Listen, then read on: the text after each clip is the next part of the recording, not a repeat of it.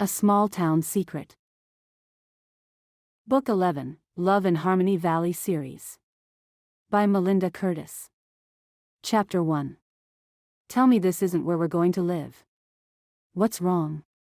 Mandy Zapien's heart had been clinging to a position in her throat for the last hour of the drive to Harmony Valley. It clawed a degree higher as she pushed past her teenage sister aside to get a good look inside the house they'd left 7 years earlier. Same dark chocolate shag.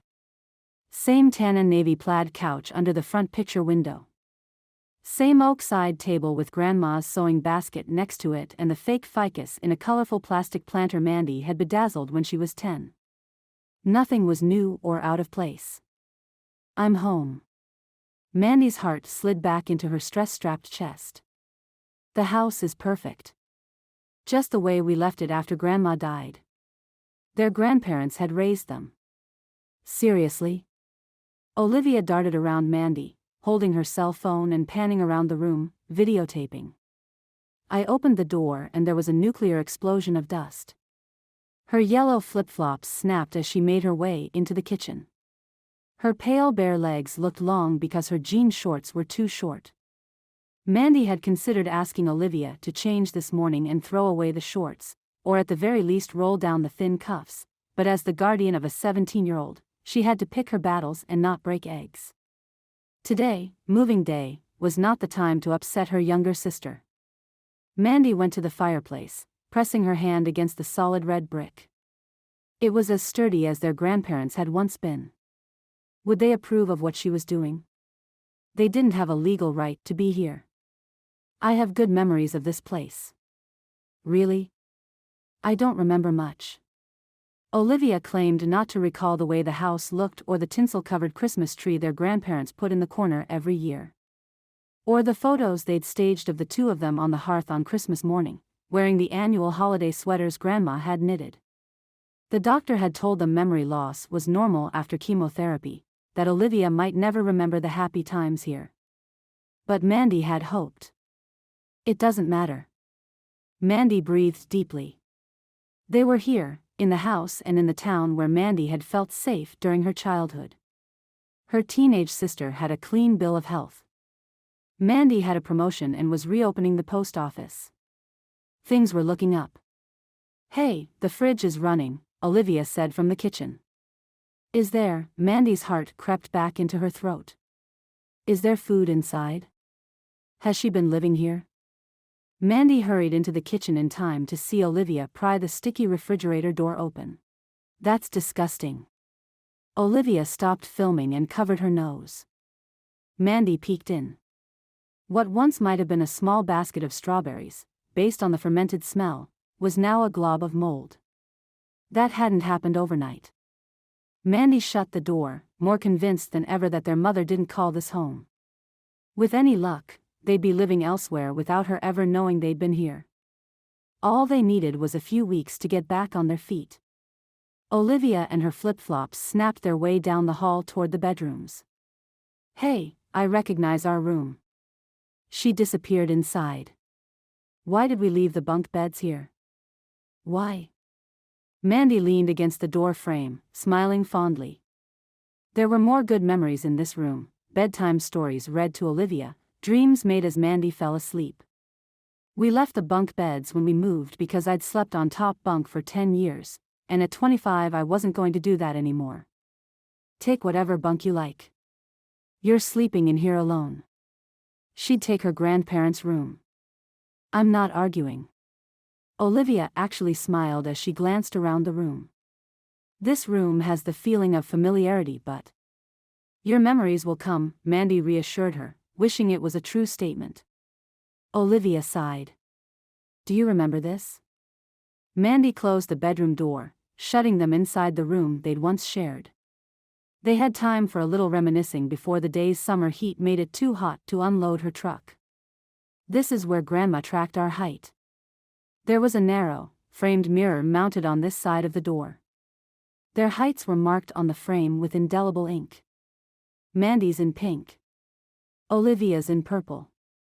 I don't remember anything about this room, Olivia murmured, sounding sad. No matter. Mandy drew her sister close, and closer still, until they could see each other and their reflections.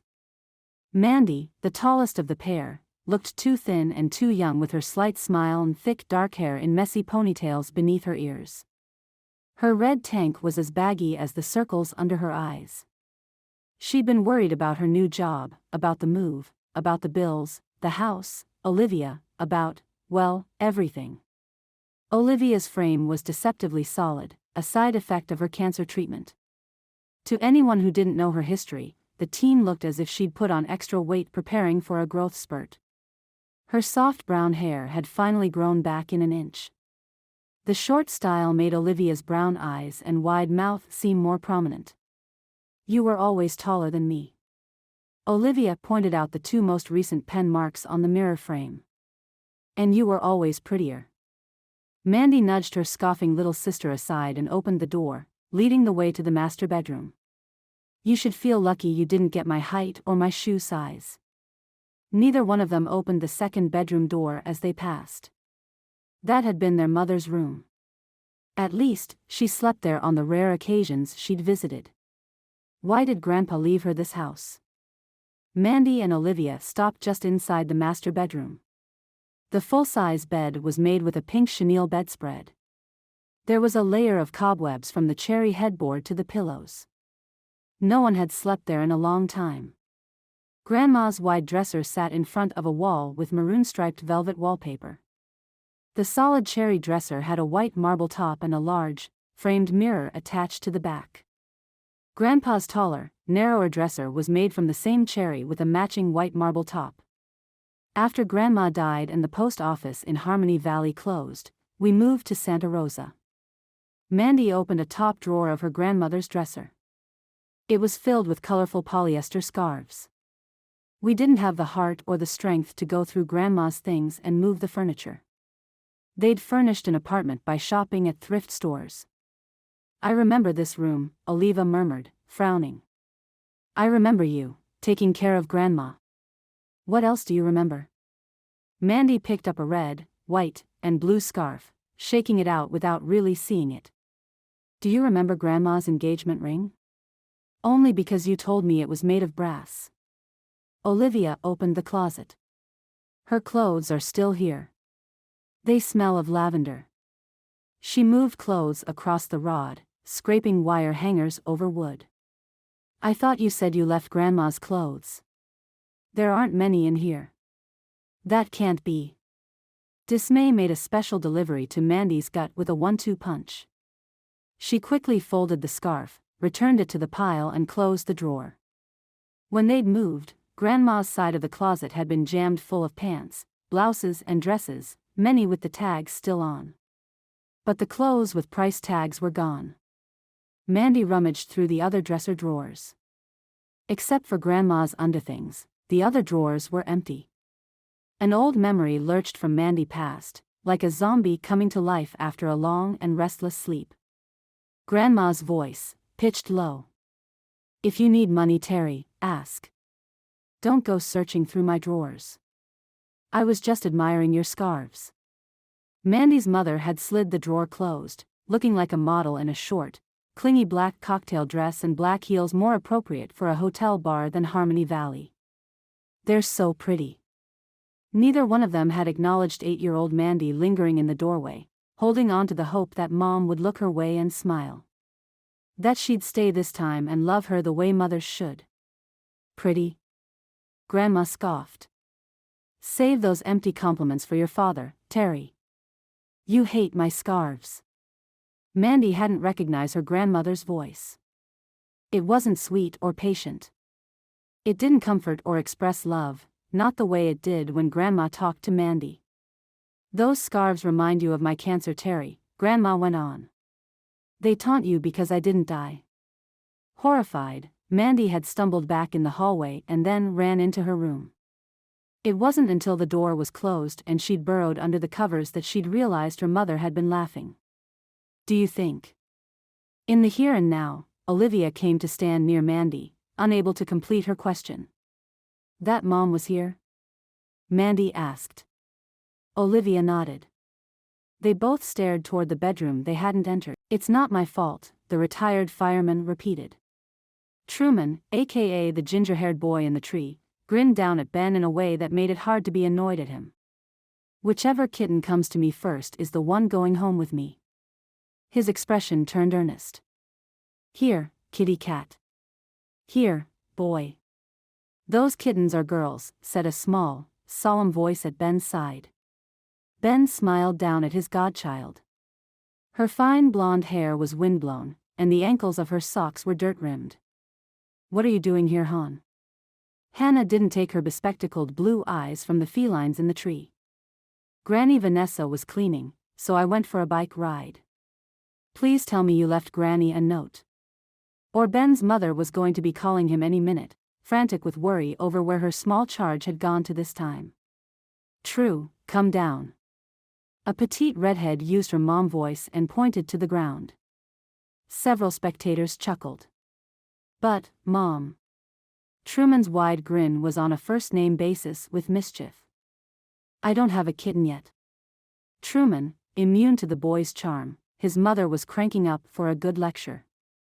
Ben tuned her out. In his experience, one of the two treed parties, kid or kittens, needed to come down to entice the other to the ground.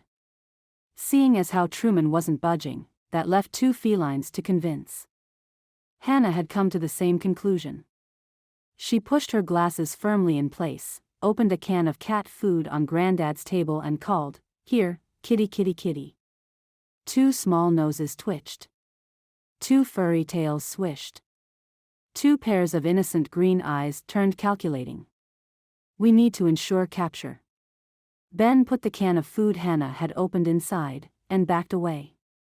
"Kitty kitty kitty," Hannah crooned. The kittens leaped from one branch to the next, bounced to the ground and raced to the food. Once they were inside, Hannah closed the door. The crowd applauded. "Way to go, Peanut." Ben knelt and gave Hannah a quick hug. Hannah didn't so much as crack a smile.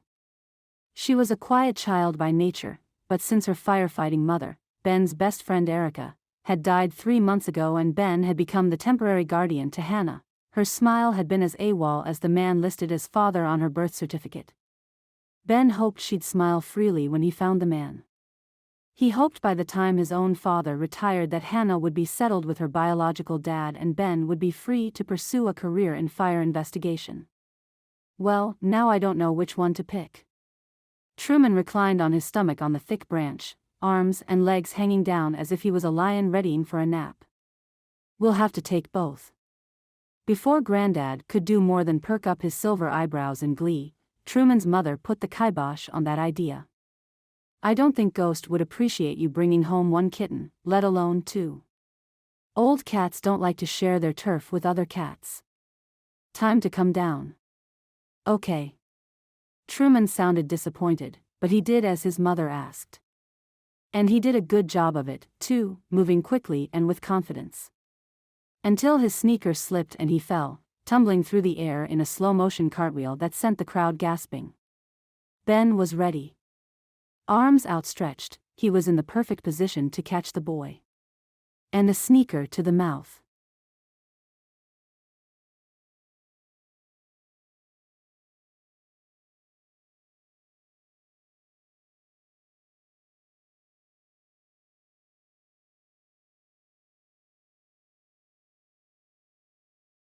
Chapter 2. "It's not like the busy hub in Santa Rosa," Utley Rogers said in a voice thick with age and cigarette smoke. "But your grandfather and I loved the place." Mandy clutched the Harmony Valley post office key ring tightly in her hand. This was the second homecoming of the day. As a child, Mandy used to stop by the post office after school, grab a popsicle from the freezer in the break room and sit on her knees at the interior window of Grandpa's office so she could watch Grandpa and Utley sort mail and work the counter. When she was in high school, she'd been hired to help during the holiday season, which turned into a full-time job after graduation. Back then, everything about the post office was neat and tidy. The outside as well kept as the inside. And today, the paint on the gray wood siding was peeling, in desperate need of a fresh coat of paint. The white flagpole was speckled with rust. The lines of the parking spaces were barely visible on the asphalt. So why did the tire swing Grandpa had hung from the oak tree in back look like it was ready for a good spin? I always thought I'd be the next postmaster. Utley's expression wavered on the edge of tearful. He cleared his throat and settled a faded blue U.S. Postal Service cap more firmly on his thin white hair. His shoulders were stooped beneath his maroon Hawaiian shirt, as if still weighed down by a mailbag. Are we going inside or what?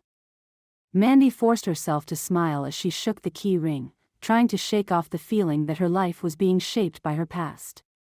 Inside, the lobby had the same white walls and scuffed gray linoleum she remembered. Everything else had changed. Dust motes drifted lazily in the sunlight. Cobwebs draped like valances over the grimy front windows and connected handles of the post office boxes like modern-day data network servers. Instead of feeling comfortable with its vacant neglect as she had at the house, Mandy felt trepidation. The building and its operations were her responsibility now. There was a lot to be done before it was functional.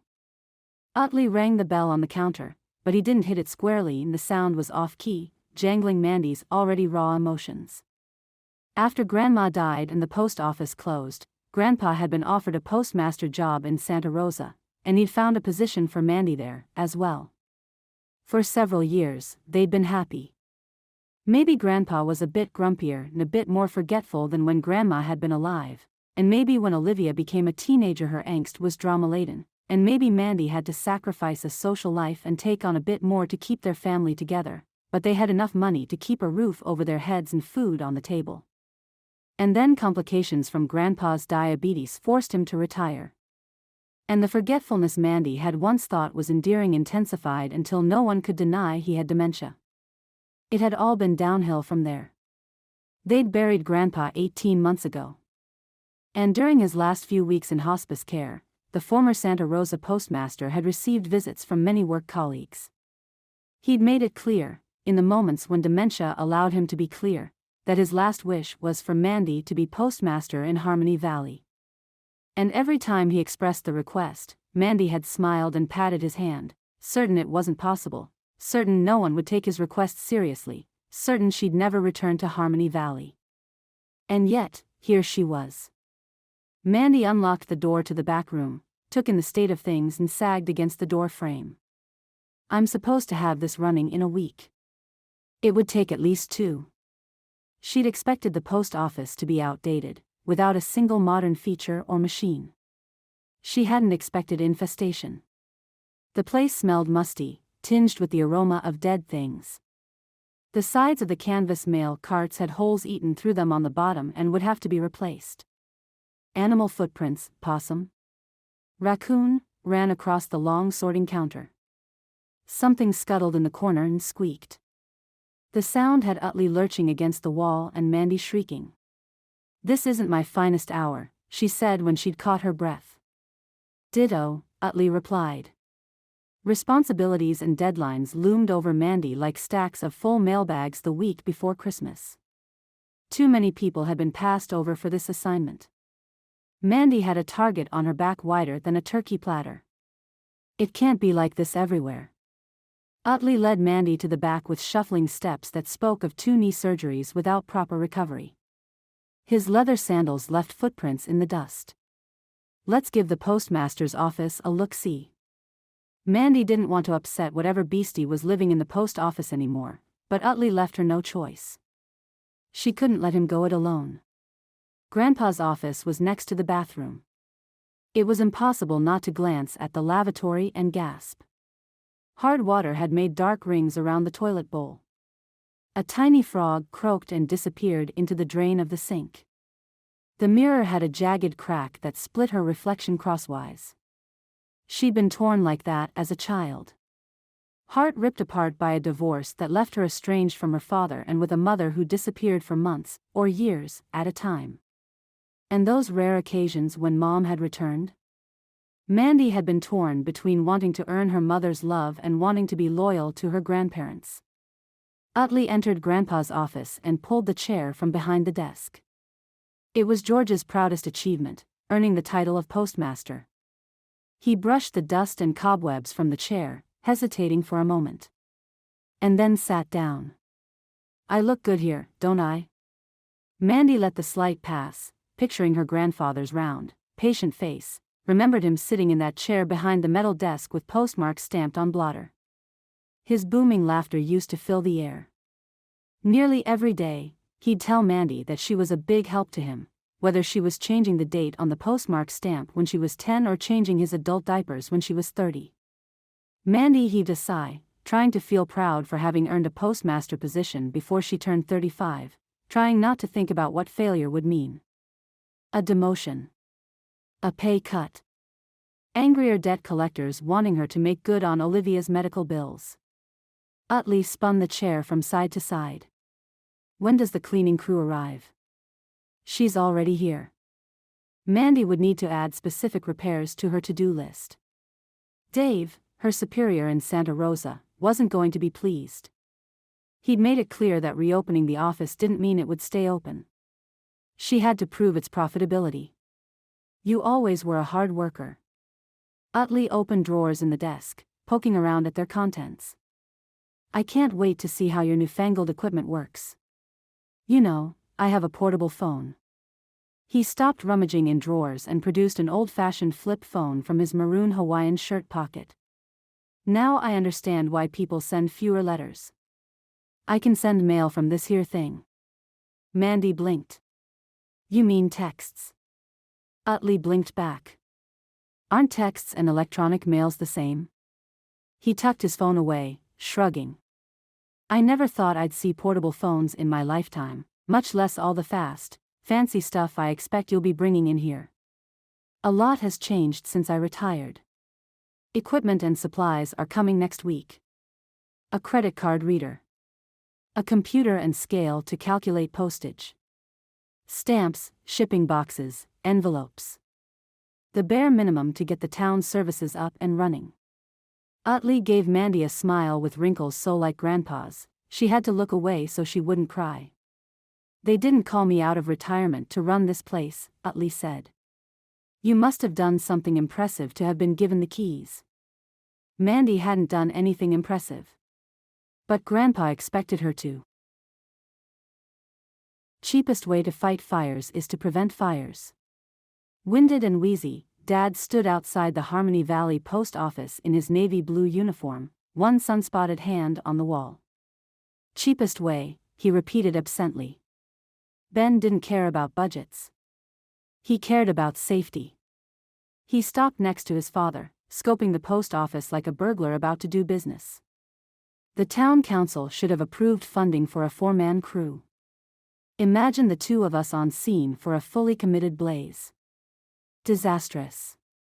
California's fire code required a minimum of 4 firemen on active fire calls, which left them dependent upon other nearby fire crews or trained volunteers. They had no trained volunteers yet, and Harmony Valley was in a far-flung corner of Sonoma County. Help wasn't going to be quick. You've driven around town. Dad sucked in a shallow breath, giving away the effect the smoky air had on his lung disease. Our district constituents are old. Suck wheeze. His face lost more color. We'll be handling more medical calls than fire emergencies. Suck wheeze. Which is the way of the world now, it seems. Kitten and medical calls were turning out to be their charter. Once they put a volunteer program in place, they wouldn't have to rely on Cloverdale for backup if there was a fire. Ben took Dad's arm. Why don't you wait in the truck with an oxygen mask? Dad tugged his arm free. Because I'm the one who signs off, gasp wheeze, on inspections and citations. Ben's jaw dropped. You haven't issued any citations. Only warnings. Warnings don't bring buildings up to code as quickly as citations. The post office was a plain, boxy gray building with an air of neglect. It looked in need of about 10 citations. There was a small grove of trees behind it. Beyond the trees was a field with waist-high, dried-out wild grass. Beyond that was a 2-story farmhouse that was more tear-down than fixer-upper. I'm almost sorry I raised you in the city, Dad said gruffly. You don't understand the role of a small-town fireman. These people are our friends. Dad's expression was boss man defiant. Ben had a defiant expression of his own. Too bad Dad wasn't looking at him. Friends don't let friends burn their businesses down. Issue some citations already. This round, a warning will suffice. His old man lumbered toward the post office door, his breath sounding like an out-of-tune accordion. You'll understand someday. Maybe. Ben chewed on the tether binding his sarcasm until it broke. Maybe when I'm old and dotty, like you. Dad mumbled something about ungrateful sons and fire captains who were wet behind the ears. In turn, Ben mumbled something about passing up a fire inspector promotion and fire chiefs who were softies. And then, they both laughed, exchanging smiles before continuing toward the post office door. That rare moment of camaraderie gave Ben a warm, mushy feeling the likes of which he didn't associate with his father. He walked slowly. Walk with a purpose, son, Dad said as if Ben was 12 and lagging behind at the mall. We have plenty more inspections to do. A list as long as my arm, Ben grumbled. After years without a fire department, father and son were playing catch-up on safety measures in Harmony Valley. The outer post office door was unlocked. They entered the lobby, but the counter window was closed. Classic country music drifted out to them from the back. Ben knocked on the door that said employees only. There was no answer. Dad leaned against the wall, frowning when he noticed Ben staring at him. Yes, I'm out of shape. I'll get better. Doubtful. Why don't you wait in the truck? Ben repeated patiently. Because I'm the fire chief, Dad rasped, a welcome spark of energy in his blue eyes. At least use your inhaler. Ben pounded harder on the door while his father dug in his pocket for his medicine. Again, no answer. The music was too darn loud. Playing music loud. It reminded Ben of Hannah's mom. Erica had lived for the adrenaline rush, fast cars, base jumping, parachuting out of planes. She'd had a soundtrack for every experience, blaring it through booming speakers or her earbuds. If she'd lived to be 80, she would have been deaf. He'd assumed little reserved Hannah would be the opposite of her mother. She wasn't. Erica's love of life had taken a different tangent with Hannah, a softer, quieter tangent. What kind of person awaited them inside the post office? Out of patience, Ben tried the door. It was unlocked. He opened it a few inches, but had to push aside a mail cart to get inside, and even then, there were boxes stacked in front of the cart. Talk about blocking safety entrances. Other than that, the mail room floor was relatively clear. There was a large rolling door in one wall that presumably opened to the parking lot for mail truck deliveries. On the far side of the room a thin, tall woman was clad in Postal Service blue shorts and a baggy, blue and white striped shirt. Her dark brown hair was bound in messy ponytails that hung beneath each ear. Back to Ben, she mopped the floor, singing off-key to a tune about drinking too much. Dad chuckled. Ben found nothing funny about it. A fire to the rear of the building by the loading dock and this woman would be trapped. Fire! Ben shouted. The mop clattered to the floor. The woman whirled, sneakers slipping slightly on wet linoleum. Wide brown eyes landed on Ben with a gut-dropping thud. She wasn't smiling, but she had the kind of face that carried a smile 99% of the time, the kind of face that aged gracefully with few lines because she never had a care. And Ben, who carried cares like other people lugged too much spare change, was struck with envy. She switched off the music. The sudden silence rang in Ben's ears as he breathed in cleanser fumes and waited to see if the woman had a frown in her arsenal, some hint that her life wasn't all rainbows and unicorns. I'm Mandy, the new postmaster. She blinked, and with that blink her expression seemed to reset. A small smile. A carefree tone of voice. A kick in envious Ben's shin. Where's the fire? No fire. This is a fire inspection. Dad had drawn himself up to his full height. With Mandy in his sights, he wasn't wheezing or sagging. Nothing for you to worry about. Here we go again. Letting an offender off with a warning. Not so fast, Chief. This one wasn't getting off the hook. This woman could use a care or two. Ben planted his feet more firmly on the floor. Ma'am, did you realize you've blocked 2 of 3 primary exit routes? Not permanently. Her smile never wavered. Just while I'm cleaning. I mention this for your own safety. Ben surveyed the post office, counting more than 5 citations already. If there was a fire at your loading dock, you'd be trapped. Mandy gestured to the rolling overhead door that opened to the parking lot. First off, there's nothing combustible back there. Second, those boxes before you are empty. And third, I could still get to the front counter if there was a fire. Not an apology. Not an admission that she'd taken a safety risk, nor any assurance that it wouldn't happen again. Mandy was the only person to argue with them today. The only person to work her way sharply under Ben's skin. He nudged the bottom box with his boot. The stack tumbled harmlessly to the ground. I'll give you the boxes, ma'am, but if you aren't concerned about your own well-being, what about your employees? And there it was, her true expression. A smile so artless and wide it made Ben wonder what her laugh would sound like. If there was a fire, that rat Riley can burn. Ben exchanged a look with Dad that he hoped said, give her a citation. Please. Message received. His old man shook his head. That was a joke. Mandy suddenly turned serious, not serious enough for her smile to be wiped off the face of the earth, but serious nonetheless. Riley isn't technically a rat. I mean, he has 4 legs and a tail, sure. But he's a raccoon. Dad chuckled, which morphed into a cough, and then gasps for air as he turned away from them. Ben stayed on point. The fact remains that. Look, officer, she peered at his name tag. Libby. Mr. Fireman, Libby, she paused, seeming to collect herself and her awkwardness.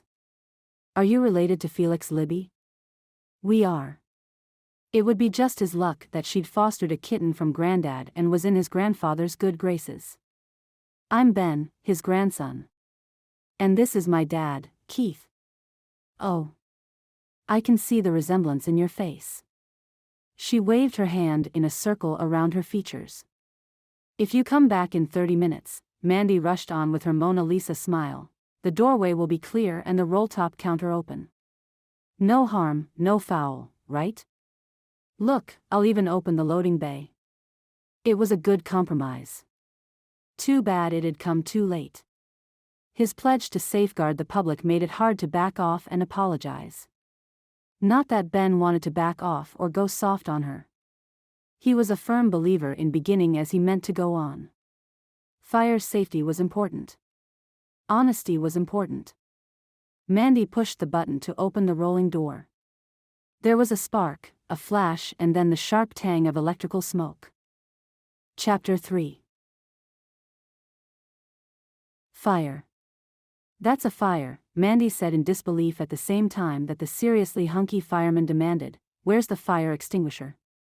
The flames were about 6 feet off the ground, 8 inches high and growing taller and wider by the second. They climbed up the wall bordering the dock's opening.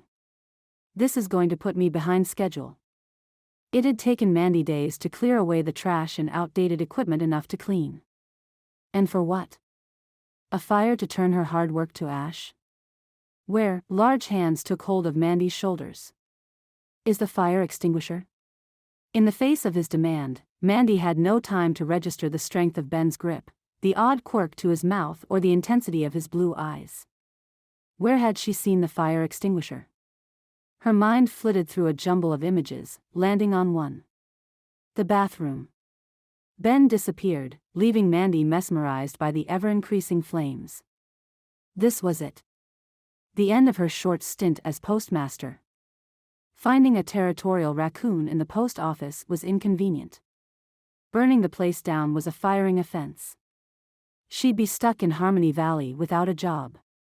Wouldn't her creditors love that? While Ben searched, the fire chief walked with unhurried steps toward the loading dock. He and his son had the same broad shoulders, the same thick dark hair, the same confident stride and the same sharp blue eyes. Only the pallor of their skin was different. The older man's complexion was the pasty white of a ball of bread dough. Keith swiped an old canvas mailbag from the stack in the corner and used it to smother the flames. By the time Ben returned with the fire extinguisher, the fire was out, leaving only a black shroud on the wall as evidence it had occurred. Sometimes the simplest of techniques are the most effective, Ben. The fire chief coughed, turning away from the smoke. Just like your kitten rescue earlier. Mandy took a slow step back, and then another, hands shaking. She looked around, searching for reassurance. It was going to be okay. No one was injured. The post office was still standing. Good job, Dad. There was compassion in Ben's voice, proving he was hunky but not a complete cranky pants. And then, he turned toward Mandy, expression darkening as he held the fire extinguisher aloft. There's no pressure in this unit. It's useless. And even if it was working, it shouldn't be stored over the toilet. What would happen if there was a fire, and someone was using the bathroom? In the face of his blue-eyed intensity, Mandy couldn't find the words to defend herself. She stood the same way she had when the doctor delivered the news that Grandpa was dying, arms wrapped around her waist, a small, polite smile on her lips.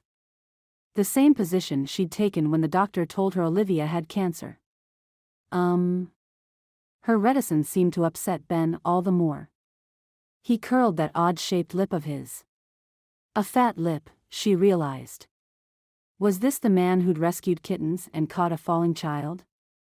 The man the elderly visitors to the post office today called charming and heroic? He wasn't likely to catch Mandy if she fell. He was more likely to sit on his hands and watch. Get out your citation book, Dad.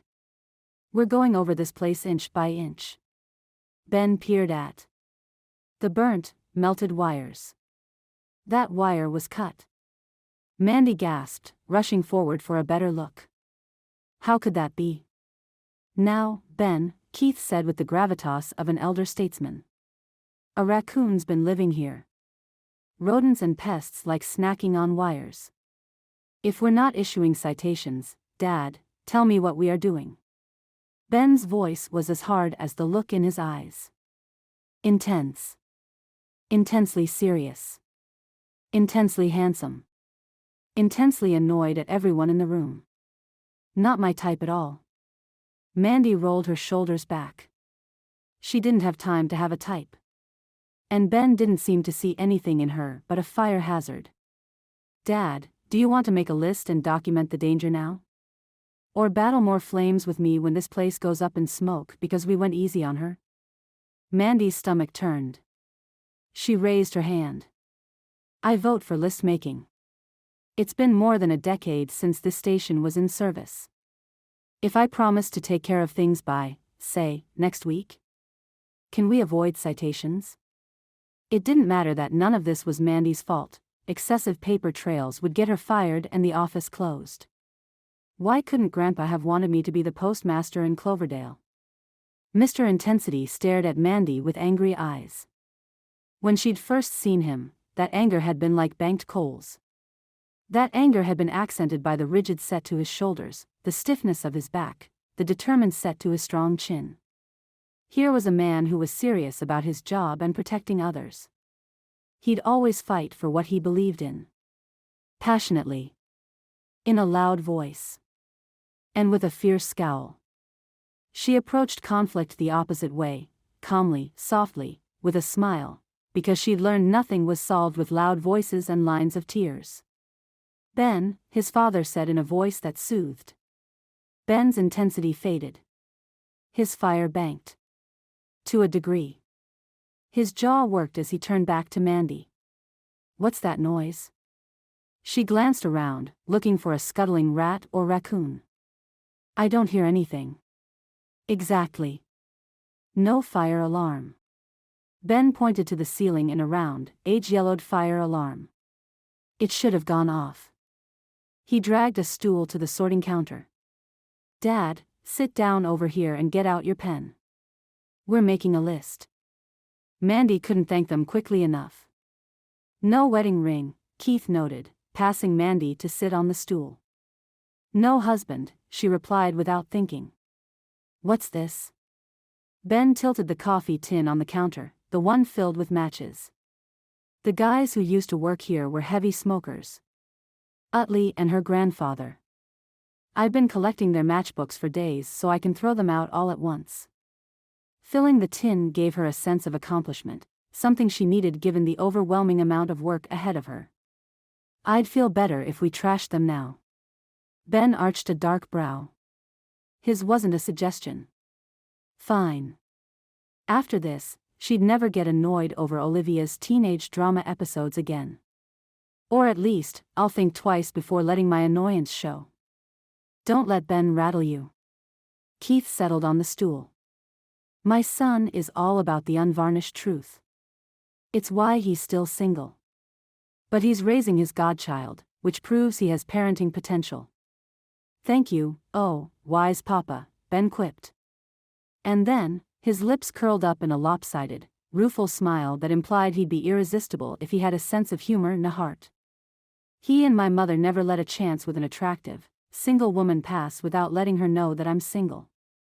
And honest, Keith repeated, smiling. Some folks don't like that much honesty. You, for example, Ben teased. Mandy let their teasing surround her. It lifted her spirits, not to mention Ben had referenced her as attractive, which made her give the now smiling fireman a second look. Focus, girl. Focus. My career. Those bills. Olivia.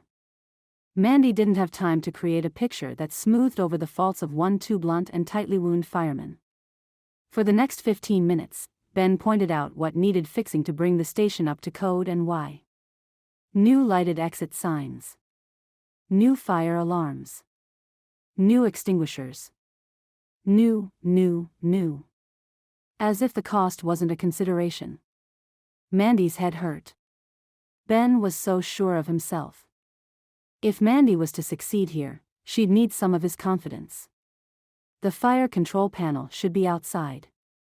Ben led her down the outdoor concrete steps of the loading bay and across the graded space where mail trucks backed in so their beds were even with the loading dock. He walked the building's perimeter with long strides. Being a good 6 inches taller than she was, his legs ate up more distance than hers. Mandy's mother would have said Ben had excellent posture. She would have said his attention to detail meant he was a good man. She would have said his thick dark hair was dreamy. Mandy's mother would have asked Ben out, offered to have his babies and then left those kids in the care of her oldest child. Mandy sighed. She was getting as overly dramatic as Olivia. She smiled harder, closing the distance between them. I'm sorry. What did you say? I can't find it. Ben halted his search, arms akimbo, frowning at Mandy, but not nearly as sharply as before. And yet, you're smiling. Mandy had to stand up for herself if she was to succeed as postmaster. I find a smile helps me through tough times. It keeps all the bad stuff at bay, you know? Not really. His stare tried to pierce her words, but they were the truth and held up to his inspection. After a moment, Ben smiled enigmatically and turned his attention back to the gray, warped and peeling siding. It should be right here. And then he stepped closer to the overgrown hedges bordering the wall, moving branches aside. Mandy braced herself for Riley's now familiar growl. The raccoon had been hunkering down in the bushes since she'd nailed a board over the hole he'd made in the siding. But not even Riley was courageous enough to stand up to the ferocious Ben Libby. There it is. Ben angled so she could see the panel. He tapped the gauge. See this? There's no water pressure. And when I open up the valve, he turned the spigot. Nothing happened.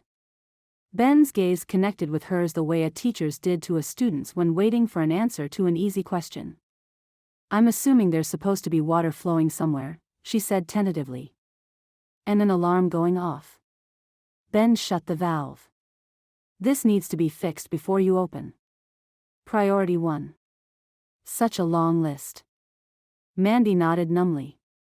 But she kept smiling. Is that, Ben moved branches aside. Cat food? Yes. Mandy's cheeks bloomed with soft color. I evicted Riley. I owed him something. Owed a raccoon. Ben stood and studied Mandy once more. She didn't look as if she'd be full of surprises.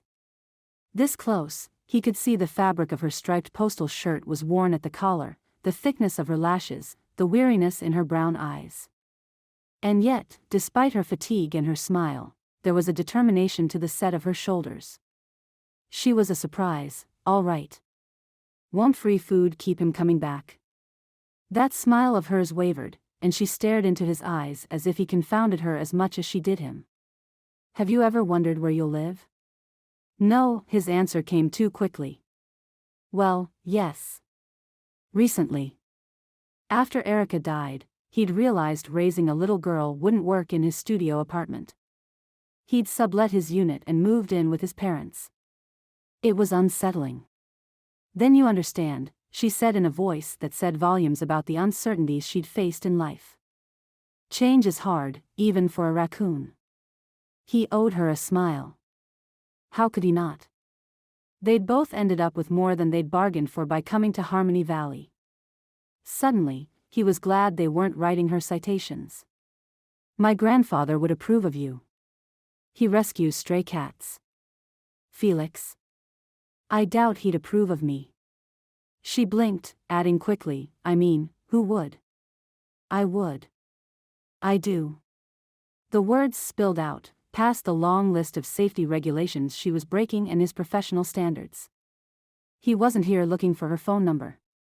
With all the balls he was juggling, Dad's health, launching the fire department, caring for Hannah while trying to find her real dad, he had no energy to put himself out there, no time for the slow ramp that led to friendship or perhaps something else. It was just. Mandy had a way of making his gaze linger. Her gaze slid to the bushes, and the color in her cheeks deepened. She hadn't expected his endorsement, and given his intensity inside, he couldn't blame her. What's the word? Dad called from inside the post office. Thankfully, Dad couldn't see them from where he sat because Ben would never hear the end of it if Dad witnessed how near he stood to Mandy, how long he'd been staring at her, the near foolish tilt to his grin. It's as expected, Ben called back gruffly, feeling just the opposite. He took a step back. Straightened.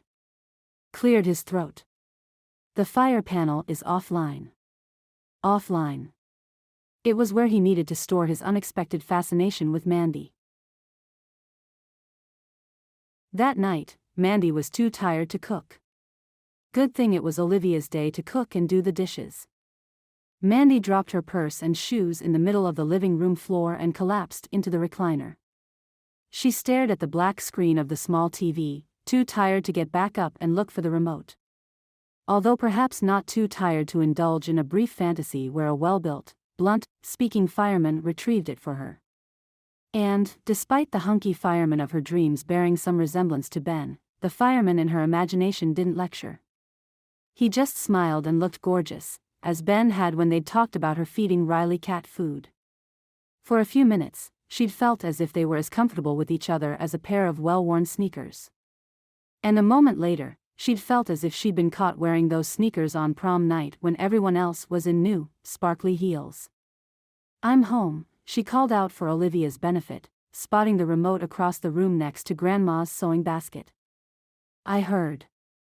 Olivia drifted in, blowing on her painted fingernails.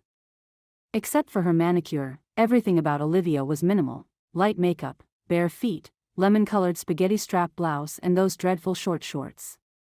Look what I did. It's an American flag. She angled her hands so Mandy could see. There were red and white stripes on some fingernails and white glittery stars on blue backgrounds on her thumbs. Very nice. It was hard to deny her sister had talent when it came to nails, but how long did that take you? All day.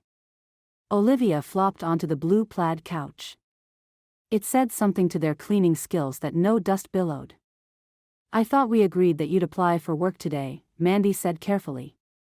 That was the trick with teenagers. You had to walk on tiptoe when what you really wanted to do was screech about laziness and lost opportunities and, therefore, break some eggs. That's what Mandy called the loss of control over her emotions. Losing control meant a pile of eggshells. Olivia's innocent brown eyes turned Mandy's way. I couldn't go out without doing my nails. Eggshells. Eggshells. You realize you have one more day to find a job and then you're coming to work for me. Mandy could use her help. Anticipating that need when she'd landed the job, she'd made Olivia take the postal employee test. I don't like the idea of you being home alone. What she would have preferred to have said was Olivia needed to earn her own nail polish money. But that would have been unnecessarily mean. Olivia admired her nails, as relaxed as Mandy was uptight. I looked online and there were no job listings. Hence the obvious need to do your nails. Unable to filter a brief spurt of sarcasm, Mandy drew a deep breath, kept smiling, and tried again. A town as small as Harmony Valley won't have jobs posted online. We might just as well have moved to the North Pole. Olivia flopped back against the couch, resorting to her best defense, drama.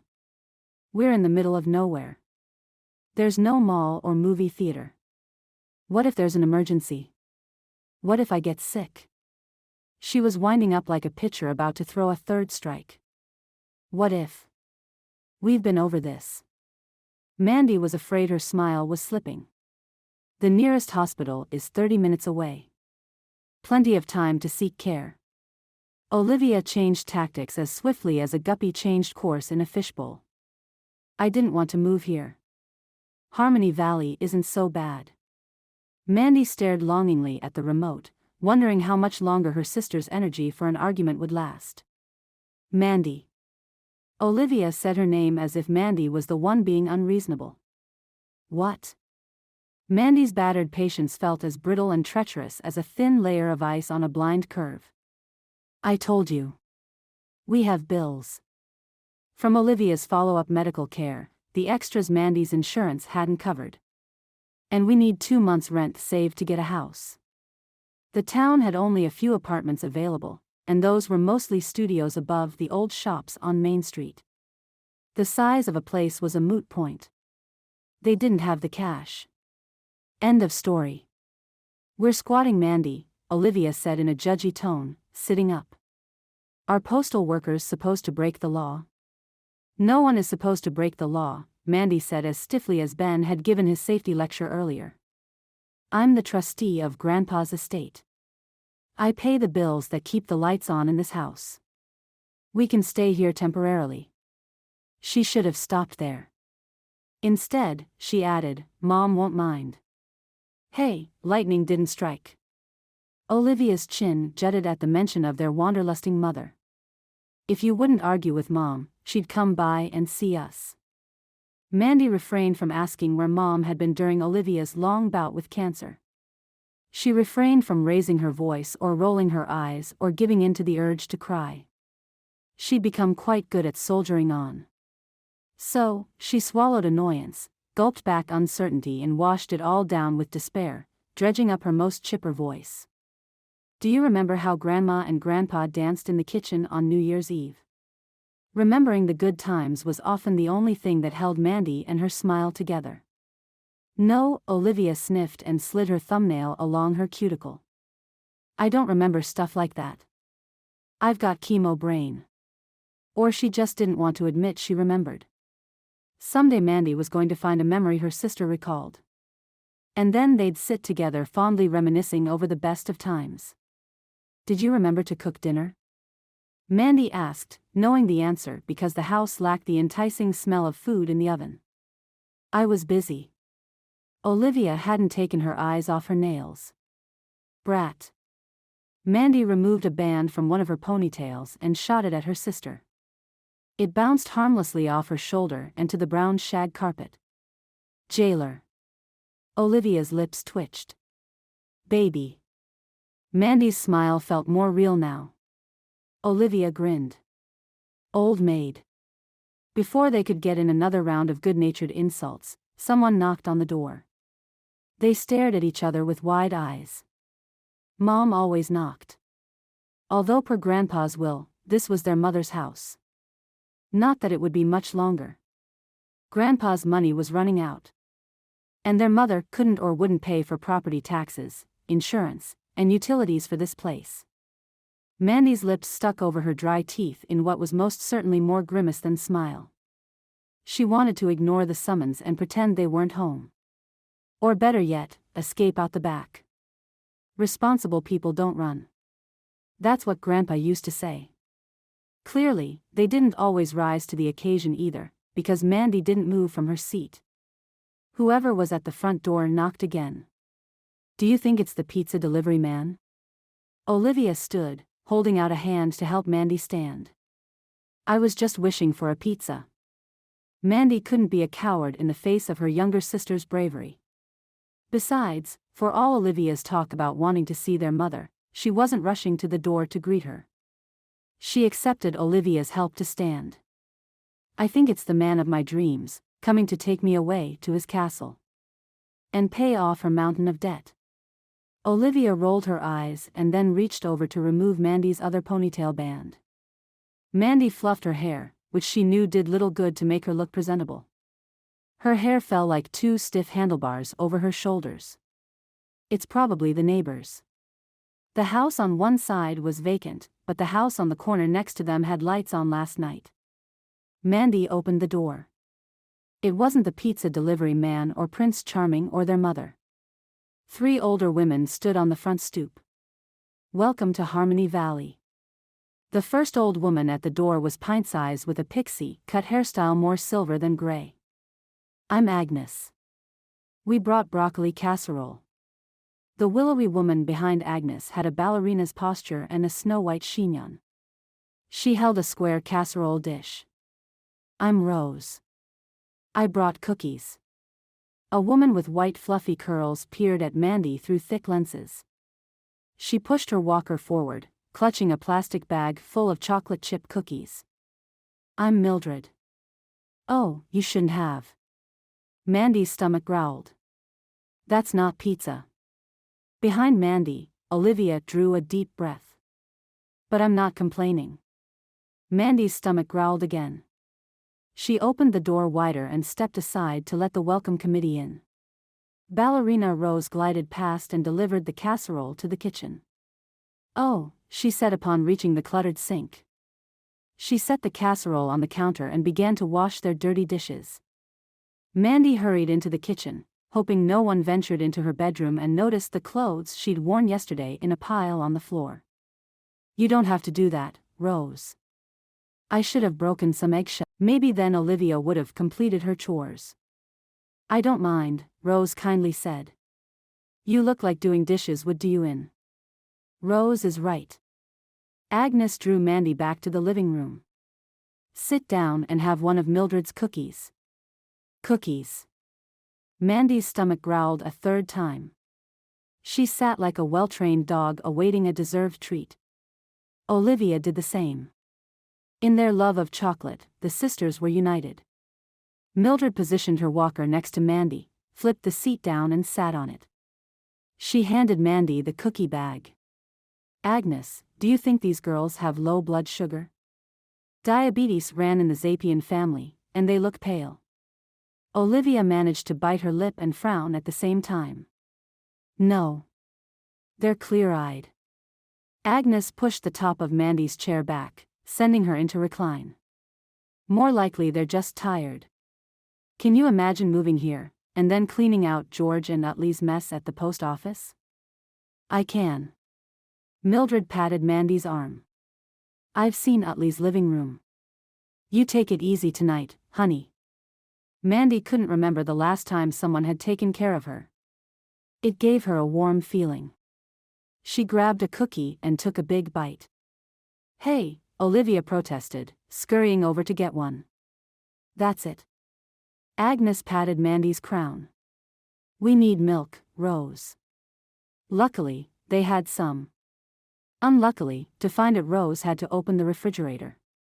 The sticky fridge door protested being opened, and Rose protested, too, opening it with a strangled noise. Mandy's grandmother would be horrified that one of the neighbors had evidence Mandy wasn't Susie Homemaker. Sadly, Mandy was her grandmother's kin. She didn't like the idea either. That called for another bite of rich chocolate. Remind me. How do I know you three? They seemed so familiar and yet they were strangers, not to mention taking over the house. Do you live next door? No. We're the town council. Mildred's gaze floated in an unfocused manner over Mandy's face, blue eyes huge and distorted behind those thick lenses. Been serving since you were. Well, we've been serving a long time. Despite the bug eyes, Mildred had a Mrs. Claus vibe that was oddly comforting, almost as good as chocolate. Their faces, younger, yet not young, came back to Mandy. Growing up, she'd seen them at town festivals, at school events, at the ice cream parlor. One day you'll have to tell us about your grandfather, Agnes said in an I'm so sorry tone of voice, the kind that always brought tears to Mandy's eyes. I always admired George and Blythe for taking you kids in when Terry was a flake. Rose returned to the living room with a glass of milk and indicated Mandy sit up. Your mother is a flake. Olivia stopped chewing. Rose handed the milk to Mandy, paused, and then put together an apologetic smile. No offense. None taken. Mandy bit into another cookie, making short work of the sweet treat. So much for casserole. Have you seen my mother in town recently? No, Rose returned from the kitchen almost immediately and handed Olivia a glass of milk. You need some fresh baking soda in that fridge. Vinegar, Mildred said. It smells like there might be something dead underneath. Agnes leaned down to admire Olivia's nails. Those are very pretty. Her praise won Olivia over. She preened. If you like that, look at my feet. She'd done her toenails yesterday. Agnes bent over, hands on knees. Are those fireworks or chrysanthemums? Fireworks. Olivia wiggled her toes. Are you licensed? Rose drifted closer to Olivia. We've got a hairstylist in town, but not a nail lady. Not yet. I'm going to cosmetology school in a few months. My grandpa left me money, but said I have to wait until I'm 18 to collect. Mandy's feeling of comfort evaporated. She couldn't look at her sister. We heard your grandfather had dementia. Mildred's hand found Mandy's and squeezed. Was it bad? It was, Olivia said before Mandy could do more than nod. It was worse at the end, Mandy said in Grandpa's defense. As his kidneys failed and his organs shut down, his touch with reality hung by a thread. He hadn't slept more than an hour at a time. He'd wake up and sing at the top of his lungs, and not always with the right words. Glory, glory, hallelujah. Glory, glory with a poodle. Well, Agnes tilted her head toward the door, perhaps noticing the mist in Mandy's eyes. We won't take up any more of your time. Let us know if you need anything. Now that Mandy was full of sugar and dinner was in the kitchen, her smile felt uncharacteristically carefree. We're looking to rent a place. Too late, Mandy realized that statement opened the door to unanswered questions about why they couldn't live in this house. Other than a fleeting display of creased silver brows, the town council didn't seem to care. Oh. On her way out, Rose Pivot turned at the door. There's a cute place around the corner that used to have a beauty salon in the garage. It might be the perfect place for a nail salon. We'll get you the owner's information, Agnes promised. Olivia beamed, while Mandy wondered how much more expensive a home would be to rent with a salon inside. After the town council left, Mandy and Olivia stared at each other. Just this once, Olivia said with a sly grin, can we have cookies for dinner? I hate that we think alike. But she loved that no eggshells had been broken between them. They each ate 3 more cookies and drained their glasses of milk. Chapter 4. Hannah, that snake isn't coming inside. Ben's mother sounded flustered. She'd raised 2 boys and been around firemen all her life. Nothing ruffled her feathers. Except, it seemed, a 7-year-old girl. But the snake is already inside. Hannah's calm voice, stating a fact. Another crisis. Ben hurried to unlace his boots. Still in his navy blue uniform, he ran to the kitchen, assessing the situation as quickly as he would an emergency call. Hannah held a slender gray snake that was about 2 feet long. Its small head rested between her thumb and forefinger. The rest of it was coiled around her forearm. Thankfully, it was only a garter snake. Looking frazzled, his mother stood on sandaled tiptoe, backed into the corner of the dark kitchen cabinets. Her hands clutched her orange-flowered tunic. Her short blonde hair was uncharacteristically spiked up in front. If Hannah brought the snake any closer, she'd probably climb into the double metal sink. Ben, thank heavens. Hannah slipped away again and I didn't slip away. Hannah sounded weary of overprotective adults. Where Hannah used to deal with 1 parental unit, now she dealt with 3. You were taking a nap, so I went for a bike ride. Ben bit back a smile. Fine. Yes. I took a nap. That's what grannies do because children are exhausting. There was a hysterical edge to his mother's voice. She gripped the counter so ferociously Ben was surprised she didn't embed a fake French nail in the butcher block. But for once, honey, can you go on a bike ride and not bring home a critter? Hannah pushed her glasses up her nose with her free hand. Her knees were dirty, and her thin blonde hair hung half out of its single braid. I only bring home the lost and the injured. Sensing an opportunity, Ben knelt next to Hannah. That snake looks fine to me. He has a kink. Han gently pulled the snake's tail away from her arm so he could see. Take it out of the house, please. Mom shuddered. I cook meals in this room. Hannah, Ben said in the easygoing voice he'd had to use a lot since he'd taken his godchild in. That kink isn't something a stay in the infirmary can fix. The infirmary. That's what Han called the wall of cages and terrariums in the garage. Mom hadn't wanted to keep animals in the house, period. But Hannah had insisted. It was the only time since her mother's death that the little girl had cried. But Hannah's eyes turned watery. Iggy needs a friend. The other snakes make fun of him. He needs me. Mom gave Ben a look that said, you better set that kid straight. Ben stood and took Han's snakeless hand. Little Iggy might have had friends back where you found him. They might have been better at hiding without a kinked tail. We have to take him back? Han asked, lips drawing into a pout. Ben would have relented, if not for Mom's vehement nod of the head. Come on, Peanut, he said. I'll drive you back where you found him. Which turned out to be an empty field near the river about a mile from the corner house his parents were renting. On the return drive home, Hannah stared out the window, her forehead pressed to the glass. I'm like Iggy. I don't have any friends. No parents. And now, no snake. Ben tried to make light of the situation. As your godfather, I'm crushed. You don't count. She turned those large, solemn blue eyes his way. You don't want to keep me.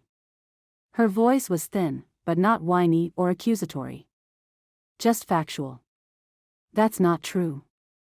Her birth certificate said he wasn't her real father.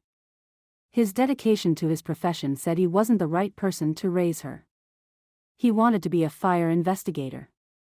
That involved long hours and unpredictable schedules, longer than a regular firefighter. Ben rejected the idea of having kids. Why repeat the pattern of neglect he'd grown up with? I love you, Peanut. Would I have taken you to Sylvia Steinway's princess-themed birthday party in Oakland if I didn't? She tilted her head and smirked at him. Wearing princess dresses is stupid. I didn't want to go. Ben didn't believe that for a moment. He'd caught Hannah gazing at her reflection in the mirror before they'd left for the party, fingers knotted in her poofy pink skirt. And she still kept her tiara on top of her dresser. But that wasn't the point. Would I have taken you to see the latest Disney movie if I didn't love you? And don't forget I bought popcorn and goobers. Her smirk threatened to turn into a smile. She chewed on the inside of her cheek and looked away, such an old soul for being only 7. And when my dad shows up, will you want me then? I'll want you always, Peanut. Ben gently tugged what was left of her braid. Just remember, dads have first dibs. Later that night, after Hannah had gone to bed, Mom pulled Ben into the garage. It was crowded with plastic storage tubs from the move except for the space they'd carved out along one wall for Hannah's infirmary. I'm sorry Han got away from me again, Ben. I can't let my eyes off her even for a minute. Dad sat in a burgundy camp chair next to the hot water heater, chewing on a cigar, which was the only vice left to him, chewing, not smoking. You shouldn't worry so much, Vanessa. Harmony Valley isn't the Bermuda Triangle. Kids can safely roam free here. She isn't ours to let roam. Mom was wound up tighter than the snake had been around Hannah's arm. What if she fell in the river? What if she got hit by a car? Her real father would have our hides. And who could blame him? Time to face facts. Keith mouthed the cigar. It's been 3 months. We may never find Han's dad. Don't say that. Ben had been searching since Erica died. A few weeks ago, he'd hired a private investigator to aid in the search. Her father is out there. Erica's parents couldn't take Hannah because her grandfather had Alzheimer's and her grandmother couldn't handle caring for a child on top of that. Nothing in Hannah's records, not even her birth certificate, said more than John Smith. There were thousands of John Smiths in California. And what if good old John had moved to another state? Ben stared at the wall with cages. A rabbit with a broken leg. A guinea pig missing an ear.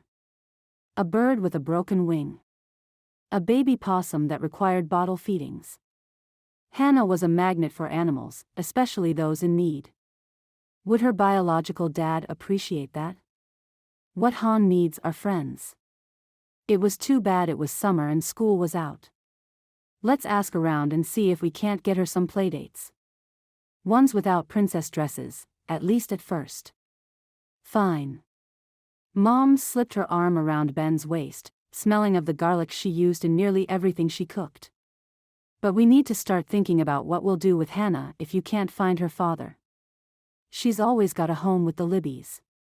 Dad removed the cigar from his mouth and stared up at the ceiling, perhaps imagining he was blowing smoke rings.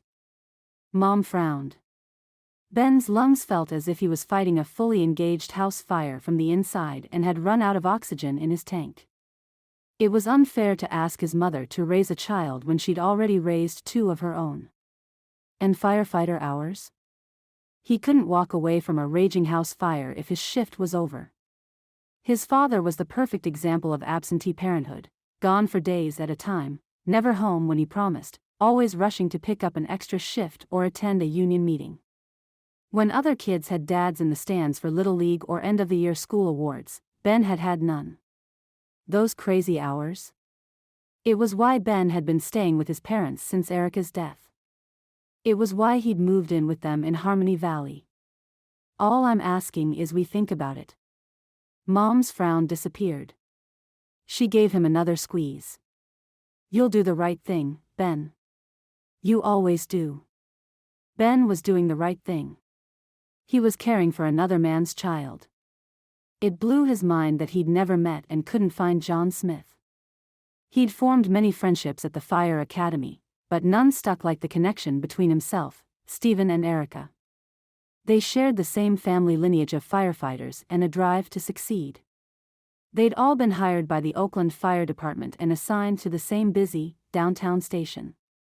And then one night Stephen had been killed on scene and a drunken driver plowed into the ambulance he'd been standing in front of. Ben had been the first to reach him. That night, Ben had shown up at Erica's apartment with a 6-pack. 6 beers and several whiskey shots later, he woke up in her bed. They'd both been horrified. Erica had a boyfriend. They'd made a pact never to mention it again. And Ben hadn't until 3 months later when Erica announced she was pregnant. Ben had asked if it was his, because despite not wanting kids it had been the right thing to do. When Erica denied it, Ben had been unable to hide his relief. He wondered again for the umpteenth time. Was John Smith real? If he wasn't real, that might mean. Ben needed space to think. Space to stop himself from thinking. Space from Mom and Dad and even sleeping Hannah. Space from the nagging feeling that he'd been lying to himself for 7 years. He and Erica had been friends. He should have met her boyfriend at least once. Ben went outside and called the private investigator he'd hired to find Hannah's dad. His report? Still a dead end. But now that I have her laptop, Fenway said, referring to the computer Ben had given him last weekend, I'm going through her pictures and reverting them back to the original photo. You'd be amazed what and who people crop out before posting to social media. If John Smith existed, Hannah deserved to be with him. Being a fireman's kid wasn't a bowl of cherry-filled chocolates. There'd be missed meals, missed school events, missed ball games. Ben wouldn't wish a fireman's family on anyone. He sat on top of the wooden picnic table in the backyard and stared at the sky. It was peaceful in Harmony Valley at night. There were no sirens. No gunshots. No road-raging shouts. Instead, there were wind-rustled leaves, curious owls and a singing cricket. It was peaceful, safe, boring. The kind of slow-paced place where a man had little to think of other than his own hard truths. Am I Hannah's dad? A branch snapped to his left. Ouch, a female voice said, sounding more annoyed than hurt. The 4-foot-tall shrubbery separating the Libby backyard from the rear neighbor shook. More branches protested a bodily intrusion. For the love of Gardenius. A figure moved beneath the shadows created by a large tree. Ben hopped off the picnic table. Need any help? The woman and the bushes stilled. No. I'm looking for. I'm trying to, the woman huffed as if the weight of the world was too much for her patience. I like to look at the moon, and this humongous tree is in my way. Her hesitation and intensity gave her away. Mandy? The very air seemed to go still. No crickets chirped. No owl hooted. Even the offending tree had gone still. Ben peered into the shadows, trying to discern if Mandy was still there, imagining her holding on to that calm smile of hers. Mandy from the post office? It's Ben, isn't it? She spoke as if this was the worst news of the evening. How did I not know the fire marshal was my neighbor? He chalked up the defeat in her voice to the stress of his fire inspection. His opinion of the post office didn't reflect on her. He had to admit, she and her unflappable smile were more interesting than most things in Harmony Valley. We've both been busy working. And he went down Harrison to the firehouse, while she probably drove in the opposite direction to the post office. If our house looks vacant, it's because I park in the garage and walk to work, Mandy admitted. Gone was the postmaster with her defensive stubbornness. In her place was a neighbor shooting the breeze, one who fed displaced raccoons. Speaking of looking, his lips turned upward for the first time that night. I can see the moon clearly over here. Rub it in, she said, in a tone less pained than when she discovered he was on the other side of the hedge. He was near enough now to see the outline of her face, although not a clear expression. Not her smile. He wanted to see her smile. Which was beyond ridiculous. A stranger's smile shouldn't matter. Dad liked to say everything was different in Harmony Valley. If Dad were out here, he'd say Mandy wasn't a stranger. She was a neighbor. Practically a friend. Friends found solace in each other's smile. There used to be a fence here, she said from her backyard in a voice as neutral as Switzerland. You lived there before? Ben moved closer until the thick hedge that separated them nearly touched his chest. He tried to take a bead on her feelings. Was she happy to be back? My grandparents raised me here. Back then the Morettis lived in your place. My mom said a windstorm recently knocked down the fence and the Morettis cleared out the debris, but didn't rebuild. He couldn't see Mandy's face in her shadowy backyard, couldn't fathom why she wanted to see the moon. He wasn't very patient or much good at beating around the bush. Why do you want to look at the moon? More silence. He waited her out. I'm raising my sister, she said in a low voice he had to strain to hear. She's 17 going on 37. I'm raising my goddaughter, he said without thinking. She's 7 going on 70. Mandy chuckled. It was a warm sound that reached across the shrubs to ease the neck cramp he hadn't realized was there. You can see the moon over here, he repeated, adding quickly, there's a break in the hedge toward the back of the yard. He'd discovered it when he'd checked the property to make sure it was safe for Hannah. He hadn't realized she'd use the front door and a bicycle to go exploring. He and Mandy walked side by side to the opening. Mandy entered his yard. The moon cast her in soft light, illuminating her gentle sanity, holding smile. She'd taken out her ponytails, and her hair hung loosely over her ears. She still wore her postal shorts and baggy shirt. She was comfortable in her own skin, disheveled as it was. Little about her should have been attractive or intriguing. She intrigued him anyway. Opening a post office. Raising a sister. Giving him grief. Mandy tilted her face to the heavens. Hello, Mr. Moon. She talks to the moon. Ben bit back a grin. Of course, a woman who smiled through her troubles would talk to the moon. Erica had been a firm believer in everything having energy and heart. She'd talked about cars and fires as if they were alive and had a personality. It was probably why Hannah projected personalities on every animal she came upon. Mr. Moon keeps all my secrets, Mandy whispered, bringing Ben back to the present. He had the strongest urge to be pale and round and silent. He wanted to know the secrets Mandy told the moon, especially about her smile. He'd never been one to keep things inside. The few secrets he had, like the night he'd spent with Erica, were too personal to share with anyone. Thinking better of his wish for Mandy's secrets, he took a step back. Life was cruel. Bad things happened. People let you down. And it was best to scowl and go it alone, like the big full moon Mandy was sharing her secrets with. If only the moon were scowling and not smiling, like Mandy. Okay, she said with a burst of expelled air, the kind of breath that indicated she felt the awkwardness of the situation as palpably as he did. Thanks for giving me my nightly sliver of sanity pie. She turned. There was no smile on her face. No smile. None. He couldn't believe it. Ben almost reached for her, almost felt the impulse to cup her cheek with his palm. Come back anytime, he said instead. Do you mean it? She grinned a happy grin, one full of joy. He grinned back. I do. Thank you. She slipped through the hedge to her backyard. The moon helps me deal with Olivia without breaking any eggshells. She turned back to him, everything but her voice lost in shadow. That's what I call losing my temper. You know, because kids are fragile and frustrating. And she's taken more hits than any kid deserves. Like Hannah. Wouldn't want to be Humpty Dumpty. No. There was another awkward pause, awkward because Ben felt the need to fill it and couldn't find the right words. Mandy had her act together. He respected that.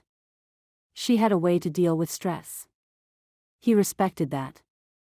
He was just worried that there were other things he liked about her that had to do with the distraction of an attractive, fascinating woman. The last thing he needed in his life was a distraction. Good night, she said softly. Her sneakered footfalls made soft noises in the darkness. Good night, he called after too long of a pause. Ben waited until he heard Mandy's door latch, waited until Mandy and her secrets were locked safely inside. Only then did he turn back to the house. Without looking up at Mr. Moon. Chapter 5. There it is, Dad said as he and Ben drove toward a small grass fire on a solitary stretch of two-lane highway on the outskirts of town. It was their first fire operating as the Harmony Valley Fire Department. Ben was excited. Finally, the work he'd become a firefighter for had materialized. The peppery smoke was thick, the red gold flames low, and a 20-foot patch of ground blackened. "You knock it down, son." Ben stepped on the brakes too hard. "What about calling for backup?" They were only 2 men. "What about protocol?" "A 4-person crew. We can have this fire out long before the Cloverdale team gets here." "Since when did you become a renegade?" His father had always played by the rules. "Things are different in a small fire department." Dad grinned. "And I happen to be the fire chief. No one would have their backs if things got out of hand. It would just be Ben and his father." It had never been just Ben and his father, not even when he was a kid. Ben leaned forward to study the fire again. It was a small fire, about the size of his parents' living room. The grass here was sparse, having survived several years of drought. Little fuel, little wind, little fire. Odds were in their favor. "Okay, boss. We're saving Cloverdale Fire some gas." Ben would rather his father stay in the truck, but he needed a second pair of hands to run the system, monitor water pressure and occasionally help him with the hose. With adrenaline-fueled speed, Ben hopped out and strapped on his breathing apparatus, his mask and a tank on his back. Then he pulled a hose free and connected it to the truck, while Dad readied the pump. The fire crackled and popped as lazily as a ringed campfire. Ben wasn't fooled. One strong gust of wind and the flames would sprint to the hills and then the Mayacamas mountain range separating Sonoma County from Napa. The flames would feed on the sparse grass until it found something meatier, like an abandoned house or a grove of drought-thirsty trees. Planting his feet firmly on the ground, Ben aimed the nozzle toward the fire.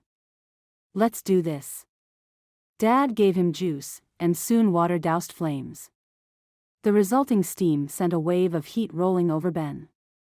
They were lucky. In no time, they were done. They'd caught the grass fire early. It died a quick death. "Goodbye, little fire." Shades of Mandy, talking to inanimate objects. Ben glanced skyward, where the moon made a daytime appearance. A flash north of them caught Ben's eye. At the bend in the highway, a small gray car backfired as it pulled out from under the trees and drove away. It was too far off for Ben to make out the license plate or even discern the make. "Shut it down," Ben called. When the water stopped, he removed his mask and pointed to the trees. "Did you see that car?" "I was busy." Dad sank onto a bumper, gulping air. His maskless face was ashen. "Watching you. And the gauges." A rush of anger drowned Ben's adrenaline high. He stepped forward and clutched Dad's shoulder, giving it a shake. "Why didn't you wear a mask?" Dad tugged off a glove and wiped his face. "I forgot." "You don't forget. You can't forget. You're the fire chief." Ben bit back a rant that might break eggs. "Well, I did." Dad produced his inhaler and took a hit. "What did you say before?" He drew in a labored breath that gave Ben sympathy gasps. "Something about a car?" "I'm taking you to the doctor." Ben tried to help him up, tried to be patient, tried not to be mad toward or disappointed in or scared for his role model. "No doctor." Dad shrugged him off. "Your mother will worry." As opposed to her grieving, Ben began to shout. "When you die." He glanced down to count the eggshells he'd broken and stomped on the urge to break more. He couldn't let his father get to him. "Don't be maudlin." The color was slowly returning to Dad's face. "Do you suspect arson?" Ben fumed quietly for a moment, trying to decide if he should call Dad's doctor, or Mom, or no one at all. He made a choice. The choice to respect his father and his fire chief. "Doesn't it seem suspicious?" "A car left right after we put the fire out." Arsonists often stayed to watch the havoc. Maybe the driver was the one to call it in. Maybe. Ben's mind wouldn't let the idea of arson go. He'd studied to be a fire investigator for years. It was hard not to put any of that training into play. Granted, the fire hadn't been fast-burning, which seemed to rule out accelerant. And it was within cigarette-flicking distance from the two-lane, which would lead him toward suspecting a careless driver. But their audience. It felt like someone was flaunting their dirty work. The wind shifted, sending smoke in their faces. Dad bent over, hacking deeply. Ben had to help him inside the truck, where the air was cool and filtered. After Dad was settled and breathing almost normally, Ben stowed the gear, keeping an eye on the blackened ground in case an ember flared to life again. Nothing did. "Sorry, I couldn't help with the cleanup," Dad said when Ben returned to the cab. His expression resembled that of a defeated old boxer who'd tried unsuccessfully to make a comeback. "It's okay. I knew what I was getting into when I came here." Double duty. Hiding Dad's secret. Locking away his principles for the better part of a year. Ben put the engine in gear and headed into town, letting his mind wander. It meandered to a tin of matchbooks he'd seen in the post office. "I just didn't think I'd feel so worthless," Dad said, his voice barely audible above the engine. If Dad had been among the new generation of firefighters, like Ben, he'd have worn a breathing apparatus at every fire, big or small. He wouldn't have developed heart and lung disease. He'd be finishing a long and illustrious career in Oakland. He'd be planning retirement and trips with Mom, making jokes about poor working stiffs. And Ben would be switching gears, working as a fire investigator. Those matchbooks. He couldn't dismiss the thought. The implication. "Where are we going?" Dad asked when they missed the turn to the firehouse. "I have a hunch." There was one person in town he knew of who'd started a fire and had been mesmerized. He hoped he was wrong. He hoped he was being paranoid, falling prey to a worst-case scenario hypothesis. But being a worst-case scenario thinker was a plus when it came to fire prevention, and Dad had just proved his judgment wasn't the greatest. Ben pulled in front of the post office and wished he hadn't. There was a small gray sedan parked in the lot. Even with country music blaring from the radio in the post office, Mandy knew when the town's fire engine pulled up. The big engine rivaled the beat of the country song on the radio. "I'm not ready for a fire inspection," Mandy muttered, turning the music down. It hadn't been a week since the first one. What she really wasn't ready for was seeing Ben again. The past few nights, she'd stayed up late before going out to see the moon because their exchange had seemed too intimate. She'd told him about eggshells. She'd told him about sharing secrets with the moon. He must think she was an idiot. Not that this was anything new when it came to Mandy and men. Mandy didn't have her act together when it came to the opposite sex. And especially not when faced, literally, with a confident handsome man like Ben. He probably liked women who were petite and polished and wore heels the likes of which Mandy didn't have in her closet. She was launching a post office and raising a teenager. She didn't have time for pretty clothes, stylish hair, or makeup. Who was she kidding? She didn't like clothes that showed how reed thin her body was. She didn't like spending more than a minute on her hair. And makeup? It gave her acne. On nervous legs, Mandy dodged the Postal Service maintenance crew, their ladder, and the stack of boxes they'd brought containing fire alarms, extinguishers, and lighted exit signs. They'd claimed the sorting counter as their personal staging area, but they'd spread out like high tide on a flat marsh. Utley sat in the sunshine on the loading dock in a webbed camp chair, a burning cigarette in his fingers. How long had he been sitting there? She hadn't noticed his arrival. Mandy touched his shoulder as she passed. The old man startled, dropping the cigarette on the concrete, barely missing the tin of matchbooks he'd saved from the trash several days ago. She paused at the top of the stair. "Did I wake you?" It was hard to believe anyone could sleep through her music or the whine of drills installing new signage and fire alarms. No, Utley's eyes were heavy-lidded. "I was meditating." He lifted his fingers to his lips as if to take a drag from his cigarette, noticed his fingers were empty, and immediately brushed at his lap as if dozing and dropping cigarettes was a regular occurrence.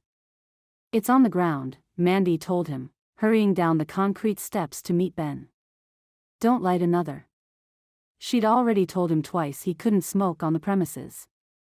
She'd received her first mail delivery this morning and wasn't sure how much of a stink Ben would put up about her operating without the fire control panel working.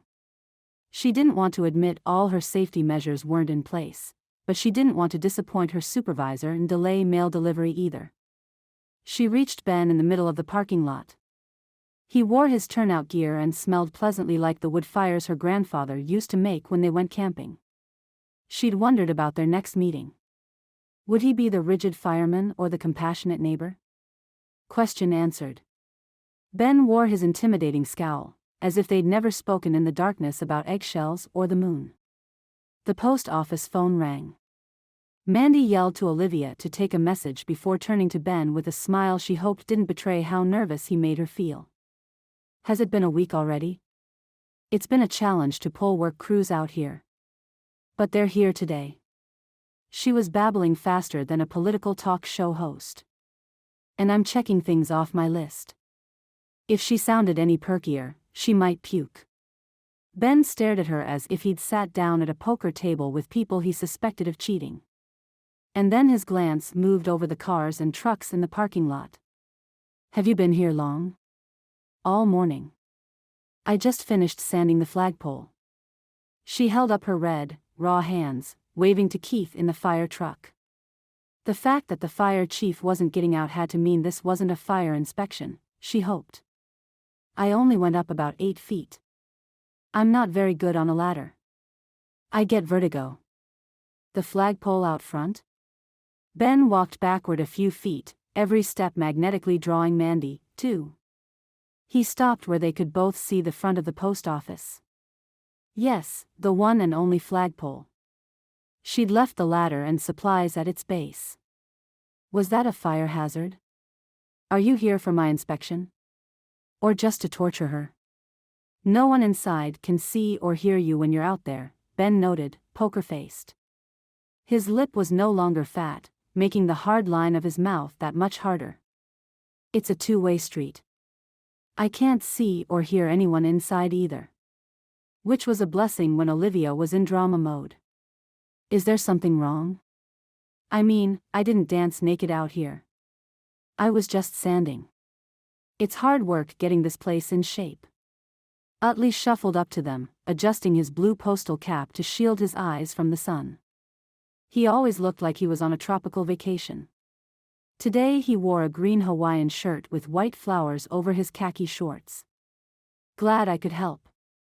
If by helping, Utley meant lending moral support while he napped or reminisced about the old days, the retired postal worker was doing a bang-up job. "Are you going to tell us about the fire?" The old man planted his sandals hip distance apart and rocked from side to side. "That's why you've got your gear on, isn't it?" A flicker of fear for Ben skimmed Mandy's spine, so light she barely recognized it. But not so light that it didn't send heat into her cheeks. "Are you okay? Is Keith okay?" "We're good. It was just a little grass fire," Ben said carefully, staring at her face. "It went down quickly." "Oh, good. I'm glad." The heat in her cheeks changed to a prickle of discomfort at his continued scrutiny. Did she have something on her face? Ink? Rust? Cookie crumbs? "Is that," Ben leaned around Mandy, peering at the loading dock. "Is that the tin of matches I threw away?" "It's my tin of matches." Utley patted his pockets as if searching for something. "I've been using them. I never let anything go to waste." I tried to stop him.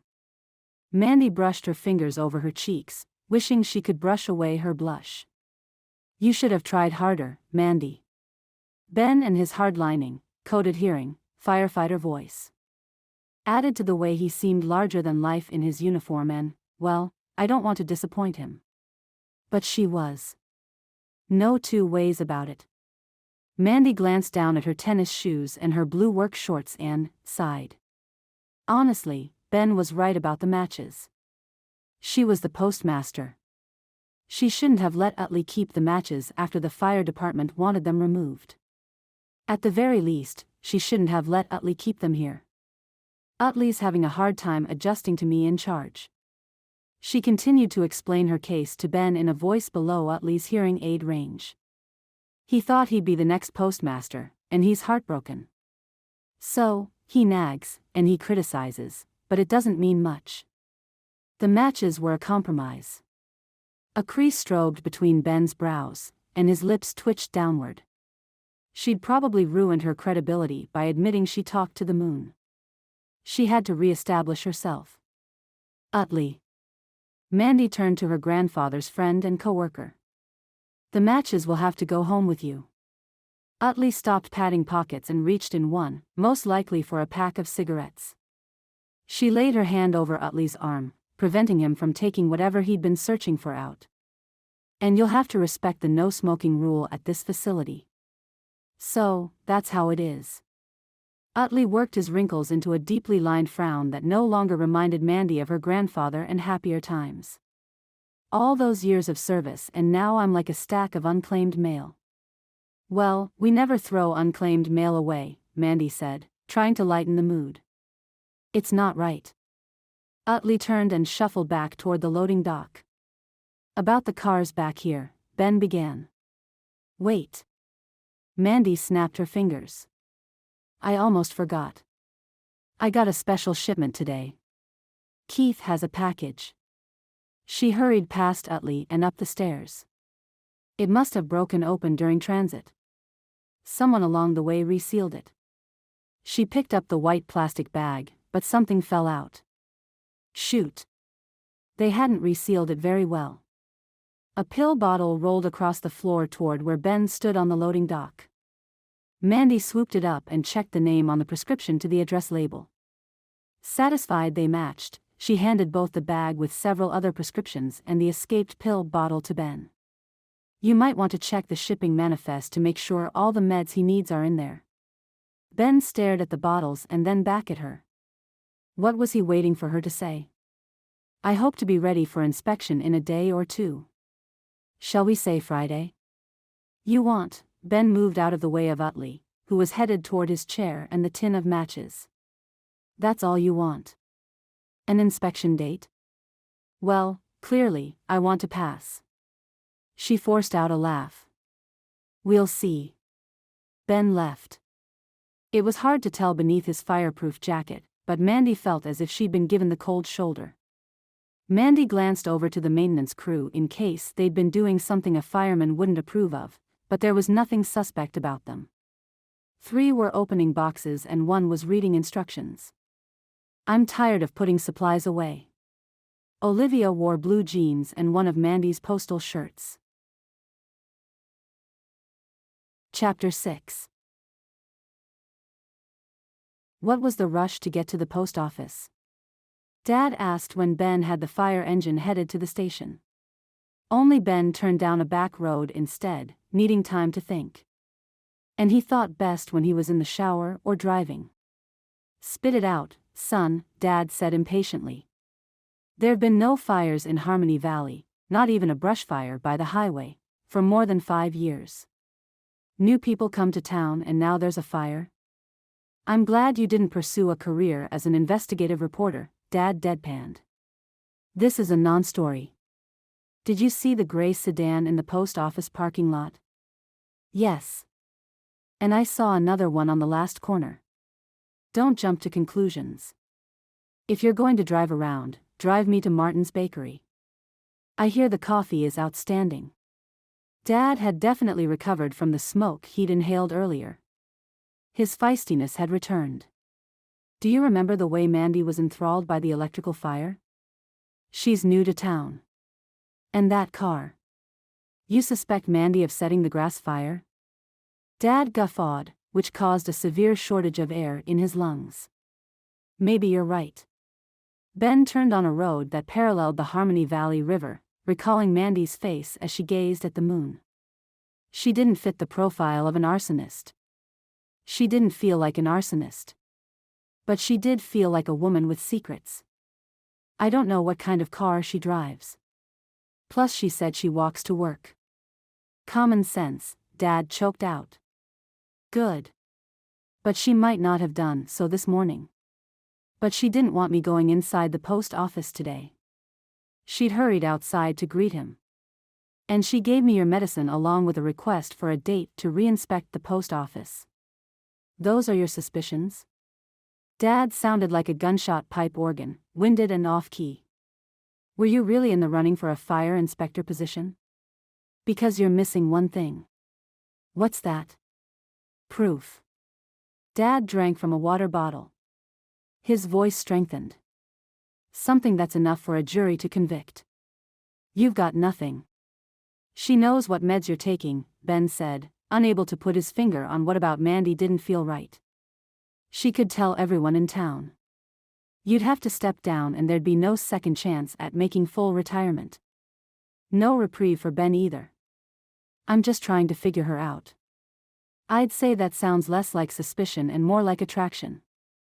Dad tried to chuckle, choked, and looked out the window instead.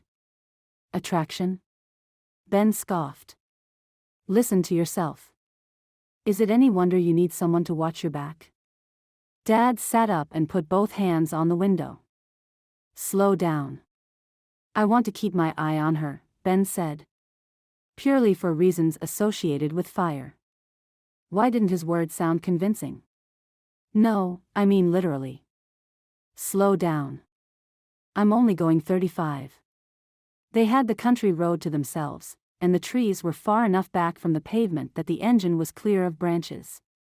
Stop. Dad twisted in his seat to look behind them. Hannah's in that tree. Hannah? Ben pulled over, bringing the rig to a jolting stop.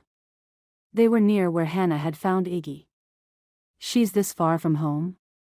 Focus, Ben. She's in danger. Dad threw open the door and was climbing out before Ben turned off the ignition. That branch she's on has cracked at the trunk and she's dangling over the river. Where? Ben leaned forward to see. Sure enough, Hannah was in a tree and in a predicament. She clung to a thin branch that hung at a 45-degree angle, the ends submerged in the water. Ben's heart banged in his chest. He jumped to the pavement, shucked out of his turnout gear and slipped into the black waterproof loafers he kept behind the seat. At a full run, he drew up to Dad, who was jogging slowly across the field, sucking in air like a clogged vacuum cleaner. Ben darted in front of him, forcing the older man to stop. If your heart gives out and you collapse, and Hannah falls in, Dad gulped air and nodded. You'll save Hannah and let me die. That's right. Ben's pulse accelerated faster than his slowly measured words. He clasped a hand briefly on Dad's shoulder. Don't make me choose. Dad tilted his head in acknowledgement. Hang on, Hannah.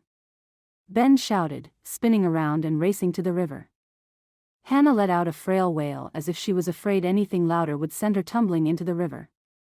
Ben skidded down 10 feet or so of steep bank to the water's edge and positioned himself downriver from the branch in case she fell in. The 15-foot limb swayed slightly in the water, like a broom being swept over the same spot repeatedly. How much longer would it hold? He'd visited his grandfather enough times growing up to have gone tubing down the Harmony Valley River in spring and summer. This stretch was slow and deep, but just 50 feet away it twisted and turned, gaining speed and dodging some big rocks. Not exactly wild rapids, but a challenge for a little girl who'd had only 1 or 2 swimming lessons. If she fell in, she'd be scared, perhaps even panic. His insides churned and his hands trembled. This was no welcome adrenaline rush on his way to a call. This was fear for Hannah, sweet, too serious Hannah. Blood relative or not, Hannah was a part of Ben. And she needed him to stay calm. Well, Peanut. Ben schooled his features and his tone. This is what Granny Vanessa would call a fine kettle of fish. Oh, those words cost him. His pulse increased. He wanted to be doing something. Scale the tree, climb to her, hold Hannah in his arms as he carried her to safety. But that route spelled disaster. The limb couldn't hold both of them. Hannah's face was streaked with tears. There was a baby bird. "Let's worry about you now, Peanut," Ben said in that same casual tone, the one that was slowly killing him inside. Dad reached the bank and choked on a bad word. "Can you get me down?" Hannah hiccuped as if she'd already cried herself out. Her knobby arms and legs gripped the tree limb like a jockey did on a racehorse if his saddle swung underneath. Dispatch squawked on the radios at Ben's and Dad's belts. Dad turned away to answer. Ben forced himself not to listen. Hannah sniffed and hiccuped again. "Do you need to go rescue someone?" Erica would be proud of her little girl. Of course, she'd have Ben's hide for allowing this to happen in the first place, but she'd be proud of her daughter nonetheless. "We're not going anywhere, Peanut. Not until we get you down." There were few options. One really. Ben had to wade in and Hannah had to jump. He took a few steps in the river. It was cold, the bottom rocky, the current more than a lazy pull, and the bank slanted steeply toward the middle of the river, making it a challenge to stay on his feet. "Do you trust me, Peanut?" "Yes." "Atta girl." Ben lifted his arms, willing his hands not to tremble. He didn't want to telegraph to Hannah that he was afraid. "Do you remember how I caught Truman the other day? He fell." Some of the stoic Hannah returned. She blinked at him from behind her smudged glasses. Ben smiled, just the way Mandy smiled under pressure. She was right. It made him feel better, helped keep his fears at bay. "But I caught him." "You almost didn't." "I'll catch you, Peanut." Ben shored up his footing and sent up a prayer. "Let go." The river gurgled past his legs with a cold, insistent tug. "I want the ladder." Hannah was a scared, stubborn thing, in need of enticement, like Truman's kittens. Ben had nothing to entice her with. "The bucket can't reach over here. You're going to have to trust me, Peanut." No, he'd never seen Hannah jut out her chin before. "She learned that expression from you." Dad returned to the upper bank. 10 to 67 waiting. 10 to 67, someone in Harmony Valley needed their help. Hannah was putting another life in jeopardy. Hannah Laurel Thompson. Ben abandoned patience and godfatherly tones in favor of breaking eggshells. "Get your butt down here. Now. Don't let me die," Hannah sobbed, letting go and tumbling through the air with far less grace and control than Truman. Ben caught her, but not without their heads connecting with a crack. "Ow." Hannah began to cry. He adjusted her in his arms, holding her close, never wanting to let her go. "I'm sorry, Peanut." Ben carried her out of the river and up the bank. His wet pants dragged, and his shoe soles quickly became caked with mud. None of it mattered. Hannah was safe. In that moment, he needed to know the truth. Was she his biological daughter? Was she his responsibility?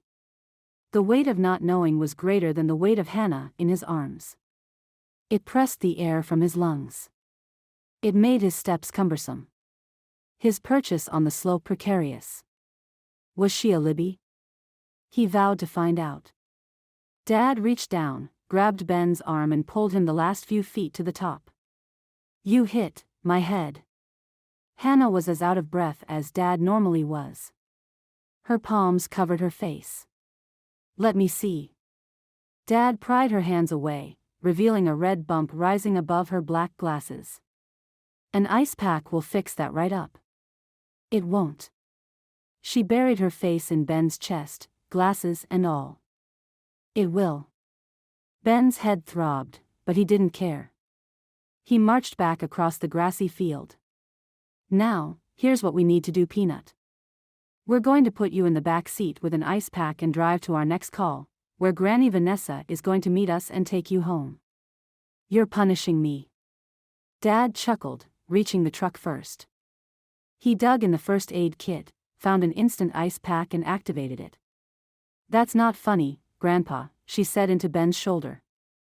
"Don't laugh." But Ben imagined he could feel Hannah smile.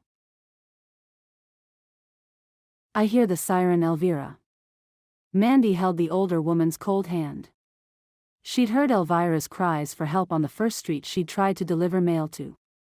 I'm going to flag them down. Stay here. As for that, Elvira lay on her left side. She'd fallen on the lime green linoleum beneath her kitchen table. I'm something of a captive audience. I'll wait here. Mandy stood and hurried to the front door through the large living room. Over rugs with frayed edges, circling antique armchairs and slipping past curio cabinets stuffed full of porcelain and china figurines of Victorian women in long flowing dresses. It was a wonder Elvira hadn't fallen in the front room. Sparky, Elvira's small shaggy black and white dog, waddled after Mandy to greet the troops. Ben was running around the front of the fire truck. I can handle this, Dad. Stay with Hannah. It's a medic call. Hand to chest, Keith stepped down from the passenger seat like a man who'd had stitches recently. Hannah is fine. And look. Here's your mother. A frazzled-looking middle-aged blonde pulled up in a gray sedan, followed by an old blue truck with a sheriff's star on it. I forgot, Keith said to Ben with a brief laugh that turned into a cough. Your mother drives a gray car, too. Ben mumbled something Mandy couldn't hear as he hurried around to a storage cubby in the fire truck and tugged out a first aid kit. His pants were wet to his knees, and his black shoes were caked in mud. Elvira fell and needs help getting up, Mandy said, stepping onto the front porch. She's breathing easy and doesn't have any back, hip or neck pain. Ben glanced up at her. There was a red lump on his temple that hadn't been there 40 minutes ago. What's the postman doing here? I'm the one who called 911. Mandy commanded Sparky to stay, although that dog wasn't running away from his meal train, and held the door open for the rescue team. I was delivering mail when I heard her. Elvira had been hoarse, having fallen at breakfast. The tall man from the sheriff's truck ran past her. He wore blue jeans, a blue plaid button down and a worried expression. Elvira? Nate? Did I disrupt your day? Elvira said meekly. I hate being a bother. The frazzled blonde lifted a little girl from the back seat of the fire truck. The child also had a red lump on her forehead, similar to Ben's. Despite a pair of black rectangular glasses, the Libby blue eyes shone bright. Madam Postmaster, you know first aid? Ben lugged his equipment up the walk. Mandy nodded. I'm certified in CPR and first aid, plus I took care of my grandfather for years. I'm familiar with elderly emergencies, so hold on. She stood in the fireman's way, eliciting a glower. She lowered her voice. Elvira's likely to have a heart attack if you enter her house with those muddy shoes. Get out of my way, Ben warned, leaning into her space. Earlier, he'd smelled of smoke. Now he also smelled of something green. My grandfather was more intimidating than you are. Louder, too. Mandy smiled harder. Now, I've spent the last 20 minutes waiting for you with this woman. I got a lesson on the quality of rugs from Turkey. She's proud of her things, Ben. Please don't upset her. Ben set his metal first aid kits on the ground like a weightlifter who'd just done a successful clean and jerk, efficiently, with no wasted movements. He removed his shoes and rolled his pant cuffs 3 times. His feet were larger than hers, a fact Mandy was embarrassed to appreciate. He straightened, having rid himself of both shoes and frown. Satisfied? Surprised, maybe. She'd expected more of a fight. And a glower, not an almost smile. Mandy moved aside to let him through. You can go now, Mandy, Ben said as he entered the house. Do not send away my savior. Elvira's voice unraveled for the first time since Mandy had arrived. I'm staying, Mandy called to her. The mail would just have to be late today. Mandy was sticking with Elvira as long as she needed her. She's stable, the sheriff said. He'd moved the heavy table back a few feet. No neck, hip or back pain. Good job for getting her on her left side. Not everyone knows that. Mandy, is it? The sheriff had a friendly, half smile. Ben could learn a lot from him about bedside manners. Ben dropped to his knees next to Elvira, placing his equipment on the floor with more care than he'd shown outside. Elvira, I'm Ben. I'm going to take your vitals. I'm single, Elvira said coquettishly, smiling the way Olivia did when she talked about her favorite male singer. Is that vital enough for you? I like a woman with spunk. Ben put a stethoscope in his ears. If you like coffee, we'd be a match made in heaven. Breathe deep for me. This was the man Mandy had spoken to beneath the stars. Deep inside her chest, her heart gave a little pang. Sparky waddled around to Elvira's head and gave her forehead a little lick. Chapter 7. Hannah, no more television until you've taken your bath. Ben's mother was a strict disciplinarian. Ben had rebelled mildly against that authority when he was a teen, but he could see the value of it from the other side now. And he was honest enough with himself to realize Mom's take-no-prisoners approach to running a household had influenced who he was as a firefighter. Ben may be stubborn in fulfilling his duty, but Mandy had taken his intensity and diffused it with logic, a sly comment and a smile, at Elvira's, at the post office, on the sidewalk before she continued on her route. She was willing and able to stand up to him. Just thinking of her made him happy. Hannah obediently got up from the floor where she'd been brushing Sparky's matted hair. If there was any positive from the river episode today, it had been the change in Hannah's behavior. She hadn't wandered once. Not that Ben believed it would last. Before you do that, Hannah, I need you in the kitchen. Ben ignored his mother's curious look and led Hannah away. He retrieved a bag he'd put in the back of a tall cupboard before dinner, set it on the oak farm table and began opening its contents. What's that? Hannah perched on her knees on a kitchen chair. Her pink t-shirt and jean shorts were just as dirty as they were every night. But her forearms and inner thighs bore scrapes from where she'd clung to the limb.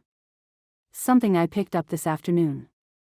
On a special trip to Cloverdale, where the drugstore had a wider selection of merchandise than the small grocery in Harmony Valley.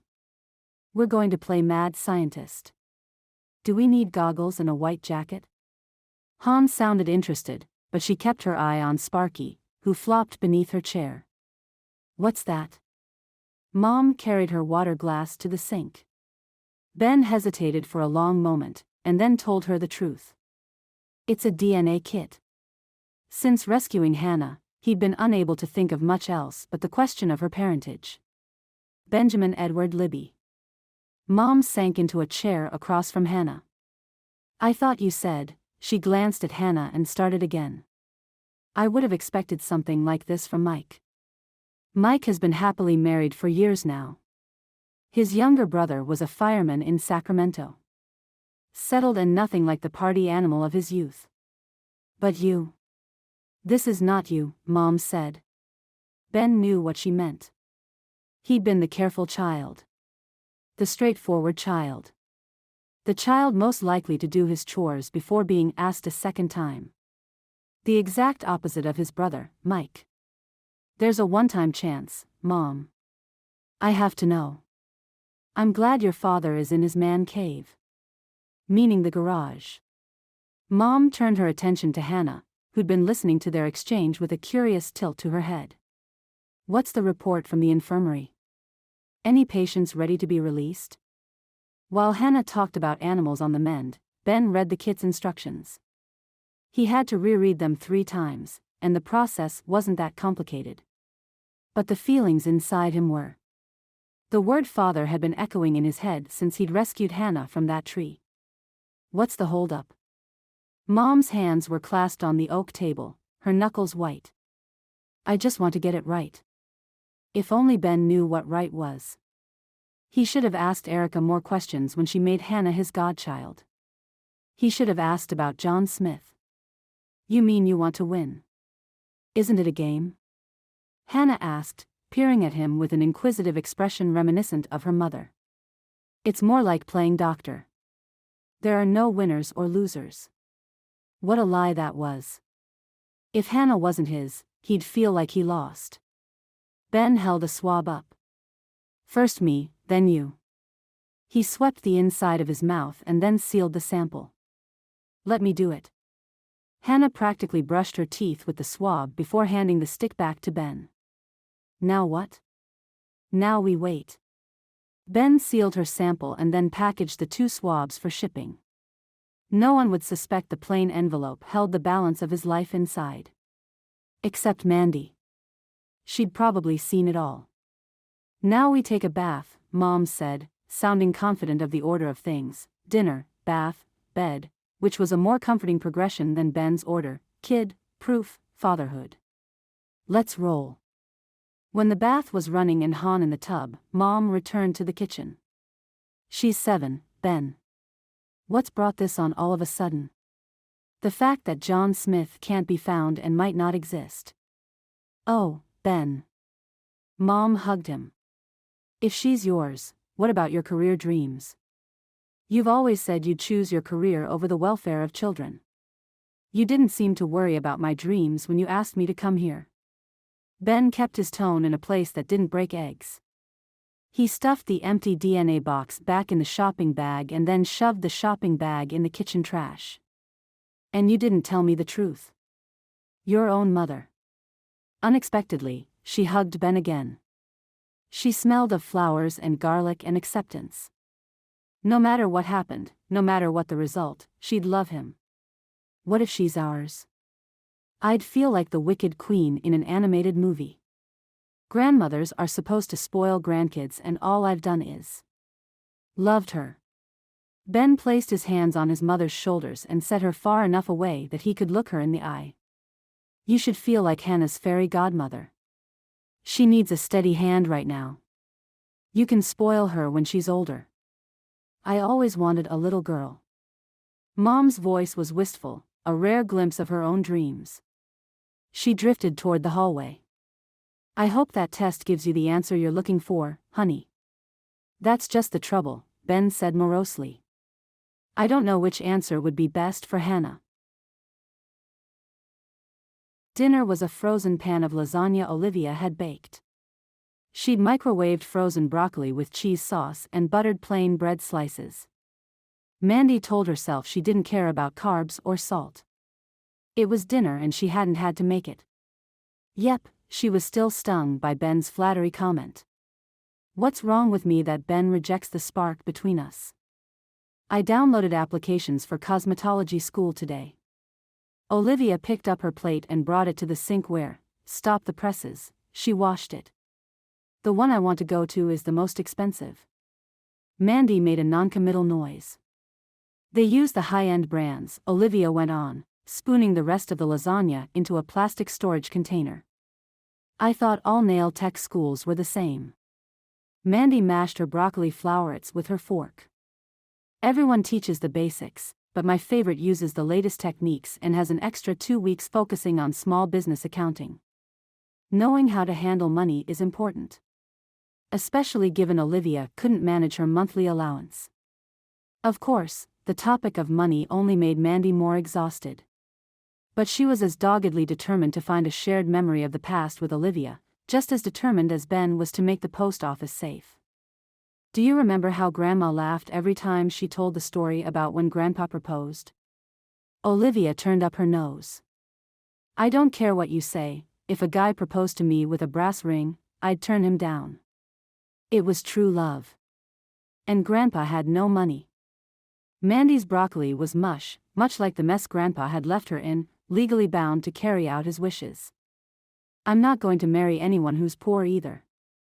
I'm going to marry a movie star or a rock star or a... Mandy raised her head.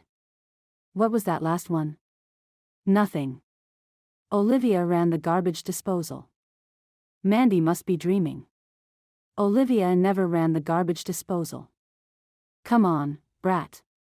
Who is it you want to marry? Olivia turned and leaned her backside against the counter. She ran a hand over the growing cowlick at her crown. I just realized how silly I sound when I may never live to marry anyone. The night's drama was beginning, releasing the stench of fear and uncertainty into the air between them. I read about a woman who got married and 2 months later found out she had brain cancer. Technically, she did get married. Mandy had to be glib. This wasn't their first conversation about Olivia's length of life. If Mandy didn't joke about this, they'd both collapse into sad, weepy messes. If Mandy didn't joke, fear would clog her throat and take the strength from her steps. If Mandy didn't joke, Olivia would know Mandy's deepest secret, that she feared Olivia would get cancer again and this time it'd kill her. But there was a process to Olivia's worry. She had to play it out and Mandy had to listen. And then there was this guy who found out he had stage 4 cancer. He married his fiancée in the hospital and a day later he was dead. It sounds like you shouldn't be surfing the internet. Broken record, thy name is Mandy. These stories are sad, but they could just as easily be my story. But they aren't. Mandy brought her dishes to the sink and gave her sister a quick hug. And they won't be. How do you know? Olivia whispered, her brown eyes huge and haunted. Mandy felt haunted, too. Because you beat the crap out of cancer the first time. Mandy gently poked Olivia's shoulder. Cancer is scared of you. Olivia didn't look convinced. And when she spoke, it was in the hushed tones of the fearful. Don't tell Cancer, but I'm afraid of him. We have to face our fears, brat.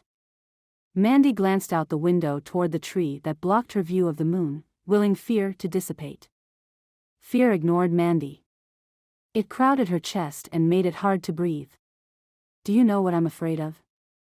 Mandy asked when she finally found some air. Olivia shook her head. I'm afraid of what's in Mom's room. More precisely, she was afraid that Mom was hiding in the room, and they didn't know it. She was afraid that they'd open the door and Mom would be there with her selfish attitude and her selfish lifestyle and her cold, selfish heart. Inwardly, Mandy cringed. She had to stop watching horror movies. Don't be afraid, Olivia whispered.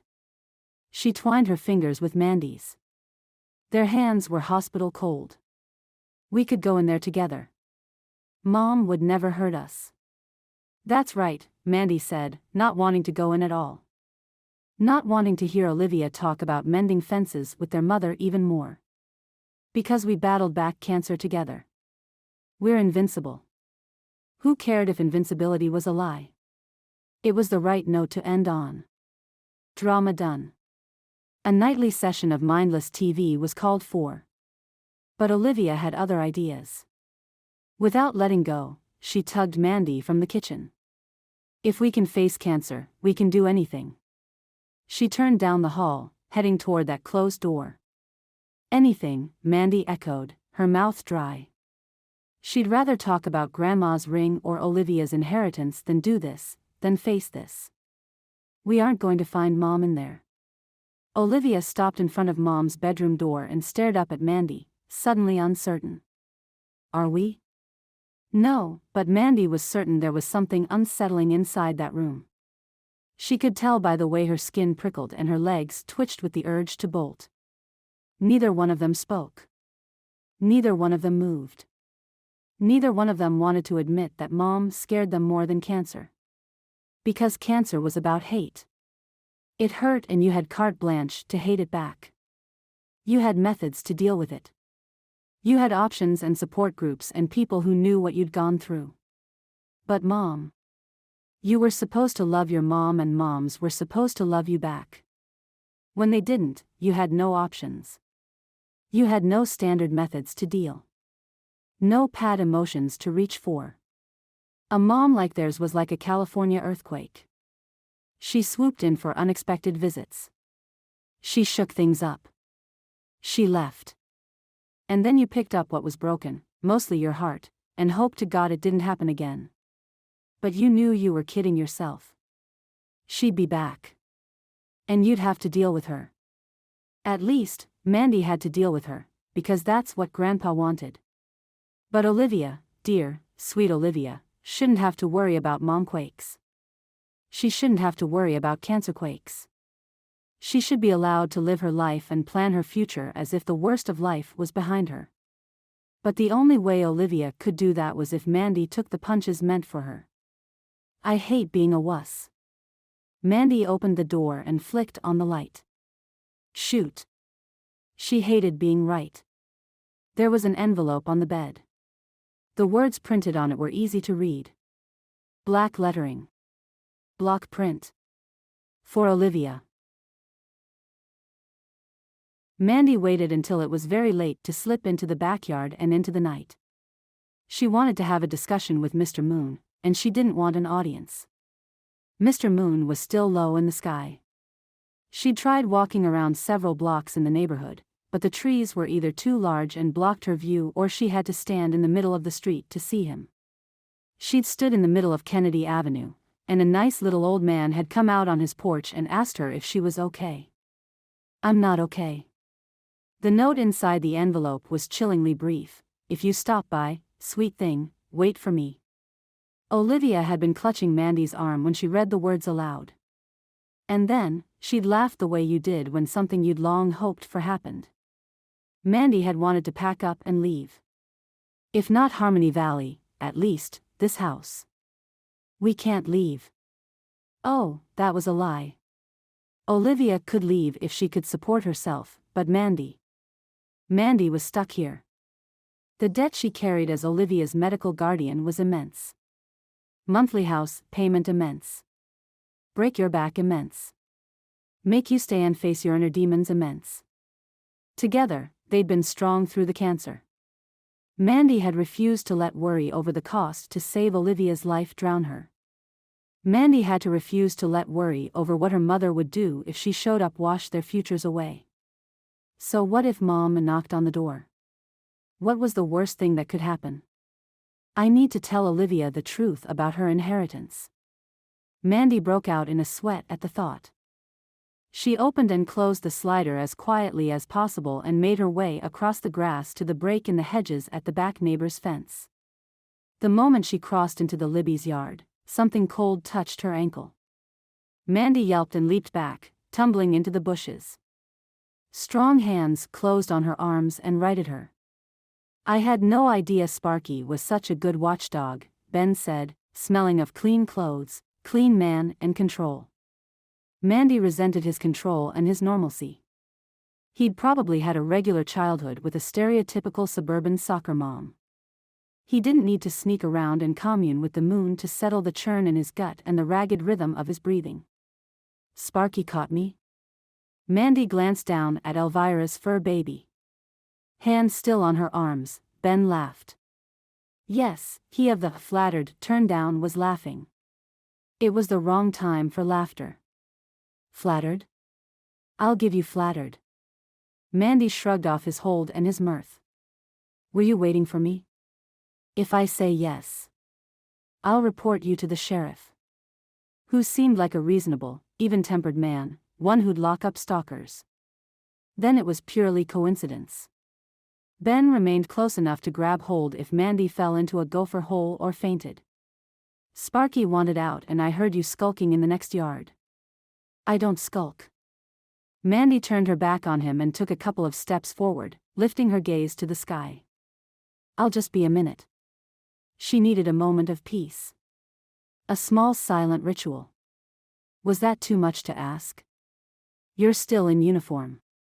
Ben shadowed her, staying closer than he'd been the last time they'd watched the moon together. Sparky stayed close, too. He sat on the toe of her sneaker. "You're in uniform, too, Ben. I might get a call." She could feel the gentle curiosity in his words. "What's your excuse?" "I hate doing laundry." He chuckled softly, so close she imagined his breath passing over her hair. Mandy had to remind herself she was here for some one-on-one time with the moon, not Ben. "Excuse me. I need some space." She wasn't afraid of Ben. He just made her feel like she could stay up all night staring at the ceiling and thinking about a future that might be possible, about white picket fences, shared lives and shared mortgages. She had debt and a sister she'd always watch out for. She shouldn't lose sleep over a man who was flattered by her flirting. He'd laid out a boundary. She was going to abide by it. But Mandy was tense and out of sorts. She couldn't steady her breathing. There was the moon, and there was him. A cricket burst into song close by, close enough that Sparky startled and sat farther on the top of her foot. Break any eggs tonight? Ben's deep voice blended with the night, as if he fit and she was the intruder with Mr. Moon. Came close. Still might. You? Same. He stared up at the sky. High above them a few leaves murmured in her tree. The smoke from the wildfires is still obscuring the stars. You can kind of see them. Barely. Mandy wasn't entirely sure the stars she saw weren't planes. But it's the moon I'm interested in. Why? Because I'm a nutty, unbalanced lady who likes to talk to something that orbits the earth? Mandy tried to make her voice light when inside she felt anxious, even scared. Had Mom's note been there waiting for them all this time? Or had she been by and planted it? Was this the kind of mental game she'd played with Grandma? You're completely sane and balanced. Ben's voice was as soft and caring as it had been with Elvira. I've seen nutty. I've been off balance. She snorted at the idea of perfection having a flaw. Sparky angled his furry head to look at her, before returning to his steady watch for the cricket. You don't believe me, Ben said. Mandy could have used his teasing tone of voice earlier in Mom's room. Heck, she could have used a voice, period. She'd been struck speechless. When I was a kid, Ben began, I played baseball. I was an outfielder. And then one day, all three of our team's pitchers got injured and I was put on the mound. Me. The kid who was in left field because he could throw far, but not accurately. There was awe in his voice, as if being the one in control of the game had never been his role before. But I surprised everyone, including myself. I struck out every batter. It was surreal. I'm happy for you, but, Mandy crossed her arms over her chest, staring up at the sky, not at the attractive man next to her. What does this have to do with Mr. Moon? My mom had bought me new underwear. He paused, possibly weighing how much information was too much. I wore a new pair that day. It was the only thing that was different. If you wore those shorts for every game, she could tell where this was heading. Please tell me you washed them under the light of the moon. Why else would he be telling her this story? Nope. There was childhood glee in his response. I played dirty. And we won every game I pitched. Mandy did look at him then. At the curve of Ben's smile and the corresponding laughter in his eyes. So, no moon? His smile fell as he met her gaze, causing a corresponding drop in the pit of Mandy's stomach. The point is that we both rely on ritual as a way to calm us, he said simply. Those shorts kept me balanced and grounded. Like your Mr. Moon. I got that part, Mandy said, still slightly breathless from the impact of his gaze. I was just waiting for a more solid connection between your story and my moon. Now she was sounding petty. We all need something, don't we? Ben glanced up at the moon. Its light gleamed off his dark hair and softened the bruise on his temple. I hope you've moved on from dirty shorts. She couldn't resist the dig. She was in that kind of mood. I have. It's coffee. He faced her. Every morning I cradle a cup in my hands. Those few moments of quiet keep me together. His head tilted to the side, and his gaze might or might not have dropped to her lips. It was hard to tell in the darkness. What about you? Why is the moon so important to you? What does it give you that coffee doesn't? Mandy hugged herself tighter. Her smile felt carved into her cheeks. Was she really considering telling him why? She hadn't told anyone. Not Grandpa or Olivia. I used to get up in the middle of the night when my mom left. When she left for work? No. When she left, for extended periods of time. Mandy glanced up at the moon. She's never been someone who hangs around in one place for very long. The cricket was done warming up and moved on to a concerto of chirps. Ben glanced over Mandy's shoulder toward her house. I'm sorry.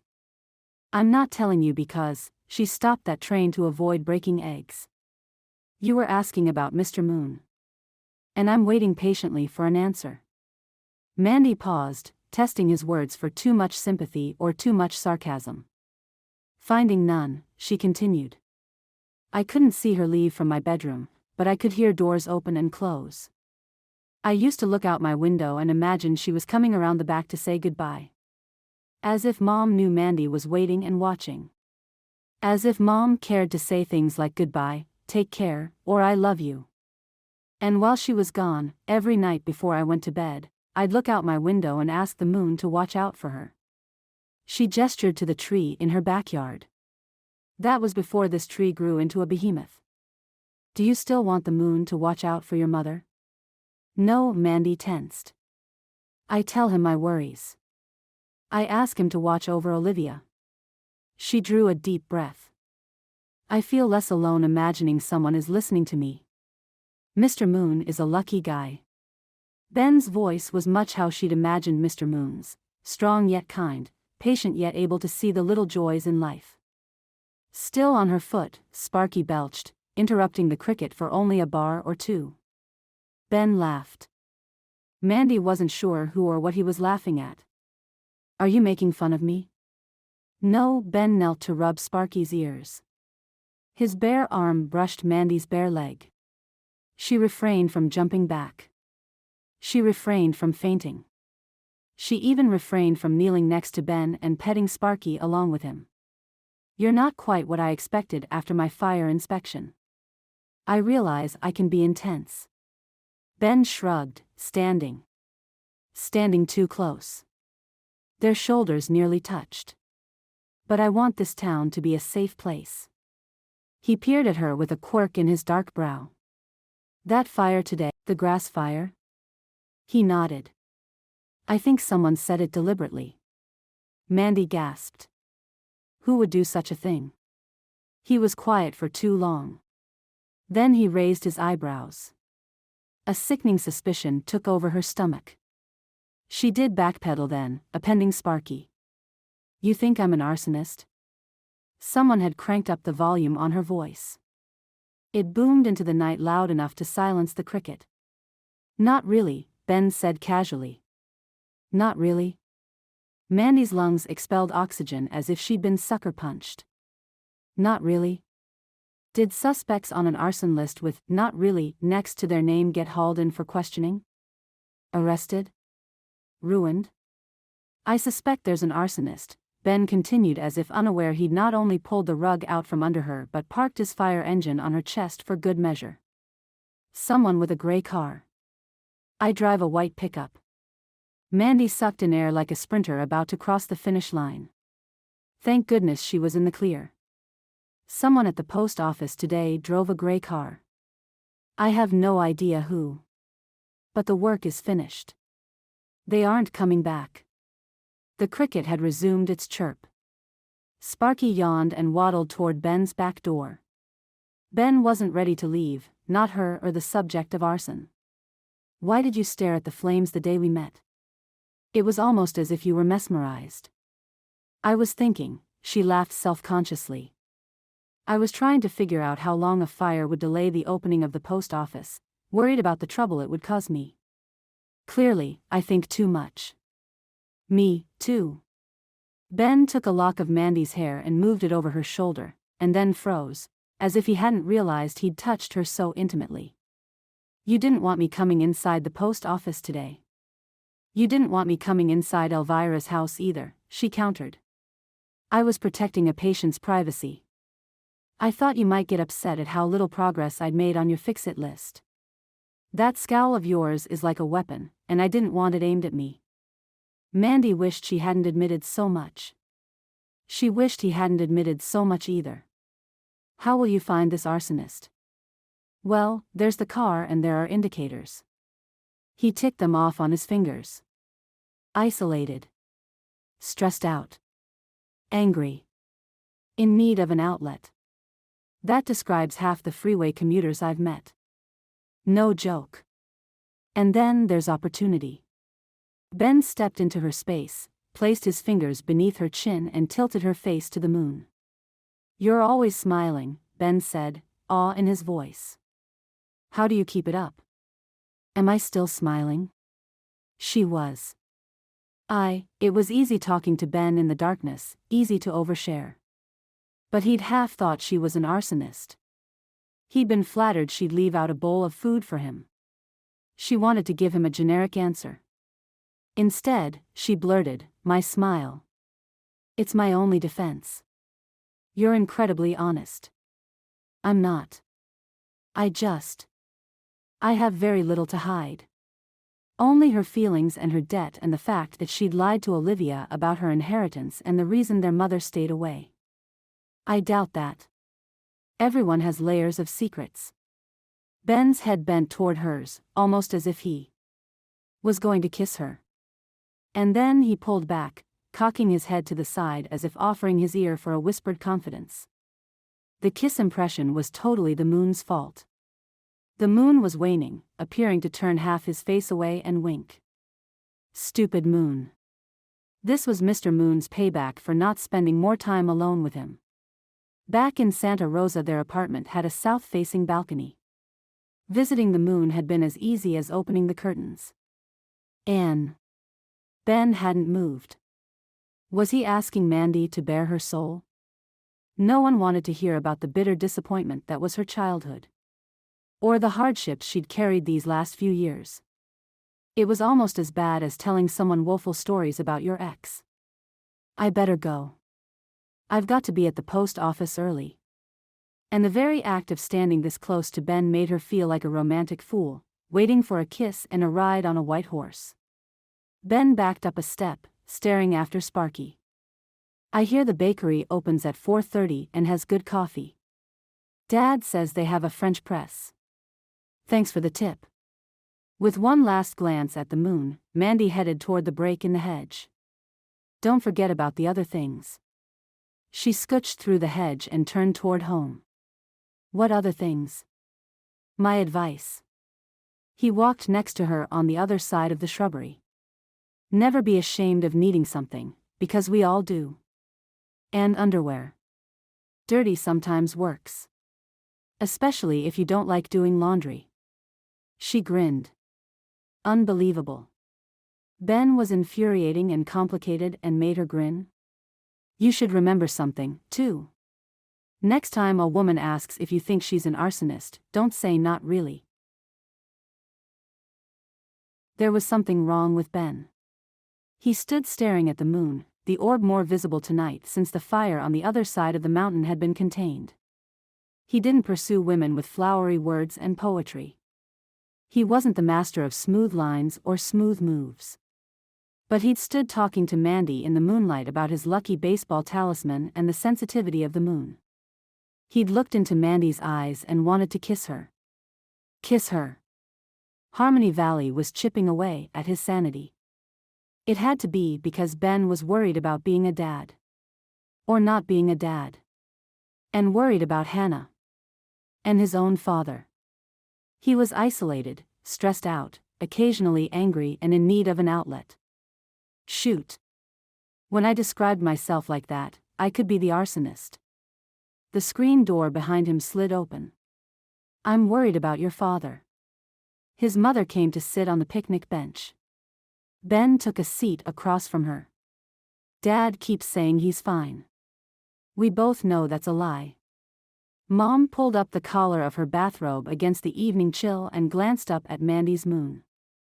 "I can't wait for the end of fire season. The air quality is horrible. Your father shouldn't even be going outside." The wildfire season in California had at least another 10 full weeks. "He'd breathe easier with a cannula," Ben said, only half joking.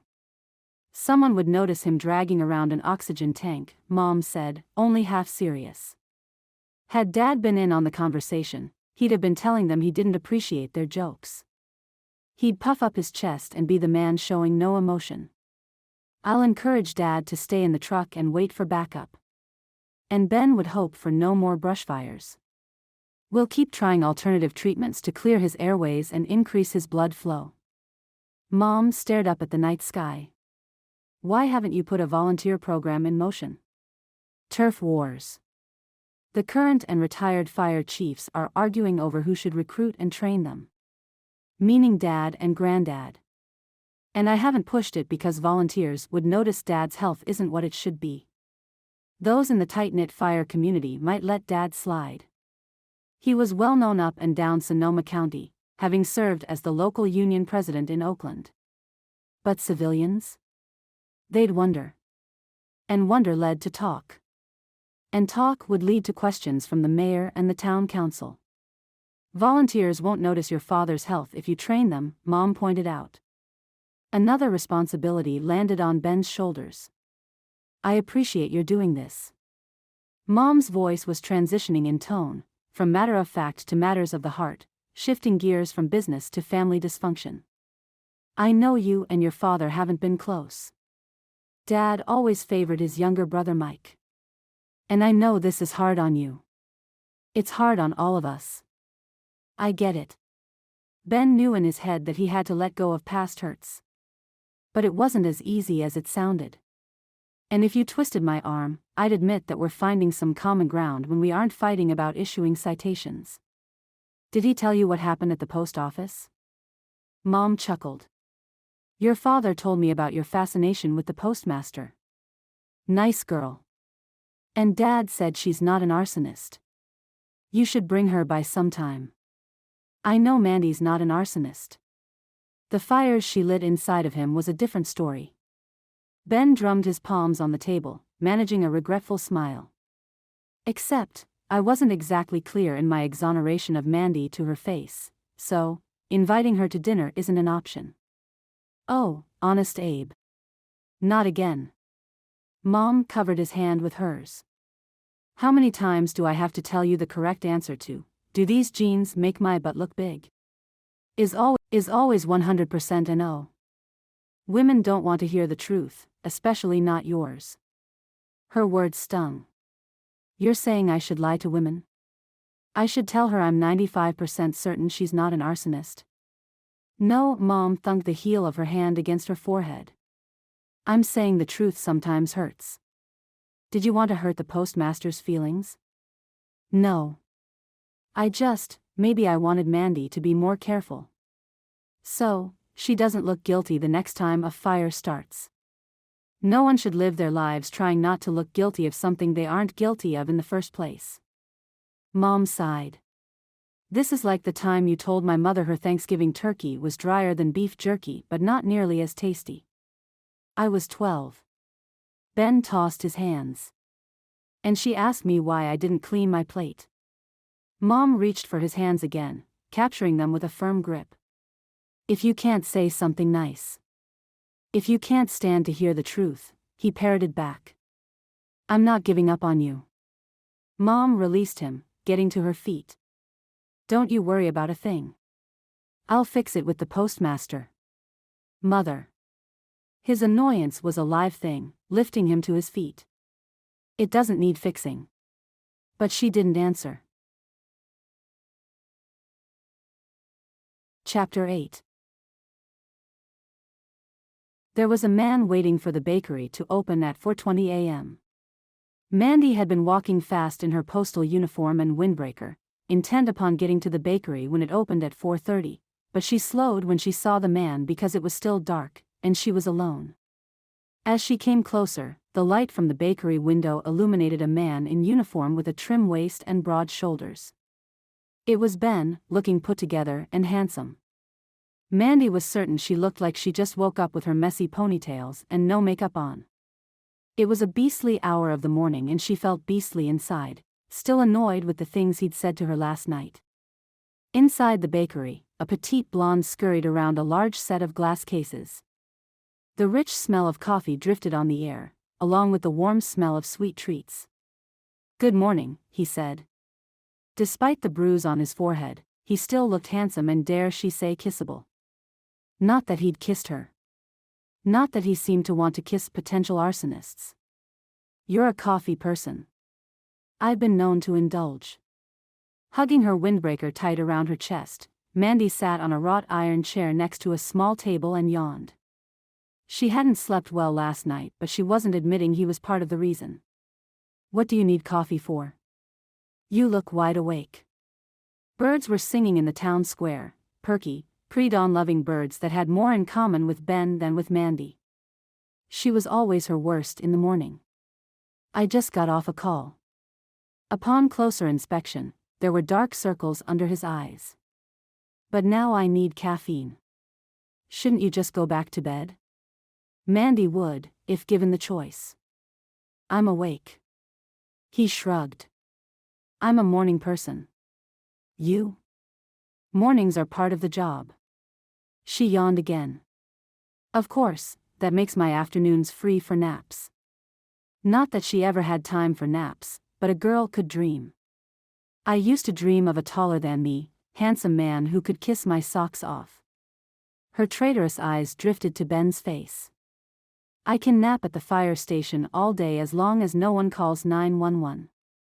His lips twitched. Is he thinking about kissing an arsonist suspect? She decided he was and tugged her windbreaker tighter across her chest. What's the likelihood of no calls for you today? Sadly, slim to none, he said ruefully. That seemed to exhaust their small talk. They both stared at the blonde setting up the bakery for the day. The birdsong filled the silence. Mandy decided she'd rather hear Ben's voice than chirpy birds. She racked her tired brain for a topic of conversation that wasn't related to fire or fire inspections. How's your dad? He looked pale the other day.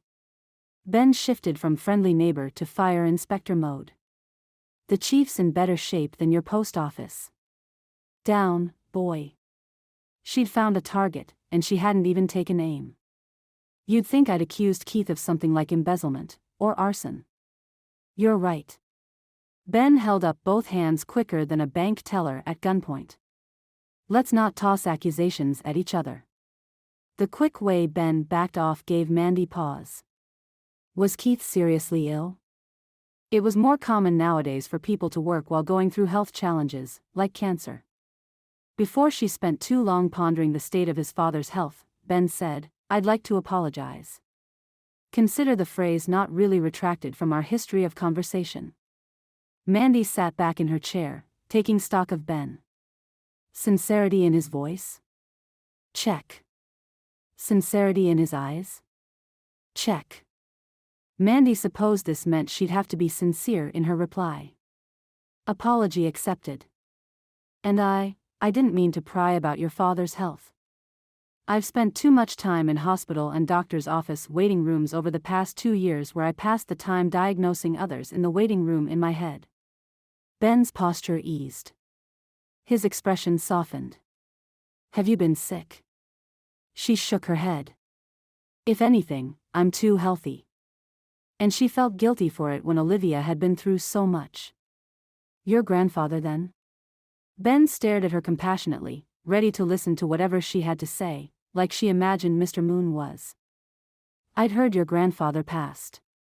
Mandy hesitated before answering, trying to decide how much to say about Olivia, who valued her privacy. My grandfather had dementia, which required a lot of care, and The bakery door opened. The perky blonde welcomed them with a sweeping gesture. Hey, peeps. I'm Tracy. Are you? She took in their uniforms and grinned. Are you going to be early morning regulars? Definitely. Mandy entered first at Ben's urging. My shift starts at 5. I had no idea you opened this early until Ben told me. Signage, Tracy murmured with a shake of her head. I'll put that on my list. Wait a minute. She scurried in front of Mandy. I know you. Mandy Zapien. I'm Will Jackson's kid sister. I remember you. The class sizes at Harmony Valley High had been very low when Mandy had attended. Everyone knew everyone. And Will, of course. She'd gotten into a spot of trouble at school with Will. Madam Postmaster. Tracy dipped her head as if Mandy were royalty. We'll catch up soon. With Will and Emma, too. They got married. First baby due any day. She grinned at Ben. Fireman Ben, isn't it? Yes. Ben tapped Mandy's shoulder, and then pointed at Tracy. She passed her inspection. Jessica, you mean, Tracy corrected him. The owner. Mandy frowned at him. I'm working on it. And I appreciate you for it. Ben smiled. And that smile. You make it hard for me to resent you. Ben leaned closer to Mandy. That's the plan. Don't grin like an idiot. Don't grin like. Don't grin. Too late. I'll regret this later. But for now, Mandy couldn't seem to stop smiling. I'll be a regular whenever you're open, Tracy, Ben said cheerfully, beaming at Mandy. My shifts go for 24 hours, but mornings make the most sense. We close at 4. We'll offer dinner someday. Tracy was a chatterbox, with an infectious smile, the same as she'd been in school. She moved behind the counter, apparently unaware of the smiley exchanges Mandy and Ben were exchanging. A few more residents. A few more workers. It'll happen. Ben and Mandy each ordered dark roast, black coffee. Tracy pushed for a purchase of a horseradish lemon scone, but Mandy resisted, horseradish. Instead, she selected a sugar cookie shaped and frosted like a mermaid. While Ben fiddled with the lid on his coffee cup and Tracy bagged her cookie, Mandy drank deeply from her cup of coffee and contemplated her day. More cleanup. More organizing. More equipment put in place. She was in a race against the clock. Here you go. Tracy handed Mandy a small bag with her sugar fix. See you tomorrow. Mandy headed out. And Ben followed Mandy through the door carrying his large coffee that she doubted would let him nap during the day. And my what? Mandy took another sip of coffee. It was strong, but she'd need a few more minutes for the cobwebs to clear completely. Before we came inside, Ben cupped his palm over her shoulder and then ran it down her arm, cupping her elbow before dropping away. Was that a caress? Mandy couldn't breathe. You mentioned your grandfather, Ben continued as if he hadn't thrown Mandy off balance with his touch. And you implied someone else was in the hospital. Yes, stop. Mandy paused to sip her coffee, wondering what it was about Ben that picked the lock on all her secrets. She stared at his face, wondering why it felt as if they shouldn't have any secrets between them. You don't have to tell me. But Ben didn't budge. Right after Grandpa died, Mandy began slowly, Olivia was diagnosed with cancer. She's cancer-free now, but if you ask her to her face how she's doing, I'll deny I ever mentioned it to you. She's 17 and doesn't want people to treat her like she's sick or recognize that she's different in any way. Can't blame her. Ben sipped his coffee and stared toward the town square, not in a hurry to leave. It's hard enough being a teen without adding a life-threatening illness to the mix. Where is this going? That's it, isn't it? Ben said slowly as if having an epiphany. We all just want to be treated as if we aren't different. Not of weak health or emotionally a wreck. His gaze drifted to Mandy the way a kayak comes leisurely around a gentle river bend. The inside and outside aren't mirror reflections. But people expect what they see on the outside to be what's going on inside. So, we all wear a mask. Or try to. Yes. That's exactly how I feel. Cracked inside, held together by duct tape, but able to go on as if it was any other day if she smiled and kept it all in. In that moment, in the gray light of dawn, on an empty sidewalk, with those darn birds singing like this was going to be the best day on the planet, Mandy felt less alone, less jaded, less guarded, less held together by duct tape and the occasional prayer. Mandy nodded, smiled, considered hugging him. Not a brief, friendly hug, but an all-out bear hug that conveyed a personal connection that might lead to. That's exactly what Olivia is going through, Ben said, in that same aha tone of voice, shattering the connection Mandy had been building between them. I won't say anything to your sister that gives away I know what she's been through. Mandy's mouth hung open. Oh, this man is dangerous to me. Thank you, she managed to say. Thank you for putting me in my place. The flattered for the flirting, but you're officially in the friend zone. Life is supposed to be good. Olivia Zapien wasn't convinced.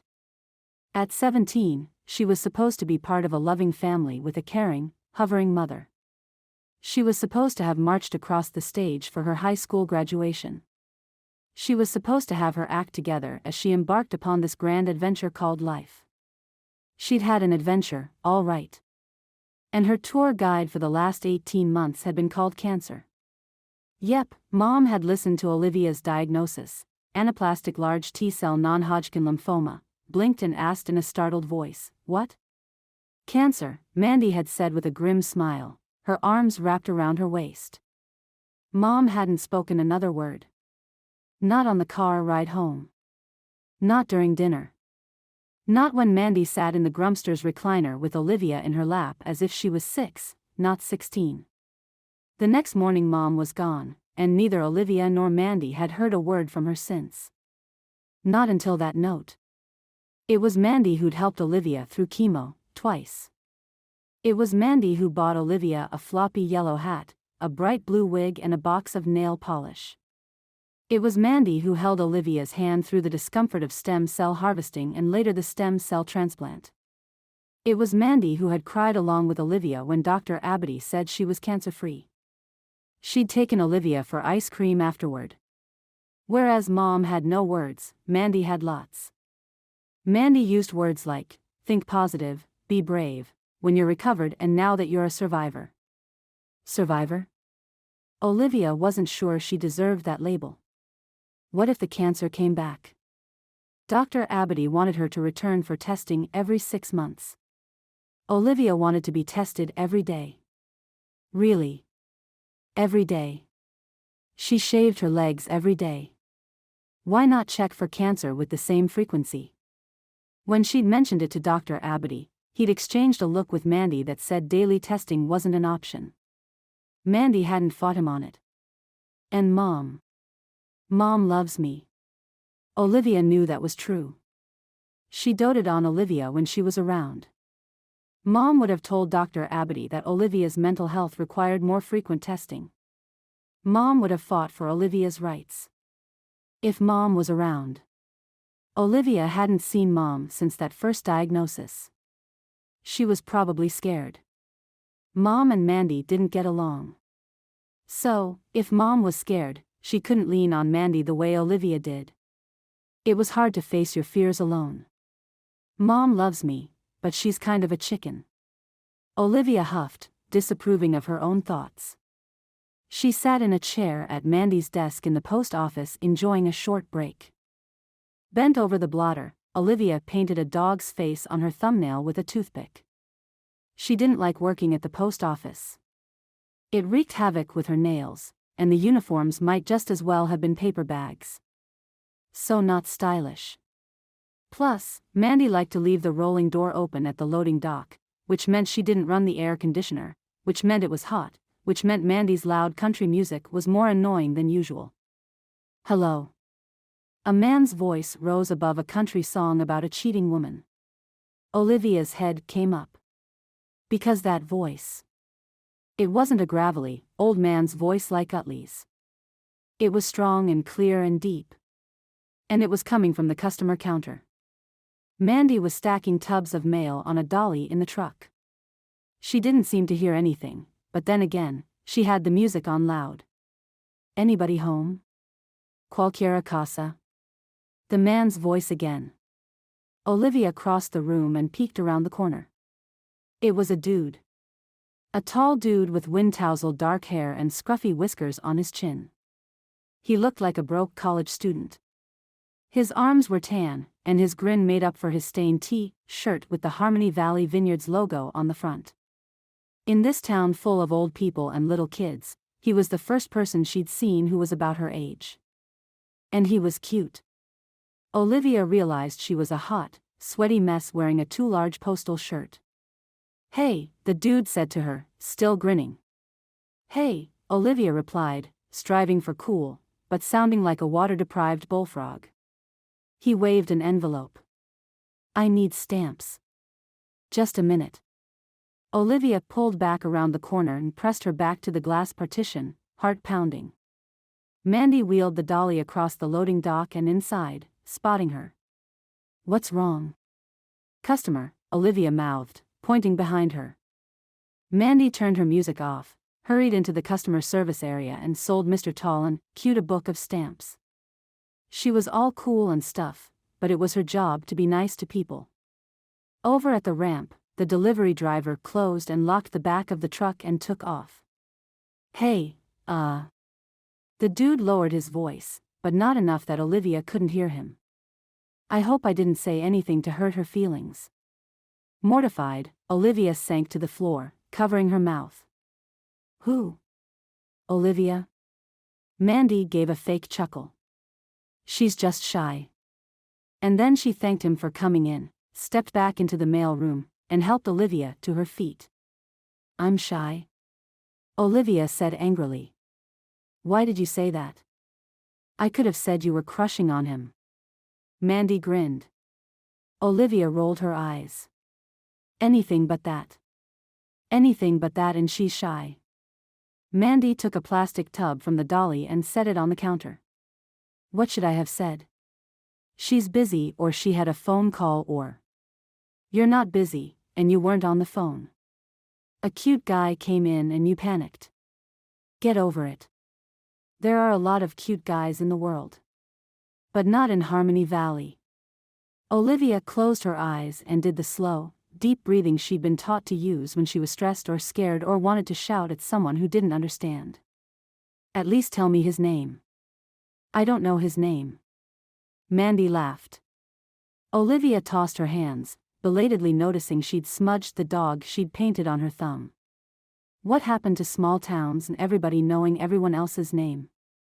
I was too busy trying not to laugh because my sister was hiding behind a glass wall. She tapped the glass with her knuckle. He could see you standing there. Olivia knew better than to wish she could die. But she wished life didn't suck so much. Next time, pick a better hiding place, Olivia. Mandy set about sorting mail.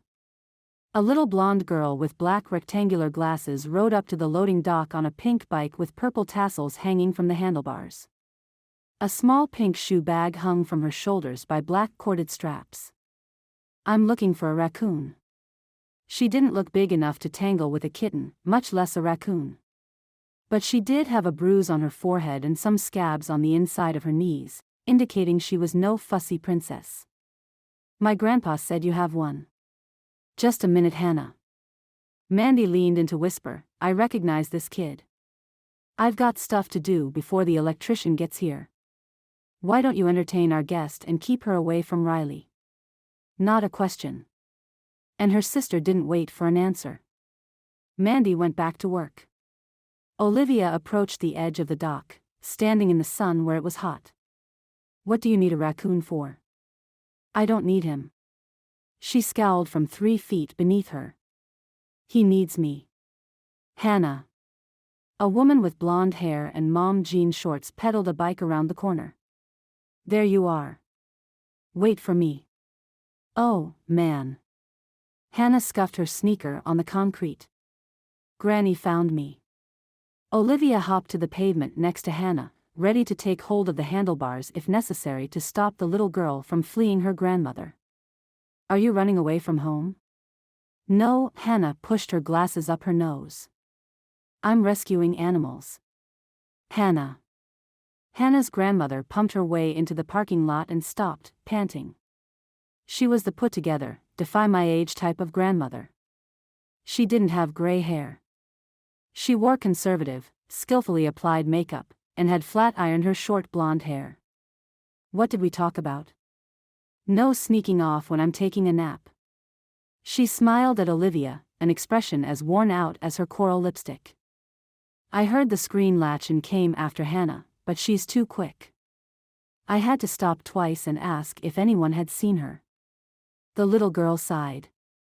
There was an emergency situation. I left you a note. This note? Hannah's grandmother pulled a crumpled scrap of paper from inside her bra.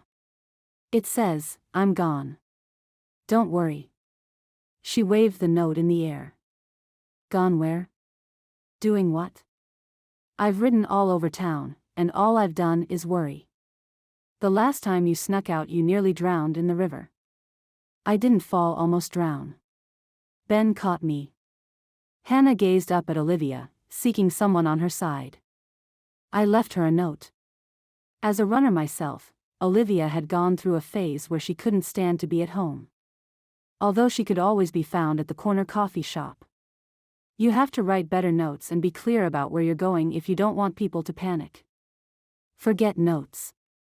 You need to wake me up and ask permission. Hannah's grandmother finally seemed to have caught her breath and her composure. I'm Vanessa. Are you the postmaster? I was expecting someone older. No. That's my sister, Mandy. Olivia tugged on her blue striped postal shirt. I'm the part-time help. Part-time. Vanessa grinned like she'd just won the lottery. Would you like to earn extra money and babysit for me? Are you available in the afternoons? Olivia was being offered a job where no uniform was required. She bobbed her head. I'd love to hang out with Hannah.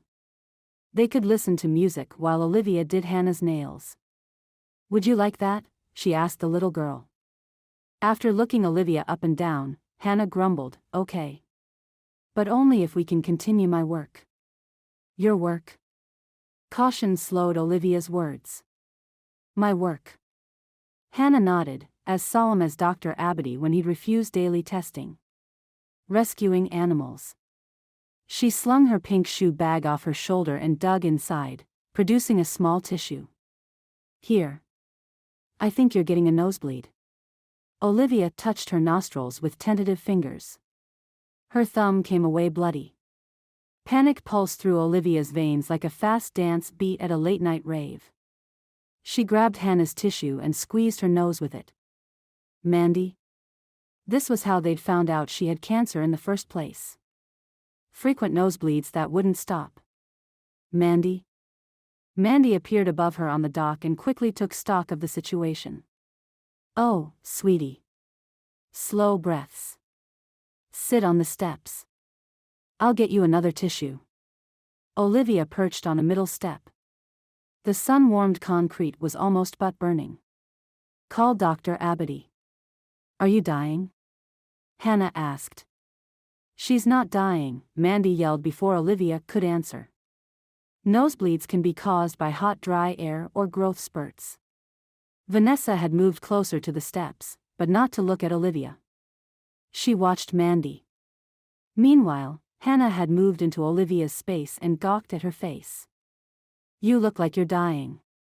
She's not dying, Mandy yelled again. I am dying. The nosebleed proved it. Olivia wanted to release her nose and check how much blood was on the tissue, but Mandy was a mind reader.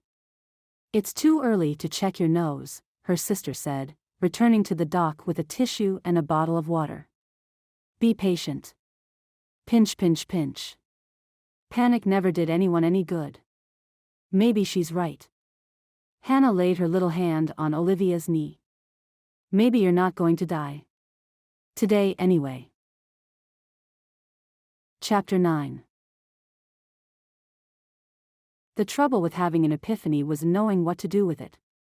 While talking to Mandy in the wee hours of the morning, Ben had realized his father didn't want to be babied or fussed over the same way Olivia didn't want to be. But how could Ben not baby him? The man operated on 100% mode when in fact he was closer to 50% functionality with a risk of system failure. Excuse me. Ben looked down from the ladder controls on the rear of the fire engine. He'd been testing the hydraulics on the bucket. The elderly woman with short purplish-gray hair who'd greeted him effusively at the town square kitten rescue waved. Could you help me? Sure. Ben climbed down. I'm Eunice. She was wearing that neon pink tracksuit again and lime green sneakers. I'm stuck. I've tried everything. She batted eyelashes thick with mascara. Ben headed inside. I'll get the first aid kit for some eye wash. Because she wouldn't be making googly eyes if she didn't have something stuck in one. That's interesting. Eunice kept up with him. I didn't realize eye wash could be used on splinters. Ben led her to the common area, which had a small L-shaped kitchen, an old blue recliner, a pea-green microfiber couch and a card table surrounded by 4 brown metal folding chairs. Eye wash works on anything stuck in your eye. Have a seat at the table. He opened the med kit in the pantry. Ah. Eunice sat on a folding chair, which made the usual folding chair creaky complaints and tinny noises. I have no need for eye wash. The sliver is in my hand. Ben turned to look at her. She was still sending Morse code with her eyelids. Nothing's in your eye? Can't you tell? She swiveled one shoulder forward and tilted her chin over it. My eyes are perfect. Blink, blink, blink. In his dozen years as a firefighter, Ben had seen his share of characters. None had left him speechless. But this woman. He put the eye wash back in the pantry med kit and went to a smaller first aid kit he kept stored over the sink. And then he sat next to Eunice at the table with a pair of tweezers and a bandage. Normally, I'd ask Duffy or Jessica to tend to my mishaps. She gave him her hand. She had a small red bump on her finger with a short black sliver visible beneath the skin. But they're at work and you were just down the block. Her flowery perfume was too strong, but he supposed it was balanced by all that mascara. Word on the street says you're single. Ben hadn't been born yesterday. There was more than medical care being sought here. This is going to pinch. I'm made of tough stuff. But she looked away with less blinking and steadied her breathing. Have at it. How did you get this? I'm cutting back bougainvillea. Darn thorns cut right through my gloves. She drew a sharp intake of breath when he pinched her skin. Is your father here? Is he down with the flu? I saw him leaning against a building before he inspected May's pretty things. I thought he might lose his cookies. There's a bug going around. Ben mumbled something about bad sushi, resenting the fact that he had to lie. It took some digging, but Ben got the sliver out. He wrapped her finger in a small bandage. All done. My hero. She patted his cheek. I'll bring you a casserole later. My specialty. Ham, hollandaise and banana. Oh. Ben's eyes opened as wide as Eunice's. He got to his feet, realizing he might have hurt her feelings. I mean. Oh. Don't go to any trouble. I'm eating at my mother's place. Oh. Eunice stood, making the chair protest once more. Is that wise? For a bachelor, I mean. I'd heard men living with their mothers was a deal breaker for single women. She stared up at him expectantly, as if waiting for him to defend his manliness. Ben took her by the arm and steered her toward the street. You may have heard that I moved to town with my goddaughter. My mom helps watch her when I'm on call. It's the best arrangement for Hannah. That's an excellent answer. Eunice smiled and batted her eyes. That should be one of your early talking points on a first meet. A what? You know. Eunice nudged him with her elbow, which was small and bony and slid into a tickle point at his ribs. When you meet a woman and you're telling her about yourself. Start with fireman, because that's got huge appeal. Talk about your godchild, because parenting skills are a bonus. And then maybe just stop talking and look. I don't know. She studied his face. He was trying not to scowl and not succeeding. Yes, look brooding. Like that. She waved and went on her way. Ben swept the driveway, stewing over the bad advice Eunice had offered. He wouldn't be interested in any woman who was looking to marry a fireman. And since he wasn't interested in having kids, the parenting angle seemed like false advertising. And the brooding? Few women wanted to deal with his intensity level. It didn't faze Mandy. Mandy was a different breed of woman. He suspected her patience came from a natural tendency to nurture, her grandfather, her sister, Elvira. Her lack of makeup and casual ponytails suggested she might be a wallflower, not strong enough to speak her mind.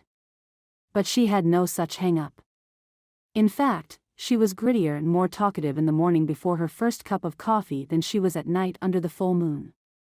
Thinking of Mandy reminded him about his epiphany and the need to talk to his father about more realistic expectations of his job performance. He locked up the fire station and made the short walk to the house. It took him a few minutes to locate any family member. No one seemed to be home, until he got to the garage and found Dad. His old man was dozing in an anti-gravity chair. He wore an oxygen mask. Except instead of being connected to an oxygen tank, the mask was connected to some kind of humidifier and the room smelled like minty eucalyptus. What's all this? It didn't look like Dad was on call. His father pushed himself upright and pulled the mask away from his face.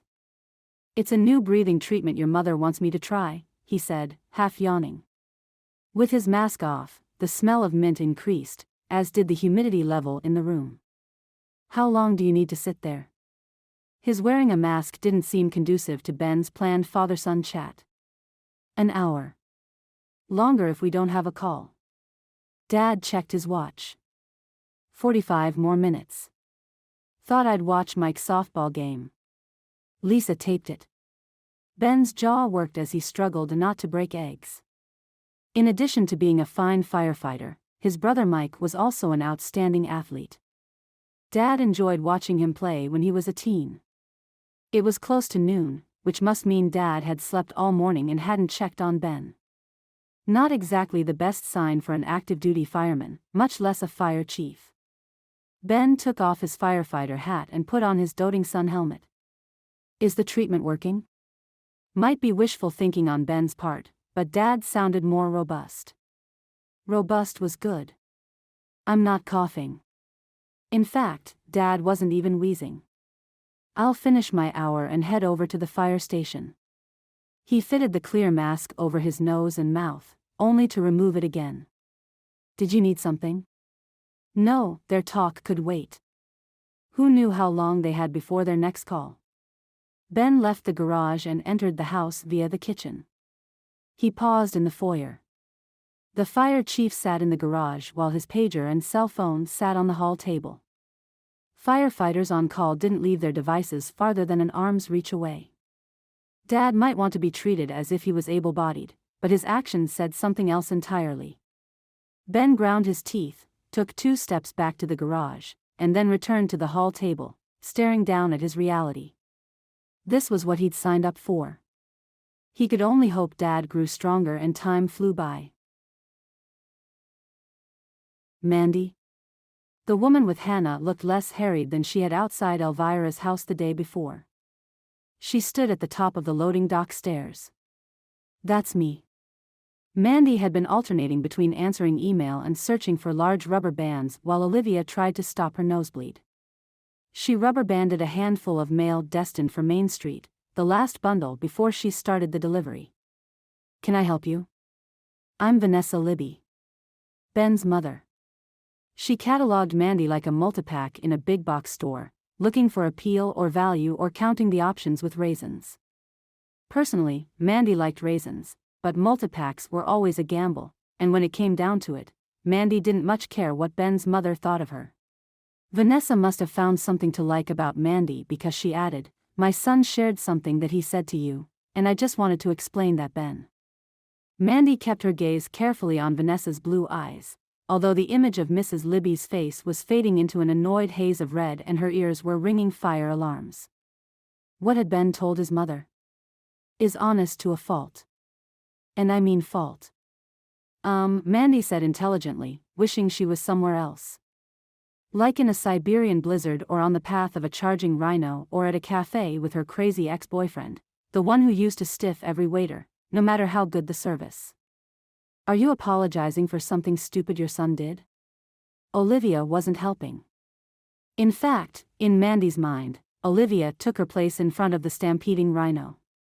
"Is Ben, like, 12? Mandy's face felt as if it had been sunburned. Vanessa must have felt the same. Her cheeks were red, too. "Ben isn't 12. Hannah's bright eyes flashed behind her glasses. And then she looked sheepishly at Vanessa and whispered loud enough for them all to hear, "Did Ben do something bad?" Vanessa tucked the slight girl in the shelter of her arm. Ben accused Mandy of. Let's not go there. Mandy grabbed the keys to the Jeep. She was late doing the mail run. What else was new? In the scheme of things, it wasn't really anything. You're right, Vanessa said with a sly expression that made Mandy nervous. Increasingly, she was sounding like the kind of mother who decided whom her son should marry and then devoted all her free time to making it happen. We shouldn't use the word accuse. What did he accuse you of? Olivia asked Mandy in a whisper just as loud as Hannah's. There were no formal accusations, Vanessa said crisply. There were thoughts. Ben had thoughts. If the calculating look in Vanessa's eye was any indication, Ben's mother considered Mandy's verbal dance around the truth a plus. Ben had thoughts. About an arson suspect list. Thoughtless thoughts.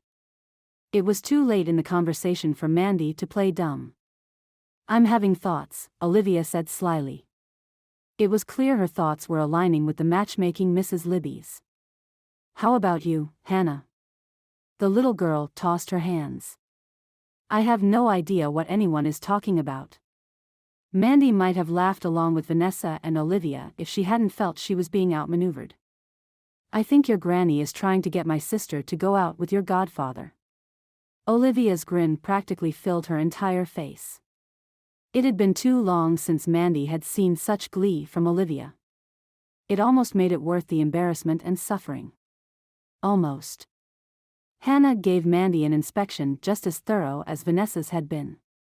She cleans up well. Olivia was doing an inspection of her own, adding, when she cleans up, which is admittedly almost never. All right. Mandy pocketed the Jeep keys and picked up a plastic tub of mail. You've had your fun. She met Vanessa's gaze squarely. Your son is intense. He'd stood in the post office arguing for her safety when admittedly she was more interested in productivity. And he's also caring. He'd been adorable with Elvira. But he and we're like sunlight and moonbeams? Olivia guessed. Raccoons? Hannah guessed. Peas and carrots? Vanessa guessed. None of the guesses were right because none of them had seen her and Ben together when they weren't talking fire safety. What were they? Not coffee buddies. Not moon aficionados. They were. It was easier to avoid the speculation. We're not meant for each other. Besides being honest to a fault, Ben was a master at sending mixed signals. Mandy's statement silenced the peanut gallery. But it didn't stop Vanessa and Olivia from exchanging knowing grins. Mandy had a feeling those three weren't done talking or guessing about what she and Ben would be like together. So, she left them and went on her mail run. Chapter 10. Ben was cleaning the fire truck when a call came in, setting the station's alarm clanging and his pager vibrating. A small brush fire on Parish Hill. So much for the theory that one of Mandy's maintenance crew was an arsonist. They weren't working in Harmony Valley today. Ben called Dad on his cell and got no answer.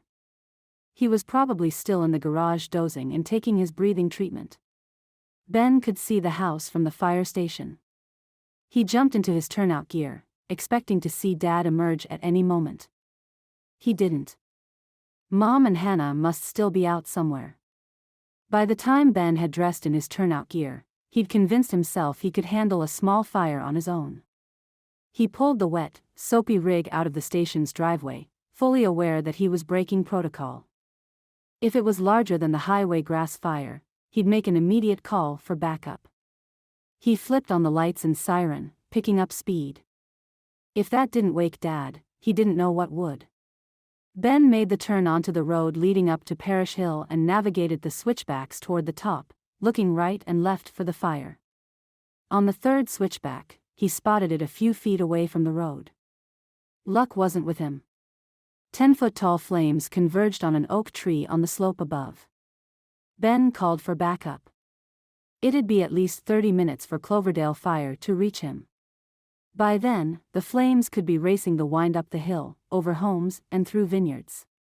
In theory, he could operate the truck solo, but at the very least, he'd feel better if someone had eyes on him. A white Jeep with red and blue stripes approached from higher up the hill.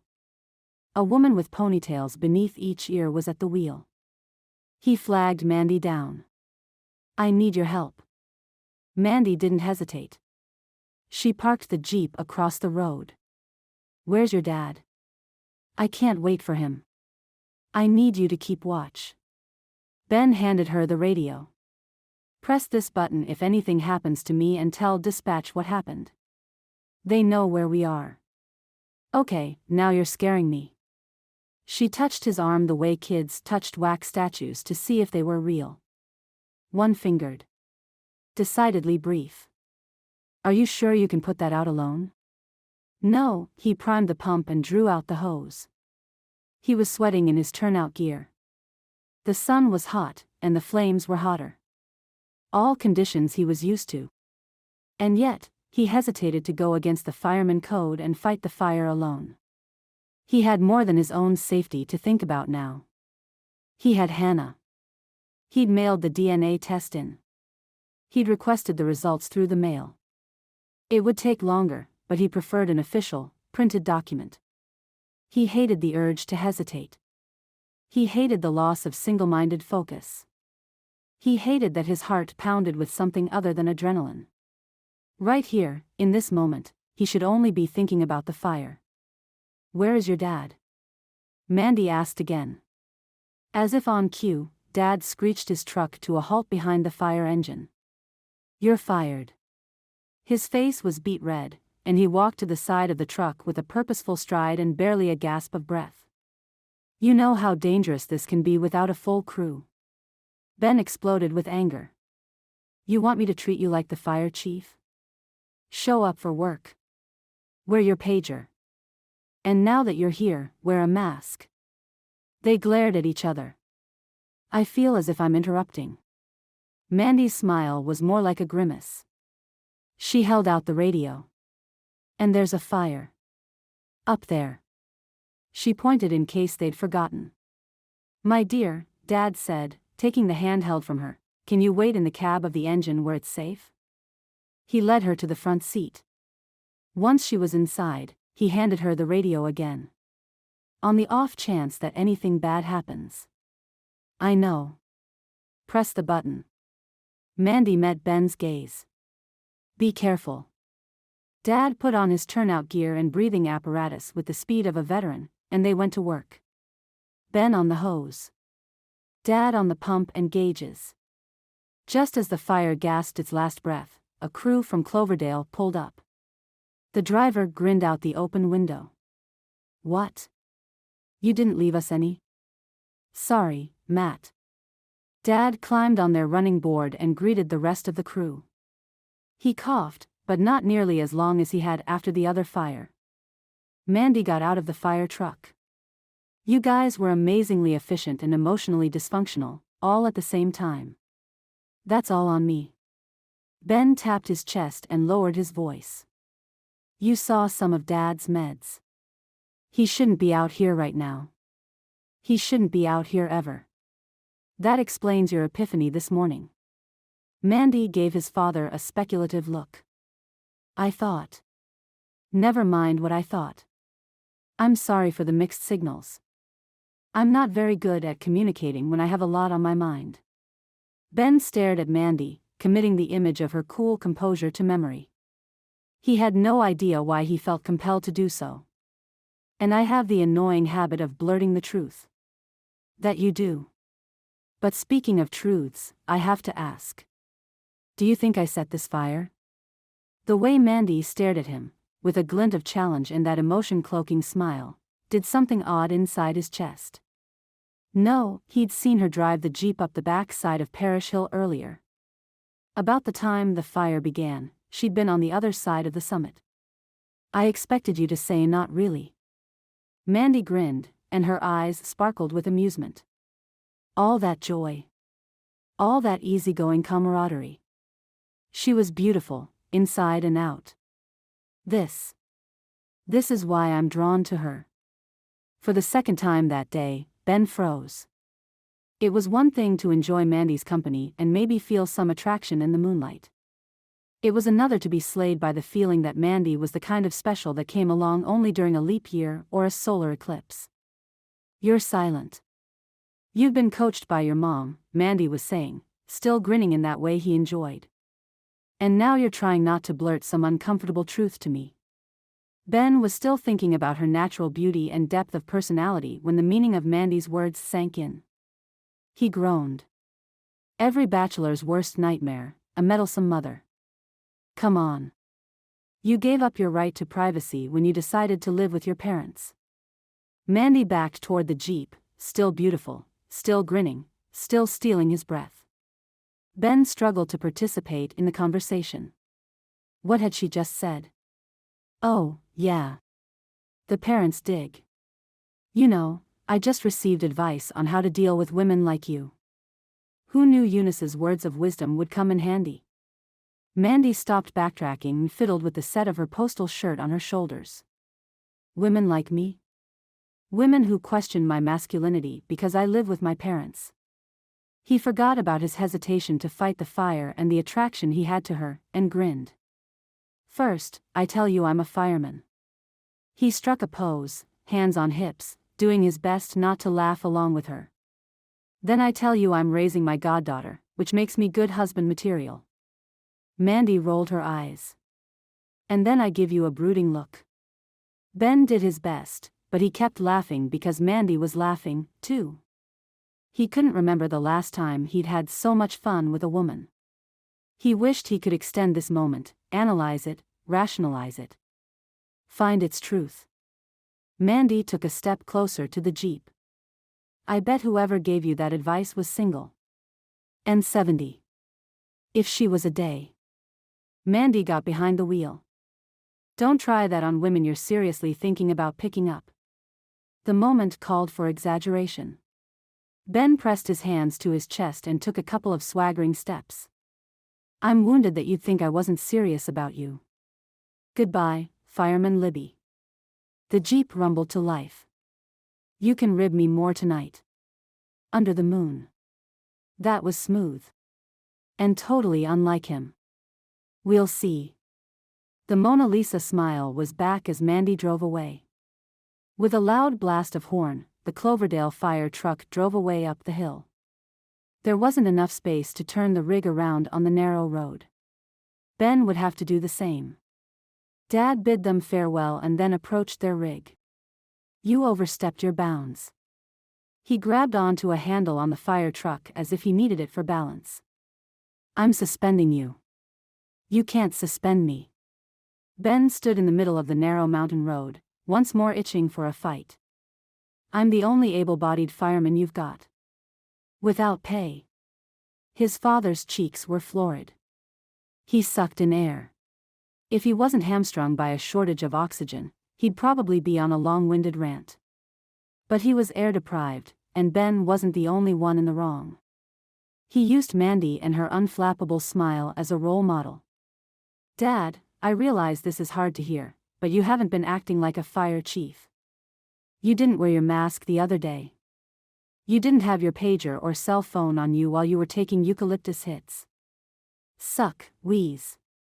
You have no idea what a fire chief does. Dad spit the words out in one strained breath. Maybe because you haven't shown me. It was important to remember eggshells. Ben took his tone down another notch. Regardless, something has to change. I can't do this for 9 months. Son, if we don't work together, we won't make it another 9 hours. The fight left his father. His entire body sagged as if the weight of his gear and his hopes were too much. You have no idea what it's like to lose your vitality and your self-worth. Ben toned it down. You looked pretty darn strong on this fire. And he had. With barely a cough. Don't be a suck-up. Dad walked to his truck, head high.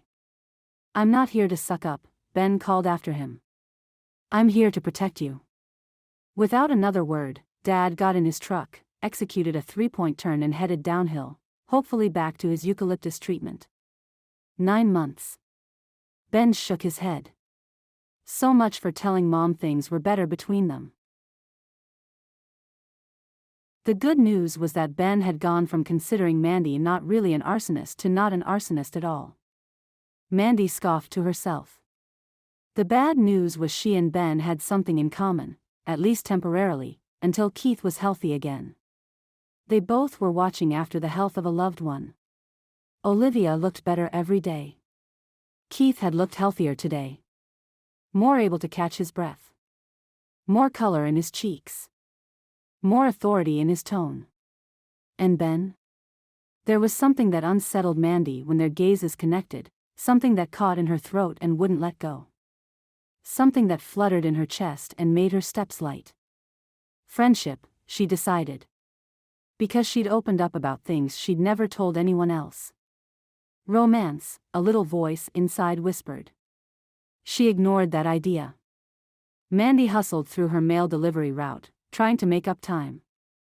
Fortunately, there were fewer than 200 residents in Harmony Valley, many of whom still had their mail delivered to the post office in Cloverdale. Unfortunately, there were a lot of empty and abandoned houses. Her deliveries were spread throughout town, and many expecting mail were retirees. Retirees liked to talk. The mail, an elderly woman with a bright blue streak in her waist-length gray hair, called out. She wielded a wooden walking staff to the end of her driveway. She wore a faded jean skirt, a black peasant blouse and Birkenstock sandals, a true California hippie. "I've been waiting for you, Mandy. It's Mrs. Stevens, your high school science teacher. One of them anyway. Do you remember me?" She was close enough to clasp Mandy's hand. Yes. She'd nurtured Mandy's love of science. She still watched shows about black holes and nebulas, programs Olivia found boring. "I always expected you to be an astronaut. How far did you make it?" "To Santa Rosa. 45 miles away." Mandy tried to sound cheerful. If nothing else, she'd gotten her fill of medical science as Olivia's guardian. Life doesn't always work out the way we plan. But it tends to work out the way it's supposed to be. Mrs. Stevens waggled Mandy's hand as if trying to shake some happiness in her. "You're back. And you're a regular bigwig. Postmaster. I'm just as proud of you as I'd be if you landed on the moon." That was a big overstatement. Mandy thanked Mrs. Stevens and tried to extricate her hand. The retired science teacher wasn't done yet. "Have you seen Joe Messina? Or Will Jackson? They're back, too." "Not yet. And she'd never deliver their mail if she didn't get moving. I've really got to be going." She managed to free her hand. "I'll see you tomorrow." Mrs. Stevens beamed as if Mandy's mail delivery was the highlight of her day. "Same time?" "More or less. This is going to be my daily exercise, walking out to meet you." She did a penguin turn, rocking back and forth. Mandy couldn't stand the thought of the older woman falling. "I'll help you back to your house." At a snail's pace, but Mrs. Stevens was so grateful, Mandy didn't mind. A few blocks over, Mandy was accosted again at a small bungalow. "I made you some fudge." Dee Adams held a red plastic plate covered with aluminum foil. She wore a tank top with an orange tabby on it that showed surgical scars at her shoulder and elbow. Her gray hair was in tight pin curls. "It's a recipe I got from your grandmother, and it's better than any fudge Mary Stevens makes at Christmas." Mandy had to admit, the fudge was worth a few minutes of her time. And it made her think fondly of the way Grandma used to bake. Around the corner, Agnes was waiting in her driveway. She handed Mandy a bottle of water. "We made a phone chain to monitor your progress," she explained. "The post office reopening is another sign the town is coming back to life. We want you to feel welcome." Mandy felt welcome. And appreciated.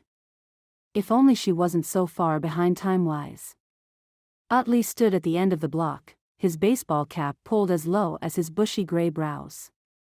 "You're late."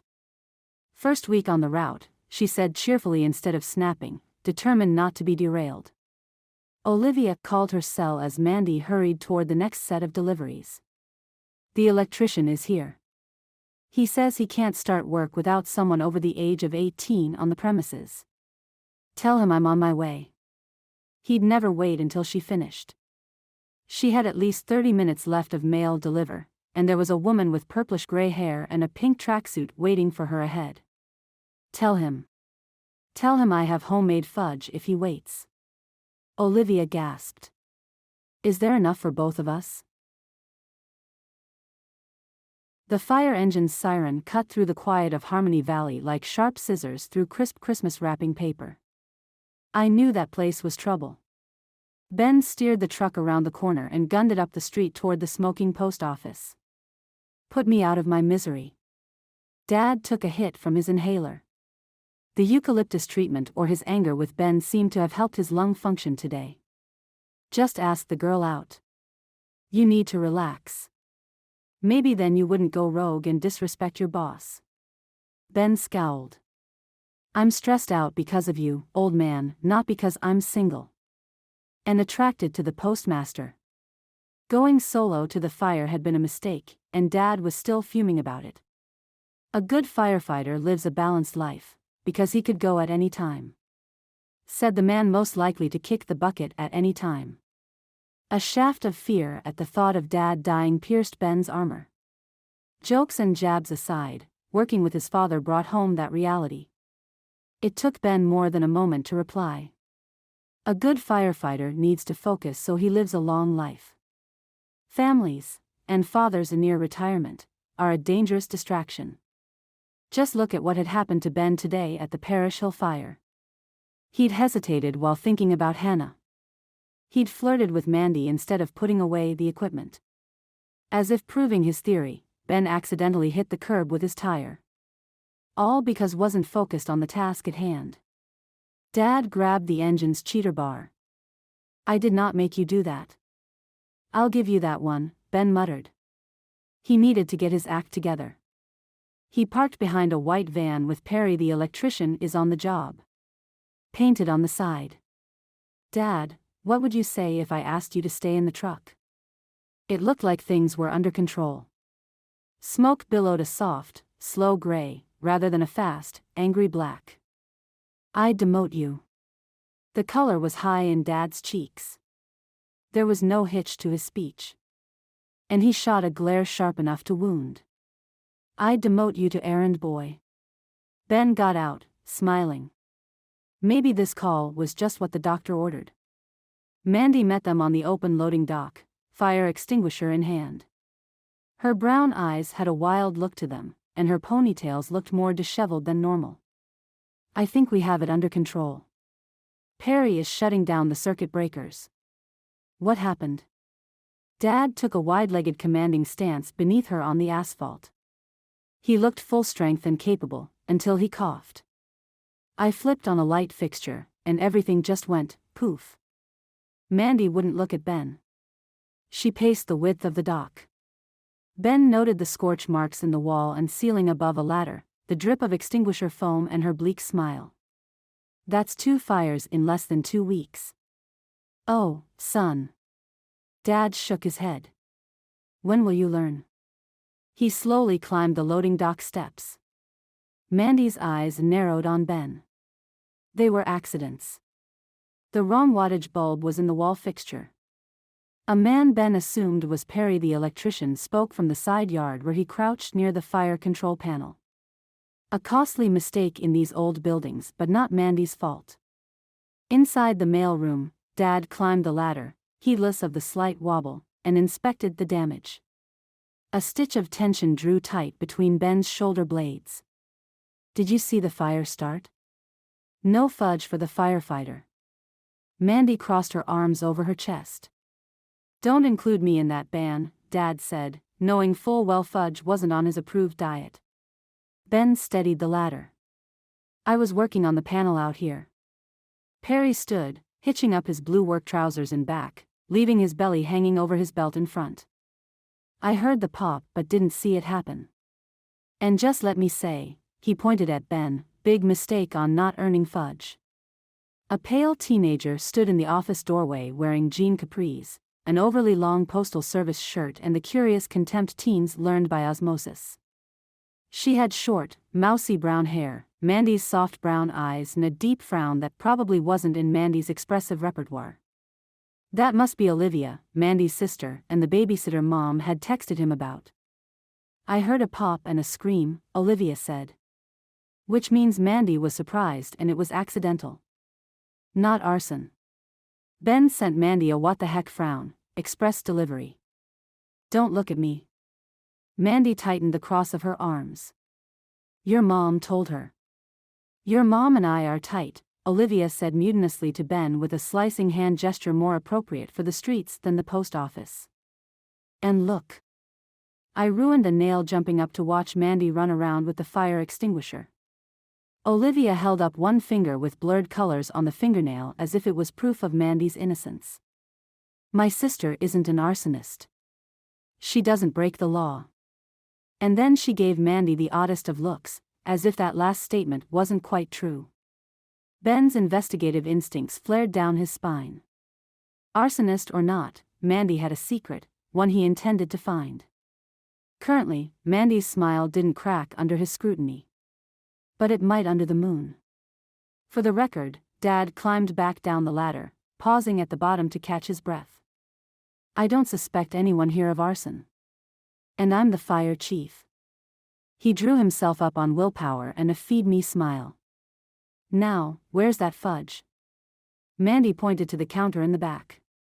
She may have been annoyed with Ben, but she still looked rattled from the fire. She moved her feet every few seconds, and her hands were clenched beneath her crossed elbows. It's okay. The fire is out.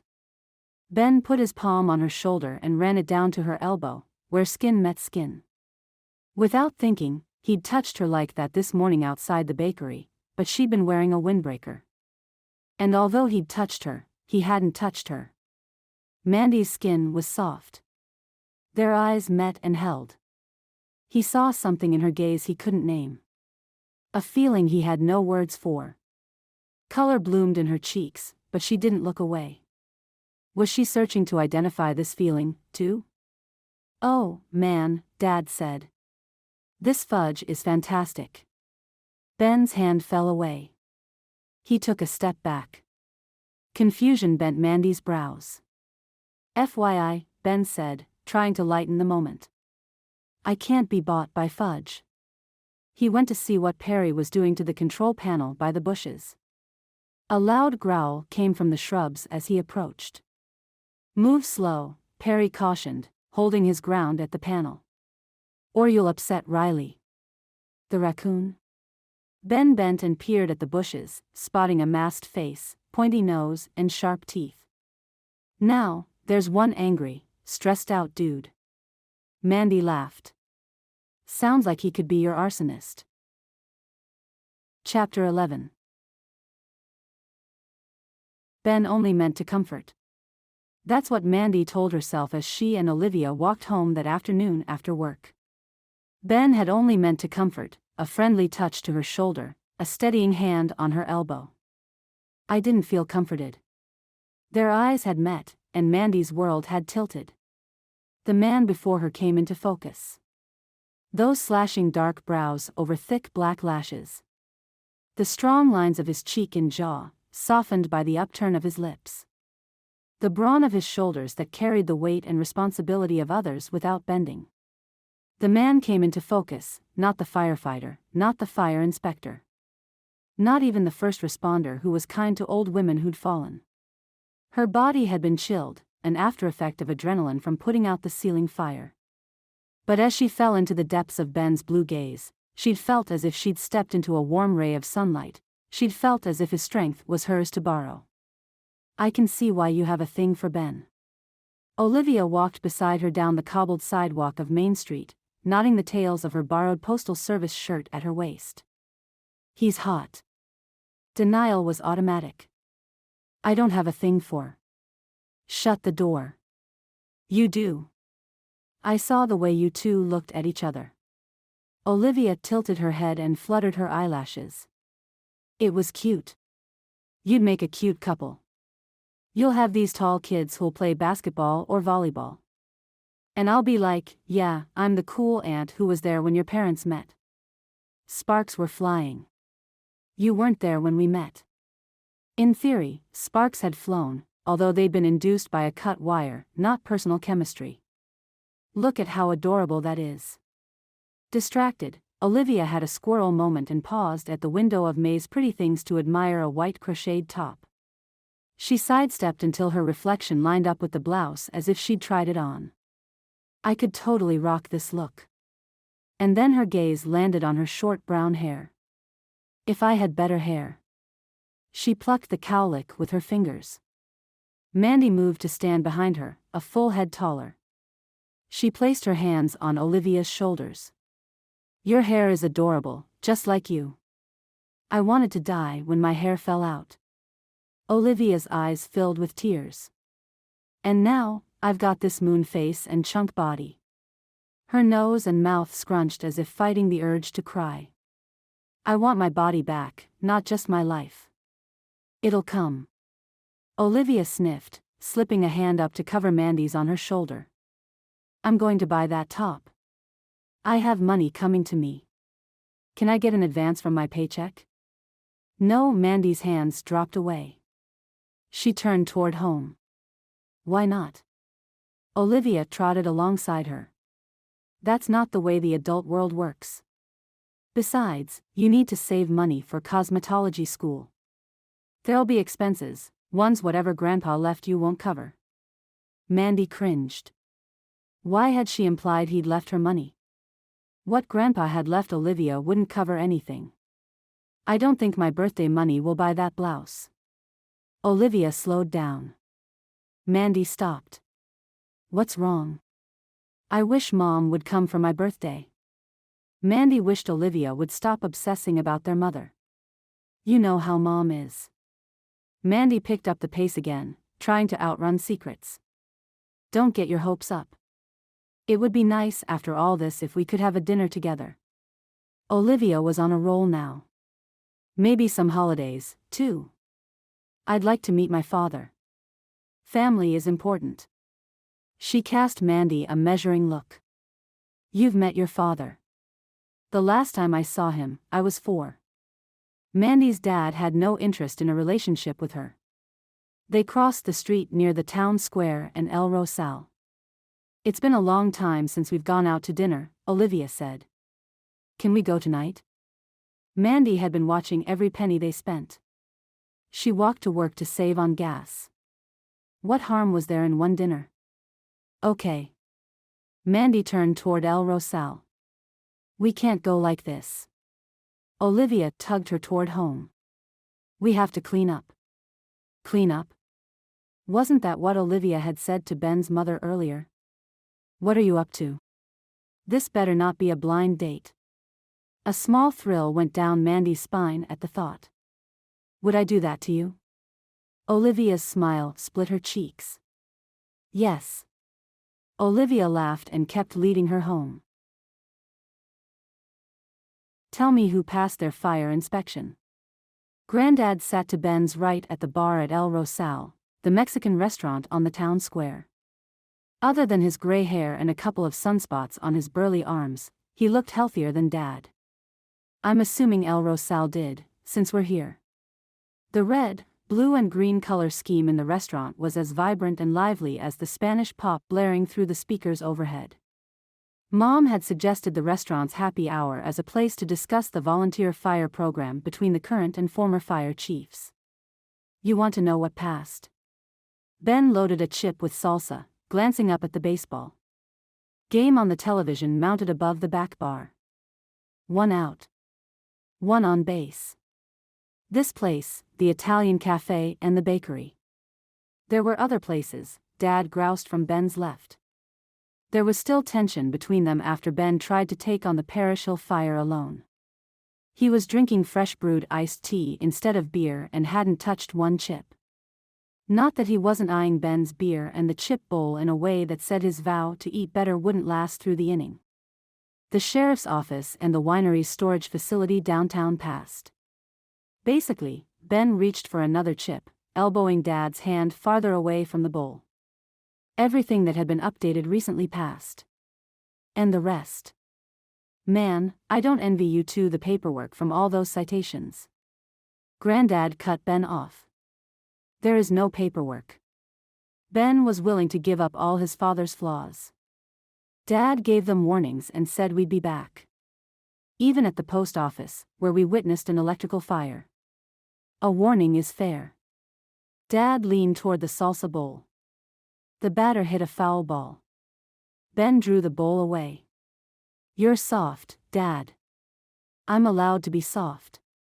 Dad picked up a chip, inspected the salsa bowl and then set the chip on his drink napkin. I'm close to retirement.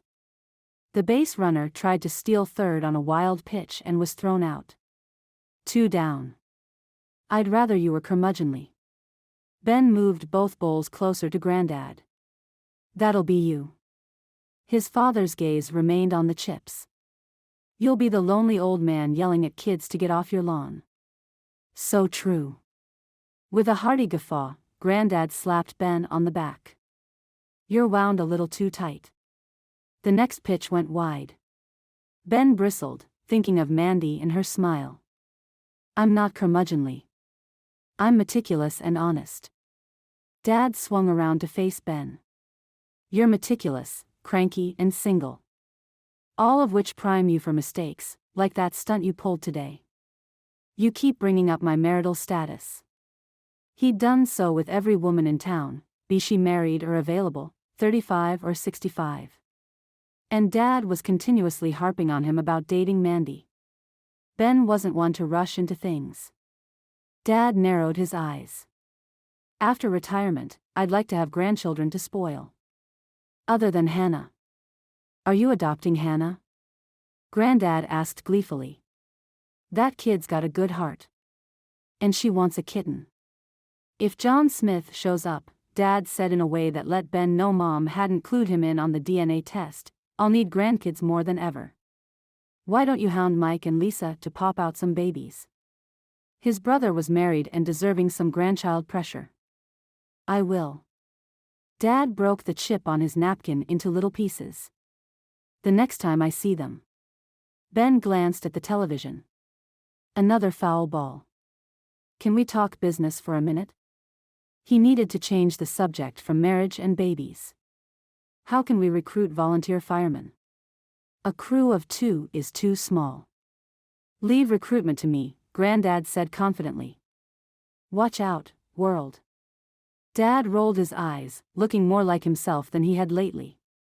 I bet Granddad wants to give a kitten to each recruit.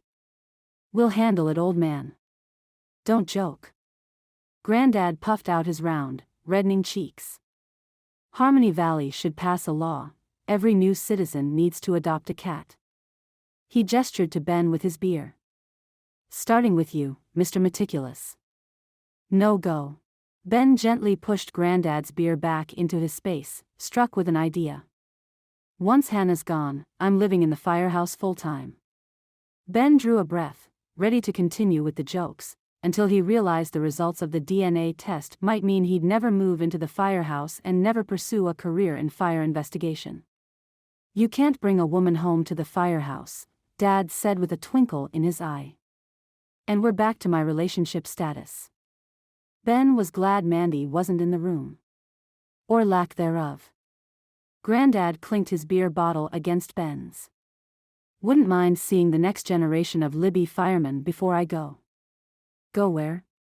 Ben watched the batter connect with a pitch, sending it sailing over the right field fence. Go kicking the bucket. Granddad turned serious. I'm 2 years shy of 80. My ticker could go. I could get the big C. Or I could live to see 90. Dad glanced at the chip crumbs on his napkin morosely. You're as healthy as that batter. That was true. And why wouldn't he be? Granddad had spent the majority of his fire career in Harmony Valley. They averaged less than 50 major calls a year. I'll handle recruitment, Dad said firmly. I'm the fire chief. End of discussion. Hey. Granddad perked up. There's some potential recruits right there. He nodded toward the rainbow-colored lobby where two women stood waiting for a table. And at least one looks of legal firefighting age. Mandy followed the host to a table. Instead of postal service blue, she wore a green flowered blouse, form-fitting blue jeans and flat sandals. Her usually messy ponytails had been tamed into a sleek, thick braid. Olivia wore a teenage girl summer uniform, a yellow tank top, jean shorts and yellow flip-flops. Let's not ask Mandy. The last thing Ben needed was his kryptonite on his fire crew. Mandy? Granddad frowned. Mandy Zapien? Yeah. So? She was one of the kids who accidentally started a fire at the high school years ago. Practically burned down the gym before we got there. I could never prove she was there, but I suspected. While Granddad prattled on, Ben exchanged a look with his father. Dad seemed to say, "Don't believe it." Ben said, "There are too many coincidences here." But he didn't believe it either. I'll have the steak and shrimp fajitas. Olivia ordered the most expensive item on the menu. No. She'll have 2 chicken tacos. A la carte, Mandy corrected, choosing the cheapest item. And so will I. She waited until the waiter left to lean closer to Olivia. You knew Ben would be here. Before Olivia could protest, Ben's father approached their table. Ladies. Keith leaned on a chair back, sagging like he needed the support. We're filling a roster of volunteer firemen. Firehouse meeting. 7:30 tomorrow night. Olivia beamed at Mandy. Can I? Are you 18? Ben appeared next to his father, clapping a hand on Keith's shoulder. I'll be 18 soon. Olivia slumped. But since I'm going away to cosmetology school after that, I shouldn't promise anything. Mandy was simultaneously bursting with pride that her sister realized she couldn't commit to something she was interested in and deflating inside because Olivia's dream was going to be harder to achieve than she expected it to be. Oh, say. Are you the nail girl Agnes told me about? An elderly woman with purplish gray hair at a table several feet away beckoned. Mandy thought her name might be Eunice, only because she delivered her mail. The hair was hard to forget. My cuticles are horrible. Olivia went eagerly to give the old woman advice. Keith moved toward the door, leaving Mandy and Ben alone. Truthfully, Ben said in a low voice meant only for her, I don't think you do well in the program. That first fire. Call it first-timer shock. Mandy wasn't sure why she was defending herself and a right to a volunteer position. She had no time or energy for anything other than the post office. Besides, I didn't run away when you asked me to be your safety net on Parish Hill. And I put out a fire at the post office today. Ben's gaze delved into hers but didn't stay long. My granddad seems to think your first time seeing a fire was in the high school. Mandy's smile fell. And not a little fall either. It plunged past her stomach to the tile floor. That was an accident. A secret you told Mr. Moon? Ben leaned down until his face was near her ear. If she turned her head, she could kiss him. And make a complete fool of myself. I'd like to know that secret, Ben whispered. And if you tell me, I'll let you be a volunteer fireman. Mandy swallowed thickly. Aren't you afraid if I tell you, you won't want me to volunteer? I'm actually feeling it'll be the opposite. Ben angled his face toward hers, a hint of amusement in his blue-eyed gaze. But I know you and secrets. You'd rather keep them to yourself. So it's a safe bet. Oh, how Mandy hated a dare. What's Hannah doing outside? Ben's father pointed out the restaurant window when Ben joined him in the lobby. Did she run away again? The appearance of Hannah left Ben no time to gloat over the corner he'd backed Mandy into or to be relieved that there had been no more deep confusing glances. Hannah's pink bike was leaning against the restaurant window. Her blonde pigtails were askew. She crouched in front of the window holding a small jar with holes punched in the top. Ben hurried outside and knelt beside her. "Whatcha doin', Peanut?" "Truman told me the best place to find crickets is in the cracks on Main Street." Her little brow was furrowed over the top of her black glasses. Her pink zippered sweatshirt hung almost off her shoulders. Ben was afraid to ask. "Why do you need crickets?" "I found a lost spider earlier. It needs to eat." She wiped at her nose. "Can you be quiet? I haven't heard a cricket since you came out here. It's time for dinner." Ben realized he should be calling Mom to let her know Hannah was all right. A glance inside the restaurant showed Dad on the phone. He mouthed, "Mom." "Dinner?" Hannah stood. She looked like she'd done the army crawl through a mud field. "So soon? Did you ask Mandy out? Is that what you were doing here?" "No. Who told you that?" Ben didn't need her answer. His mother was on the case to solve his bachelorhood. He wished he could put his parents in timeout. He glanced back inside at Mandy, feeling both annoyed and guilty. Was that why Mandy dressed up? Did someone tell her I was here? Hannah shrugged.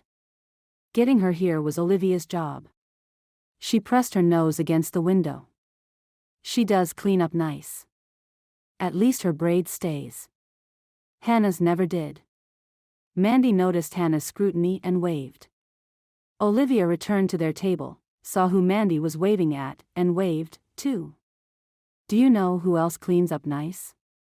Ben asked, riding Hannah's bike. "Who?" "You."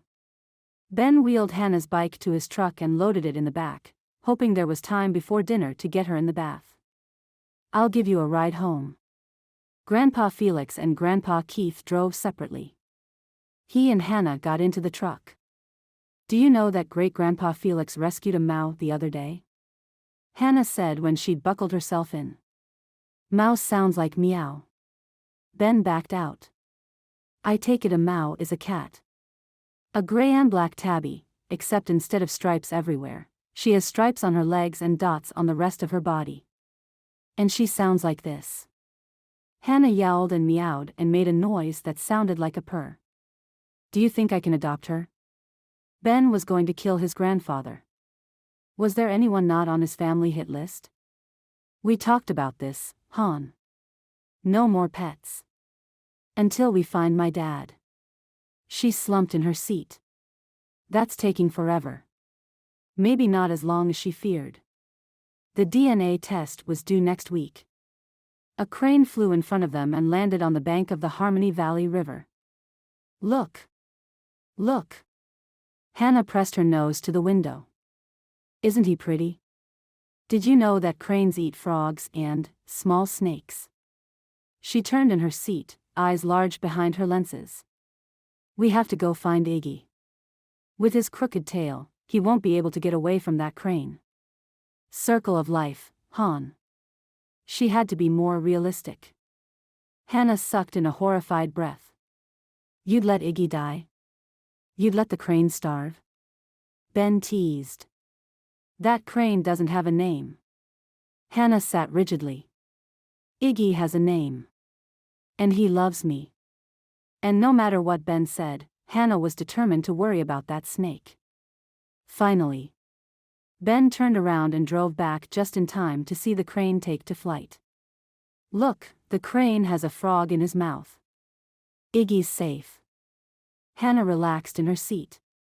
When they got home, Ben's phone chimed with a text. While Hannah went inside to wash up for dinner, Ben checked his phone. It was the private investigator. "I found John Smith. I'll call you tomorrow." Tomorrow? Ben had questions now. He wanted answers now. Was John aware he had a child? Was John interested in raising his child? Was John an upstanding guy or just some loser who shouldn't be raising a puppy, much less a little girl? Ben called Fenway back. The private investigator didn't answer his phone. "You're late," his mother scolded upon his entrance into the kitchen and the small nook where they took most of their meals. "This is family time." Dad had beat him home and was already eating. "Sorry," Ben managed to say. He glanced at Hannah. He'd nearly convinced himself that John Smith was a figment of Erica's imagination. He'd told Fenway to find John and send him to Harmony Valley. For all he knew, John Smith could show up tomorrow. He could take Hannah away. And there was nothing Ben could do about it. Before Erica died, Ben had loved Hannah. He'd loved her like a favorite uncle who took her out once a month and spoiled her a little. For the past few months, he'd had a say in how Hannah was raised, how she was fed, how she was disciplined. Okay, maybe the last part had been led by his mother. The appearance of John Smith meant Ben had no more say in Hannah's welfare at all. Unless the DNA test proves I'm her father. Even if John Smith hadn't been a sham name Erica had written on the birth certificate, there was still that chance. A feeling of helplessness welled in his throat. He should have requested the electronic DNA results. By the way, Ben, his mother said as she cleared her dishes from the kitchen table. I approve of Mandy. I talked to her today. So I heard. Ben huffed, digging into his vegetables. It's like I'm in middle school again and you're arranging for me to take Laurie Caldwell to the Sadie Hawkins dance. He frowned at his mother. News flash, the Sadie Hawkins dance is where girls ask the boys. Mom sked. Laurie Caldwell was a sweet, shy girl who needed a boost in confidence. She thought I liked her. She'd tried to stick her tongue down Ben's throat at the after-dance party. That was Ben's first kiss. Talk about shock and EW. I wonder if Laurie is single, Mom said with an evil glint in her eye. I could call her mother. Please don't. Ben frowned. Forget the please. Just don't. Or you could ask Mandy out. Mom came to stand behind Hannah, who nodded in agreement.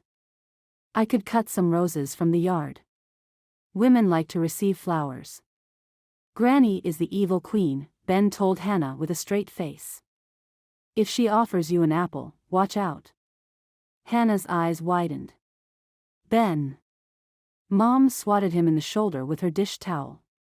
You need help with your personal life, son.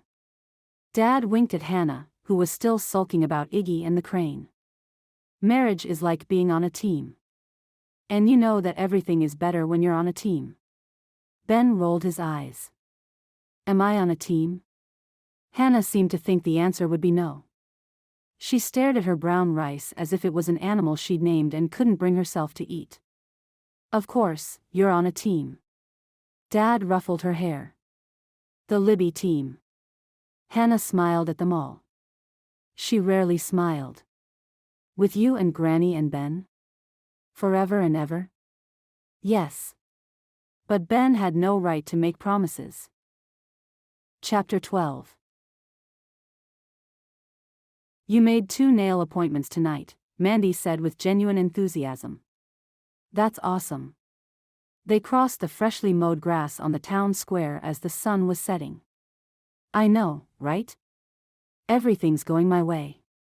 Olivia skipped a few steps ahead, threw out her arms and spun around. As soon as I graduate, I'll be my own boss. I could set up shop at that house the town council told us about if you rent it. And when Mom comes back. If I rent it? Mandy felt a niggle of impatience that threatened eggshells. Once you start working, you'll need to pitch in on things like rent, utilities, and food, especially if you're operating a salon there. Olivia slowed down. But you're about to become an adult. Mandy wasn't sure Olivia was ready to be one. And some of the blame fell on her. You'll be free to do what you want, but you'll also have to pay your way. When Olivia said nothing, Mandy couldn't stop herself from pointing out the hardships of self-employment. Are you sure you want to be a nail technician? There's not much future in it. You won't get a cost of living increase every year or retirement. I want to follow my passion, Olivia said with all the gusto of the naive. She held out her hands so Mandy could admire them. I don't care about things like raises or health insurance. Mandy's voice was suddenly raw. Her sister needed a reality check. She was a cancer survivor. She needed the best health insurance out there. Are you ready to pay for your own health care? Olivia glared at her. You don't understand. All you've ever wanted to do is work at the post office. You achieved your dream. That's not true.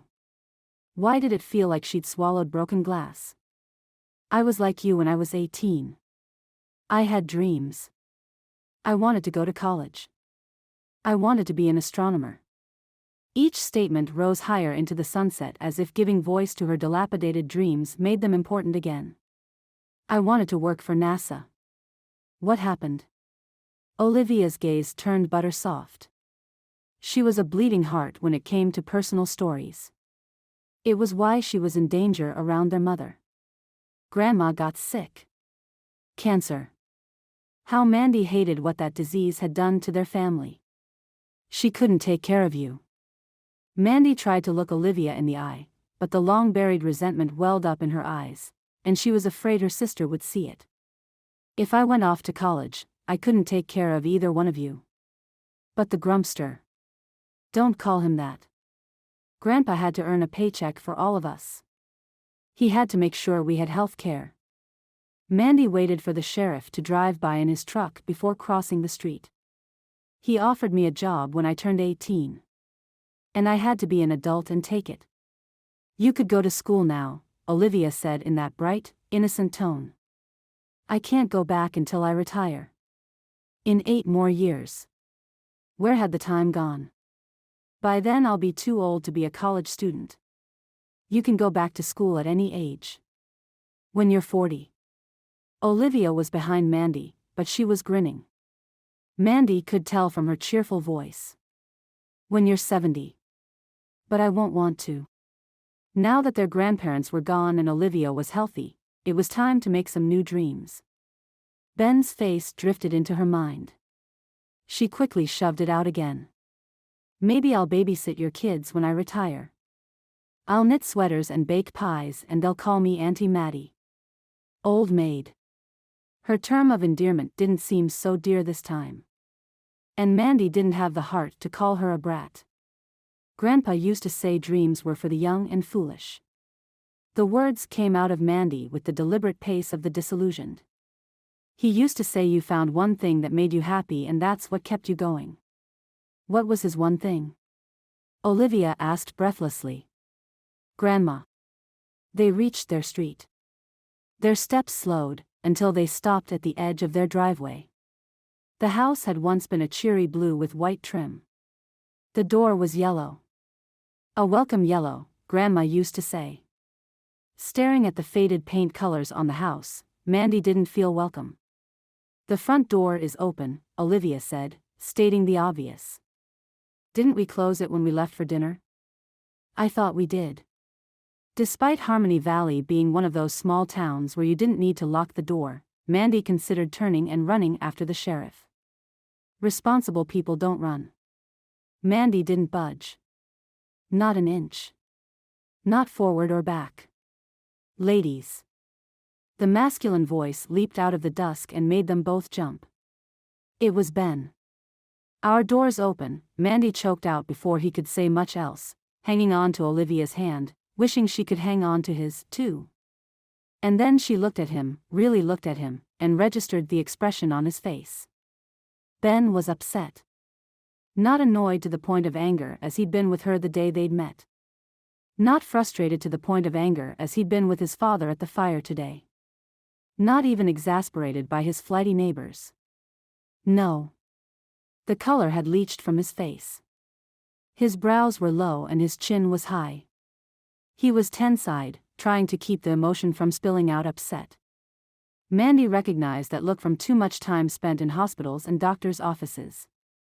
When someone got that look, they got reckless. Mandy released Olivia's hand and grabbed hold of Ben's arm as he walked toward their door, trying to stop him. We can handle this. What? Olivia squeaked.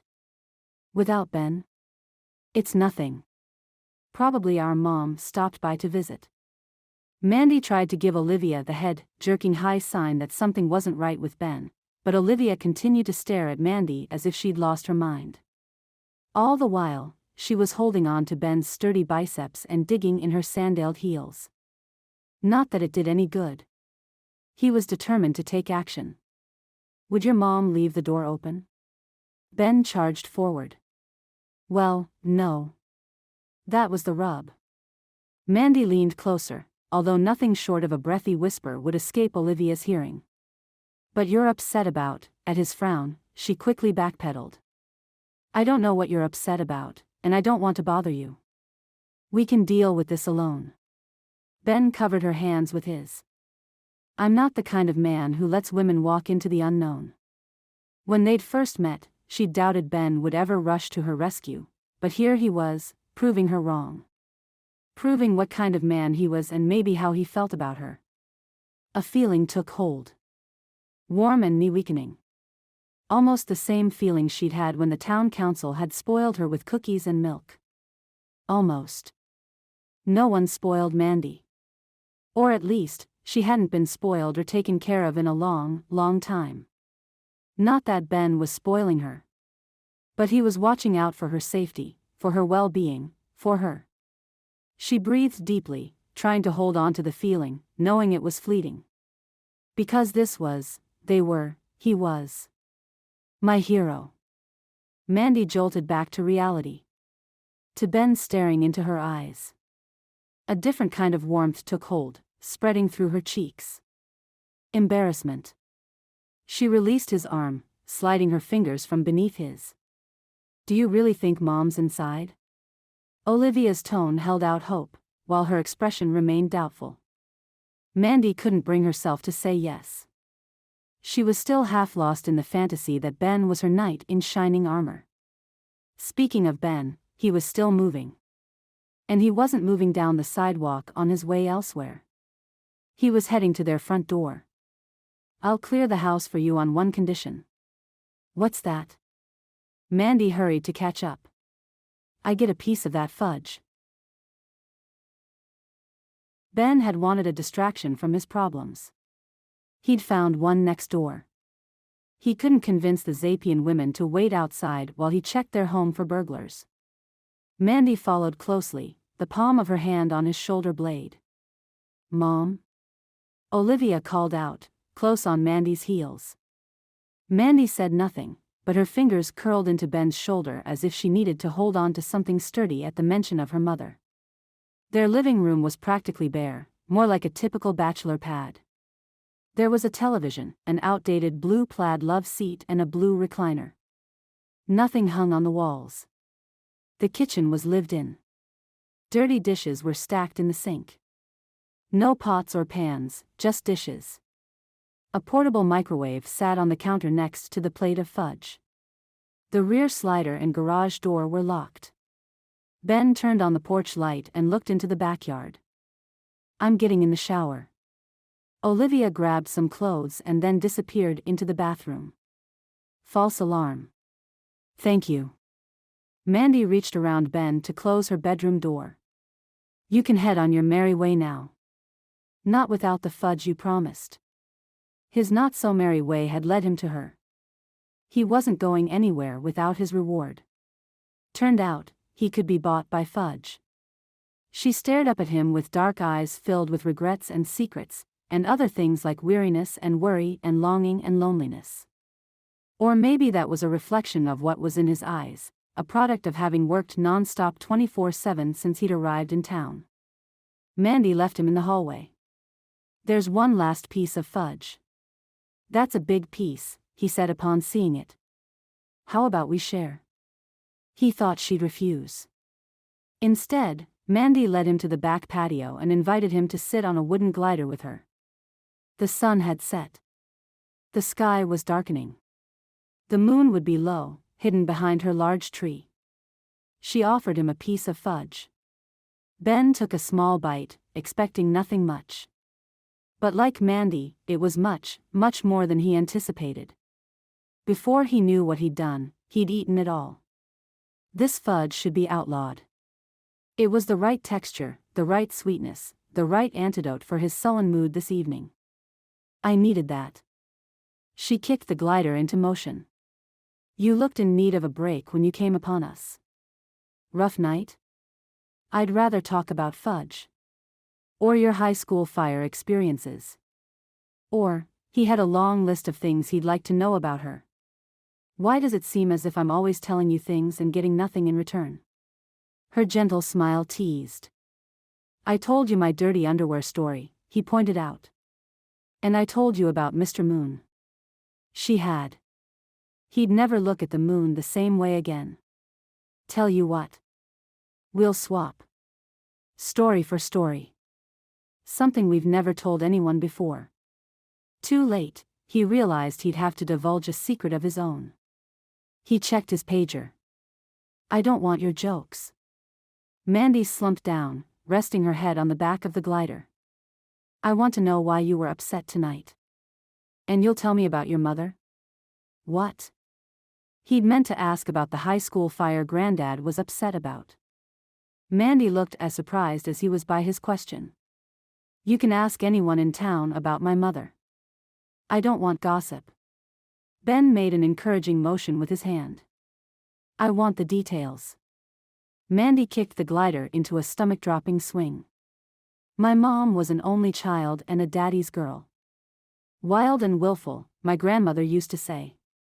Mandy rolled her head to the side, seeking his gaze. She got pregnant in high school and married my dad. They moved to Santa Rosa. Enter me. Enter divorce. Enter my return to Harmony Valley. He ran the back of his hand down her bare arm, turning his palm over to cover her hand. Those were stingy details. I don't usually talk about my mother. Her gaze dropped to their hands. His fingers curled around hers. I'm honored. My mother likes to have fun, Mandy began slowly. She likes pretty things. She likes it when men spoil her with fun and pretty things. She was swiping right before there was an app for that. Firefighting absentee father aside, Ben realized how lucky he'd been to have stable, happily married parents. When I was little, younger than Hannah, I used to think my mother was a princess. I never saw her without her hair done, makeup on and wearing pretty clothes. Mandy's gaze drifted toward the backyard. I used to try to be pretty for her. I wore dresses and Grandma fixed my hair. But I was a gangly, awkward thing, not pretty enough to stop her from leaving. Ben imagined Mandy as a little girl, sitting at her bedroom window and wishing on the moon. That was her loss. She couldn't see how beautiful you were inside. Mandy grinned at him. You don't even realize you're doing it, do you? Ben retraced his last words. Too late, he realized his error. Was the correct response something along the lines of how beautiful and princess-like you are outwardly? Sorry. I'm not a guy who tosses out easy compliments and smooth lines. I could tell. She leaned back, staring up at the porch ceiling. It's okay. I'm getting used to it. Really? Not really. She grinned again. Just kidding. That was too good a setup to resist. He acknowledged her good-natured dig with a nod, sensing she was ready to move on from the topic of her mother before he was. Do you think you'll ever have a relationship with her? No, a flat denial. Mandy kicked the glider into motion again. When I was 14, Mom showed up with this beautiful baby girl. She was so tiny, so precious. I just knew that Mom couldn't leave Olivia. Here was a princess fit for a queen. But she left anyway. Of course. Mom needs to be worshipped. Mandy's smile was the one she used to hide her pain. And no matter how perfect Olivia was, as a baby, she wasn't capable of worshipping at Mom's altar. As a firefighter and first responder, Ben saw dysfunctional families all the time. But he never heard their stories. We'd moved to Santa Rosa after my grandmother died. Somehow, Mom found us a few years later. But it was almost better because she lived in the area, too, so she didn't arrive expecting to have room and board and royal service. Ben squeezed Mandy's hand in the hopes that she'd continue. And she did. When Olivia was, I don't know, 13? Which would mean I was 27. Mom wanted to take her out on New Year's Eve. Out to party? The nerve of her. Mandy shook a little, not quite a shiver, not quite an angry tremor. And Olivia. She was dying to go with her. I knew how she felt. I knew what it was like to bask in what little attention Mom threw my way. But I couldn't let Olivia go. She looked into Ben's eyes with a regretful gaze. And so, I gave my mother money to leave without her. The glider had been well constructed. The wood creaked faintly with each pass. It was the right thing to do. Ben gave her hand another squeeze. Was it? Mandy might have gently tried to pull her hand away. Ben linked their fingers together. It was. But Olivia was crushed. She cried on my shoulder until midnight, hopeful that Mom would come back and get her. I cried to the moon after she went to bed. Mandy glanced toward the tree and the moon they both knew was hidden behind it.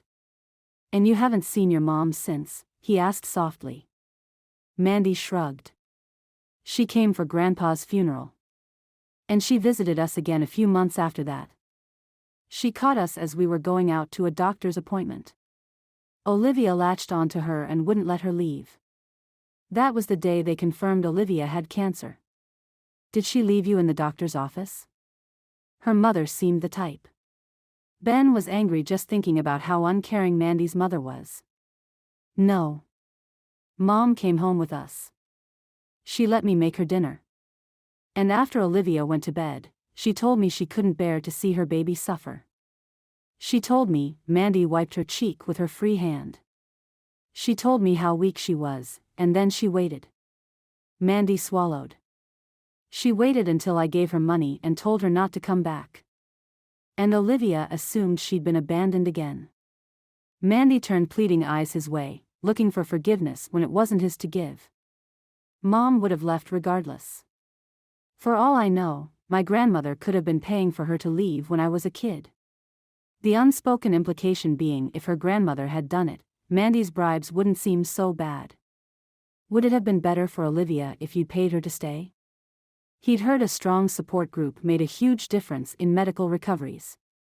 She would have divided us.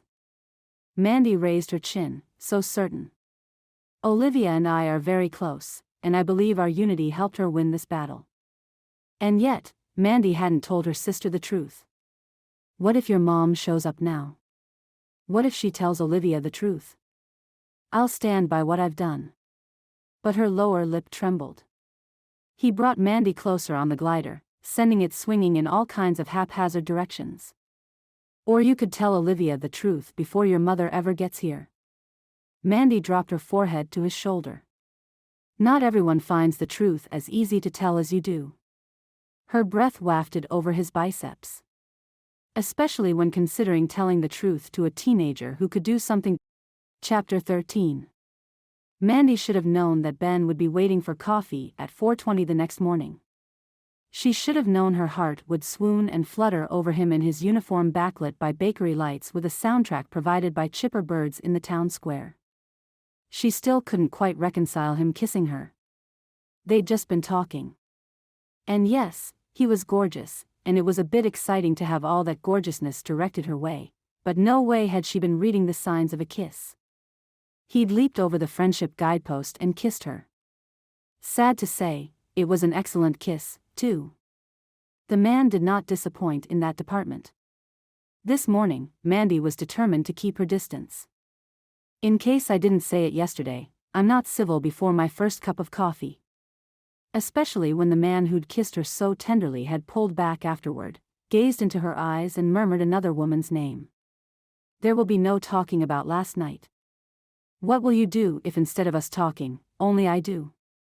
He was in command mode, standing tall and looking her directly in the eye.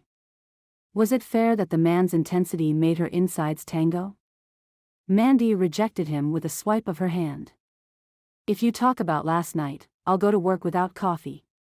She bared her teeth in what felt nothing like a smile and watched Tracy scurry around the bakery getting it ready to open. If Mandy was lucky, she'd open early.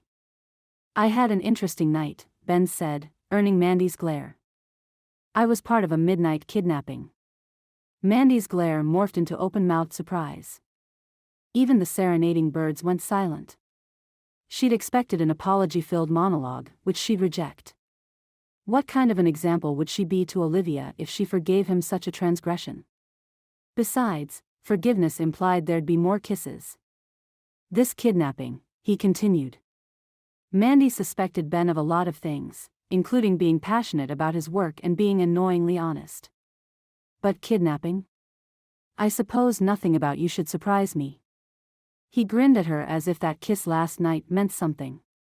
Midnight kidnapping is a term we use for a specific type of call. Mandy didn't want to be curious. She sighed. While I wait for my coffee, I have time for you to explain. She sat on the wrought iron chair and thrust her hands into her windbreaker pockets. But only about the kidnapping. He took a step closer, blue eyes magnetizing hers. There are calls where we can't rouse a breathing patient. Protocol is to let the ambulance take them to the hospital. And sometimes when the patient wakes up in a place that isn't their home or their bed, they feel as if they've been kidnapped. Mandy scraped her heel across the pavement, hating that he was being charming as he let her in on a secret of his profession. Hating that she liked that he was being charming and educating her on the firefighting life. Hating the sound of his deep, soothing voice and that he'd managed to take a few more steps in her direction. Had he no shame? Have I? It's a little disconcerting for everyone involved when something unexpected happens. Make no mistake. They weren't talking about 911 calls anymore. His grin didn't apologize. It found humor. In their kiss. Mandy slapped her hands on her thighs and stood. An arm's reach away, Ben cleared his throat and toned down his grin from triumphant to merely charming. Your sister looked good yesterday. He was playing the family card? Two could play at that game. Mandy turned to face the bakery door. Your dad's color was better yesterday, too. He was rested. Ben wasn't to be baited. He turned the same direction that she was, somehow coming closer to her. And Dad did eucalyptus breathing treatments yesterday. Who knows what he'll try today? Some of those natural therapies work wonders, Mandy said before thinking better of it. It was the natural therapies that had gotten her into trouble financially, because insurance didn't think they were justified. They stood shoulder to shoulder, nearly touching. It's the little things that make a difference, isn't it? Ben ran a hand through that dark as midnight hair. Laurie Caldwell tried to suck my face in the 8th grade. The experience scarred me. He didn't turn. He didn't look at her, but his fingers found hers. And you, Mandy Zapien, are no Laurie Caldwell. Mandy's heart did the swoony, fluttery thing. I would have bet money you couldn't earn my forgiveness. Honesty is a double-edged sword, he said simply. Mandy was muted by the tender way Ben held her hand, the warmth of his shoulder and the mind-boggling possibility that Ben might want to kiss her again. That he might want to go out to dinner sometime or come over and watch a movie. His mother would gloat and Olivia would grin and Mandy put the brakes on the runaway relationship train. Friends. Relationships began with friendship. Where had they left off last night? Before that kiss. You'll give Hannah a good home. The way he worked a conversation to mend fences and diffuse tension, how could he not? About that, Ben glanced down at her with the apologetic face she'd expected to see first thing this morning. I mean, she's great. But after sleeping on it, I realized she'd be better off elsewhere. The sharp pain of her mother's leaving sliced Mandy's insides. She extricated her hand from his and put some space between them. You're giving her up? He flinched. Try to understand. I don't have a 9-to-5 job like you do. I'm gone 24, 48 or 72 hours at a time. Tracy opened the door. Morning, peeps. Coffee's ready. Mandy held up a hand that shook when Ben would have gone inside. You make it sound as if there's never been a fireman who's a single parent. You make it sound as if Hannah is disposable, like a cat you take home from a shelter and then decide you don't want and give back. Mandy knew all too well how that felt. I didn't ask for her, he said carefully.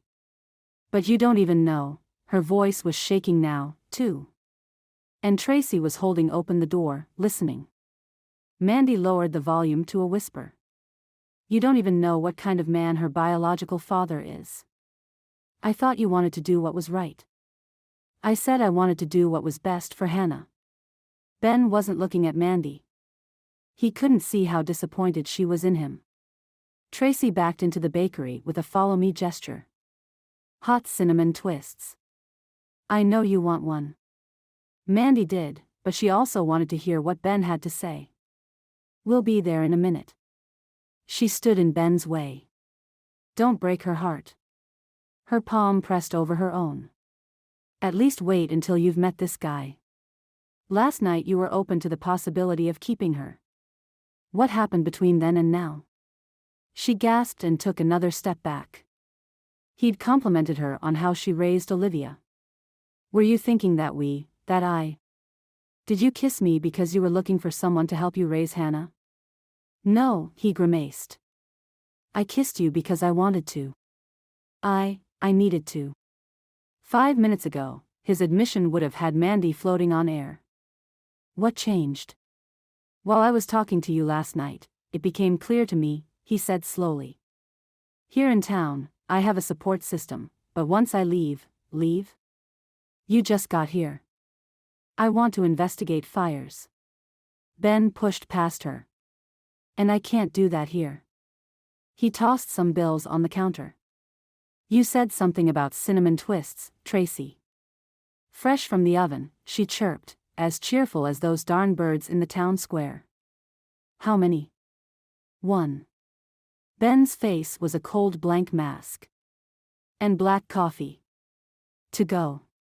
Mandy ordered a black coffee, too, and hurried out the door behind Ben without a cinnamon anything. You're brushing Hannah off because you wanted to pursue a different career? Mandy would never choose her dreams over the fate of a child.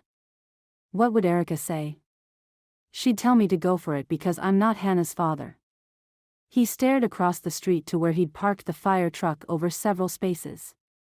If I was Hannah's father, she would have put my name on that birth certificate. Erica was honest. Disappointed at his attitude, Mandy hung on to her smile for dear life. I can't be with someone who puts their needs over that of a child in their care. Understood. Ben handed her the bag with the cinnamon twist. Try not to start any fires today. Why are you and my grandpa's firefighters? Hannah sat at the firehouse kitchen table. She had a box of new crayons and a firefighter-themed coloring book. Because we like rescuing people and keeping them safe, kind of like the way you like helping animals. Ben sat at the table with her with his laptop out. He was checking prices and availability of equipment and turnout gear with the hopes of suiting up several volunteer firemen someday. But his attention kept drifting to Mandy. To her passionate defense of Hannah. Her caring smile. The accusation in her eyes that he was a disappointment. The declaration that she couldn't be with him. Why don't you have a fire dog? Hannah turned the coloring book so Ben could see the Dalmatian riding shotgun in a fire truck. It says right here. Every fireman needs a dog. Before we can get a dog, Ben said, allowing a small smile, we have to have the proper equipment to fight fires and stay safe. We need the essentials. A dog is, what you said. She grinned, looking a lot like her mother right before Erica used to say, I told you so. Hannah turned the book back around. A dog comes after helmets, turnout gear and oxygen masks. He clicked on the next website. After trucks and hoses and radios. Hannah pushed her rectangular glasses up her nose and glanced around. You've got all that. We're adding firefighters.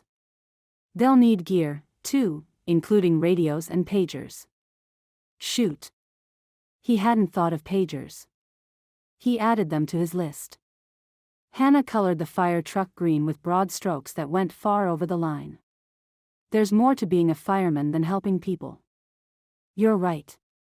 You have to buy stuff, manage inventory, screen applications, shoot. He needed to print some applications for the meeting tonight. No, Hannah said in her ultra-patient voice. I mean, you do more than rescue people. The lady at the bakery said she feels safer after you specked her. And a man in front of the restaurant said the sun was shining because you'd put out a fire. She looked up at him with Libby blue eyes. Ben's heart clenched. How could he deny she was his? What did that man mean? Ben needed more than a moment to compose himself. By that time, Hannah was back to coloring. It means we were lucky. Ben was lucky to have spent this time with her. He took her small hand in his. Hon, do you ever think about John Smith? Your father, I mean. You won't see us, me as often when you go live with him. I think John Smith should come live here. That way I won't have to move again. Granny Vanessa just learned how to make macaroni and cheese the right way. And Grandpa Keith just learned how to read Goodnight Moon. And me? He hardly dared ask. What did I learn how to do? Her voice dropped to a whisper. You learned how to be the best godfather ever. I haven't seen that raccoon of yours. Utley sat in a webbed folding chair on the post office's loading dock. His shirt today was neon yellow with hula girls. Good riddance. Mandy balanced on an old wood ladder, painting the wall where the fire had been, wishing she could just as easily paint over Ben's objections to keep Hannah. The plumber had come and gone. The van filled with supplies from the mail hub in Santa Rosa had come and gone. The mail truck with the day's mail had come and gone. A trend, this coming and going from her life. Take Ben, for example. Don't think of Ben. Unfortunately, that was all she was thinking about. He'll be back. Utley turned his face to the sun. Pests always come back.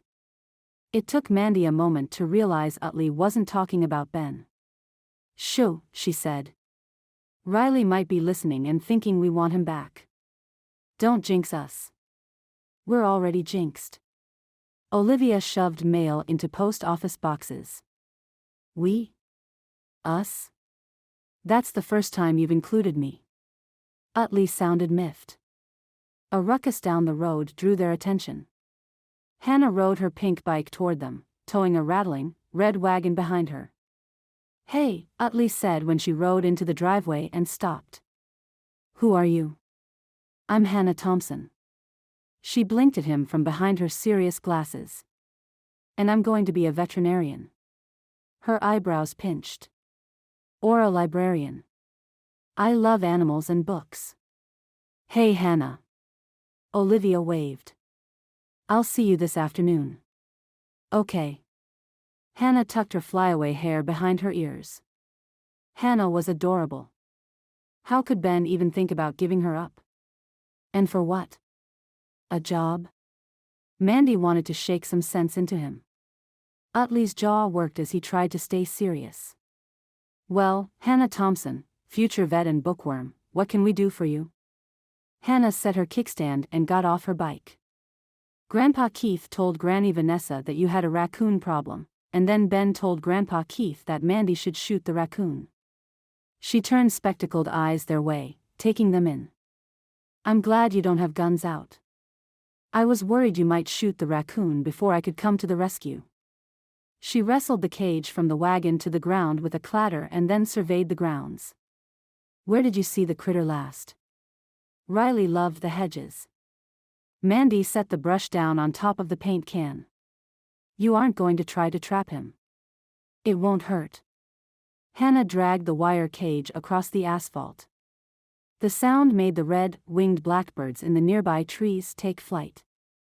I got this from Great-Grandpa Felix. I'm good at catching animals. He might have moved on. Olivia shut and locked the mailboxes. We haven't seen him. Are you sure Riley wasn't a girl? Hannah stopped mere feet from Riley's hedge. Her face was red from exertion. If she was a girl, she could have gone somewhere to have kittens. Hannah shaded her eyes and looked around. There's a house back there. Does anyone live there? No, Mandy said, gathering her wallet and phone for the mail run. That's where I'll look. Hannah took some marshmallows from her pink shoe bag and put them in the trap.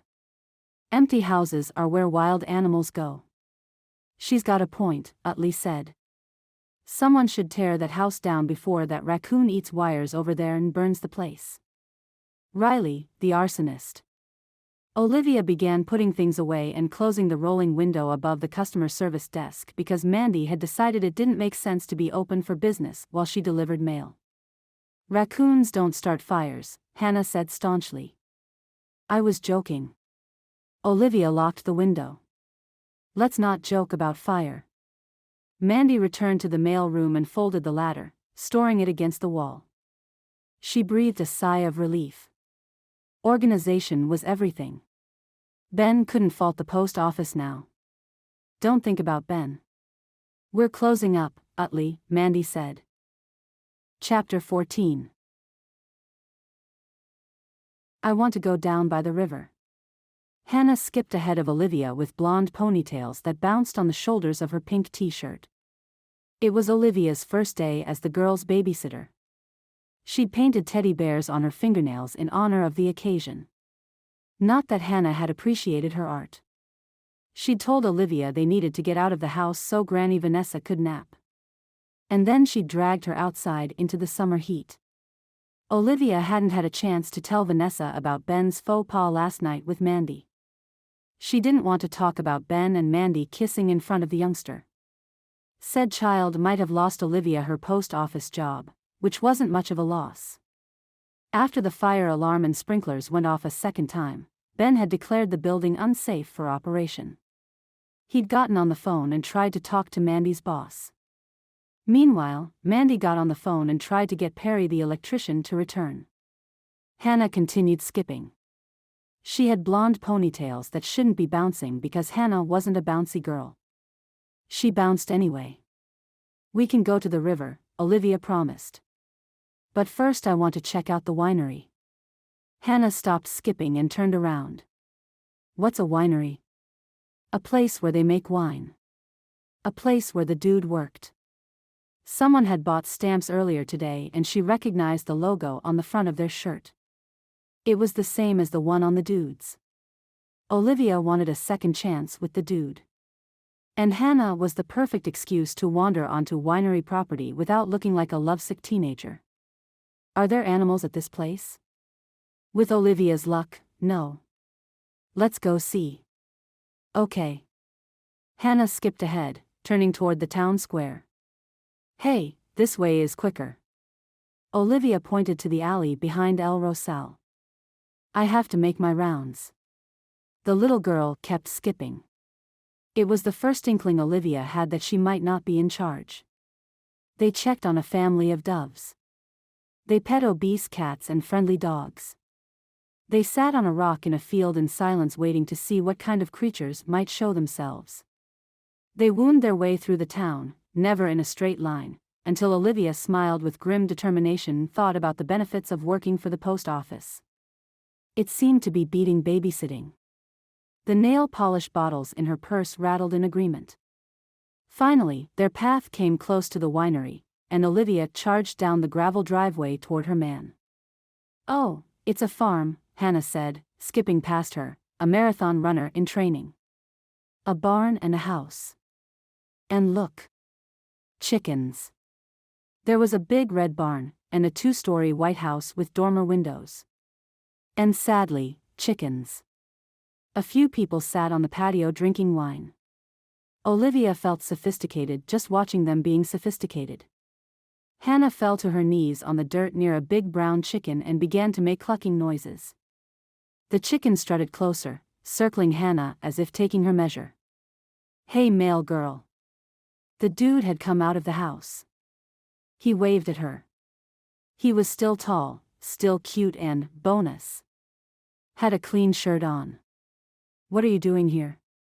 Olivia's legs felt as if she'd been dancing all night. She was afraid she might reach the dude and collapse at his feet. I'm babysitting. Lame. Lame. Say something else. And you have chickens. Gah. That was worse. Crossing the parking lot toward her, the dude chuckled as if he found Olivia both charming and amusing, which made Olivia's legs stop shaking so much. I have some packs of chicken feed for the tourists. He tossed her a small burlap bag with a drawstring. Hannah's brown chicken ran toward Olivia, pecking the ground around her feet, closer and closer until Olivia thought she might peck her pink toenails. Olivia, Hannah said in an aggravated voice. Feed her. Olivia managed to open the bag and shake some feed on the ground, backing away and smiling the way Mandy did when she wasn't happy but didn't want anyone to know. How sad was it that Mandy had wanted to be an astronomer and ended up working at the post office? How sad was it that the dude was turning back to the guests on the patio? The bag was empty. The chicken moved closer to the patio with the wine drinkers. The dude went back inside the farmhouse. Let's go, Hannah said, dragging Olivia by the hand. There are other animals that need me. Mission accomplished. Olivia went willingly. What's wrong with you? Hannah tugged harder. I'm going to marry that man, Olivia said dreamily. You are? Hannah slowed down, apparently a bit of a romantic. What's his name? I have no idea. The country duet blaring on the radio was old school. They crooned about love and twanged about their problems and blamed each other for their homely-looking kids. Mandy could almost laugh. We thought you could use some help. Standing in a large puddle and feeling as if she was only pushing water around with her mop, Mandy walked out of her office to see who could possibly want to help clean up the fire alarm flood at the post office. Olivia had taken off, claiming she had to babysit. Ben had left, but not before notifying Mandy's supervisor that she'd failed a fire inspection. It was Keith. He stood in the parking lot at the edge of the loading dock in his blue Navy fire uniform. Only his head and shoulders were visible at the floor level. His face was slightly flushed, and his breathing was a little uneven. There was more than bad fish impacting his health. She hoped those meds he received would help him breathe easier. I'm afraid this is a lost cause. Mandy didn't want to admit it out loud, but there it was. The mail was safe, but the rest. This was an epic fail. Other failures, other losses, came tumbling back. She'd been unable to make her mother love her. She'd been unable to help Grandma beat cancer.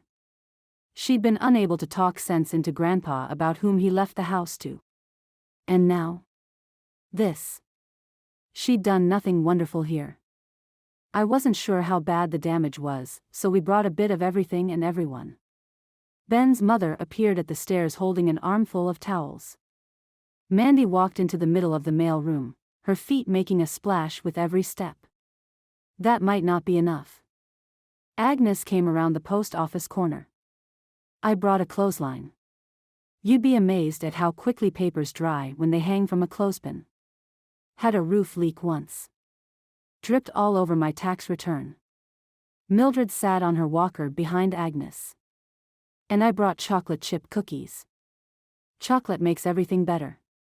Which is why I brought a thermos of hot chocolate, Rose said, completing the presence of the town council women.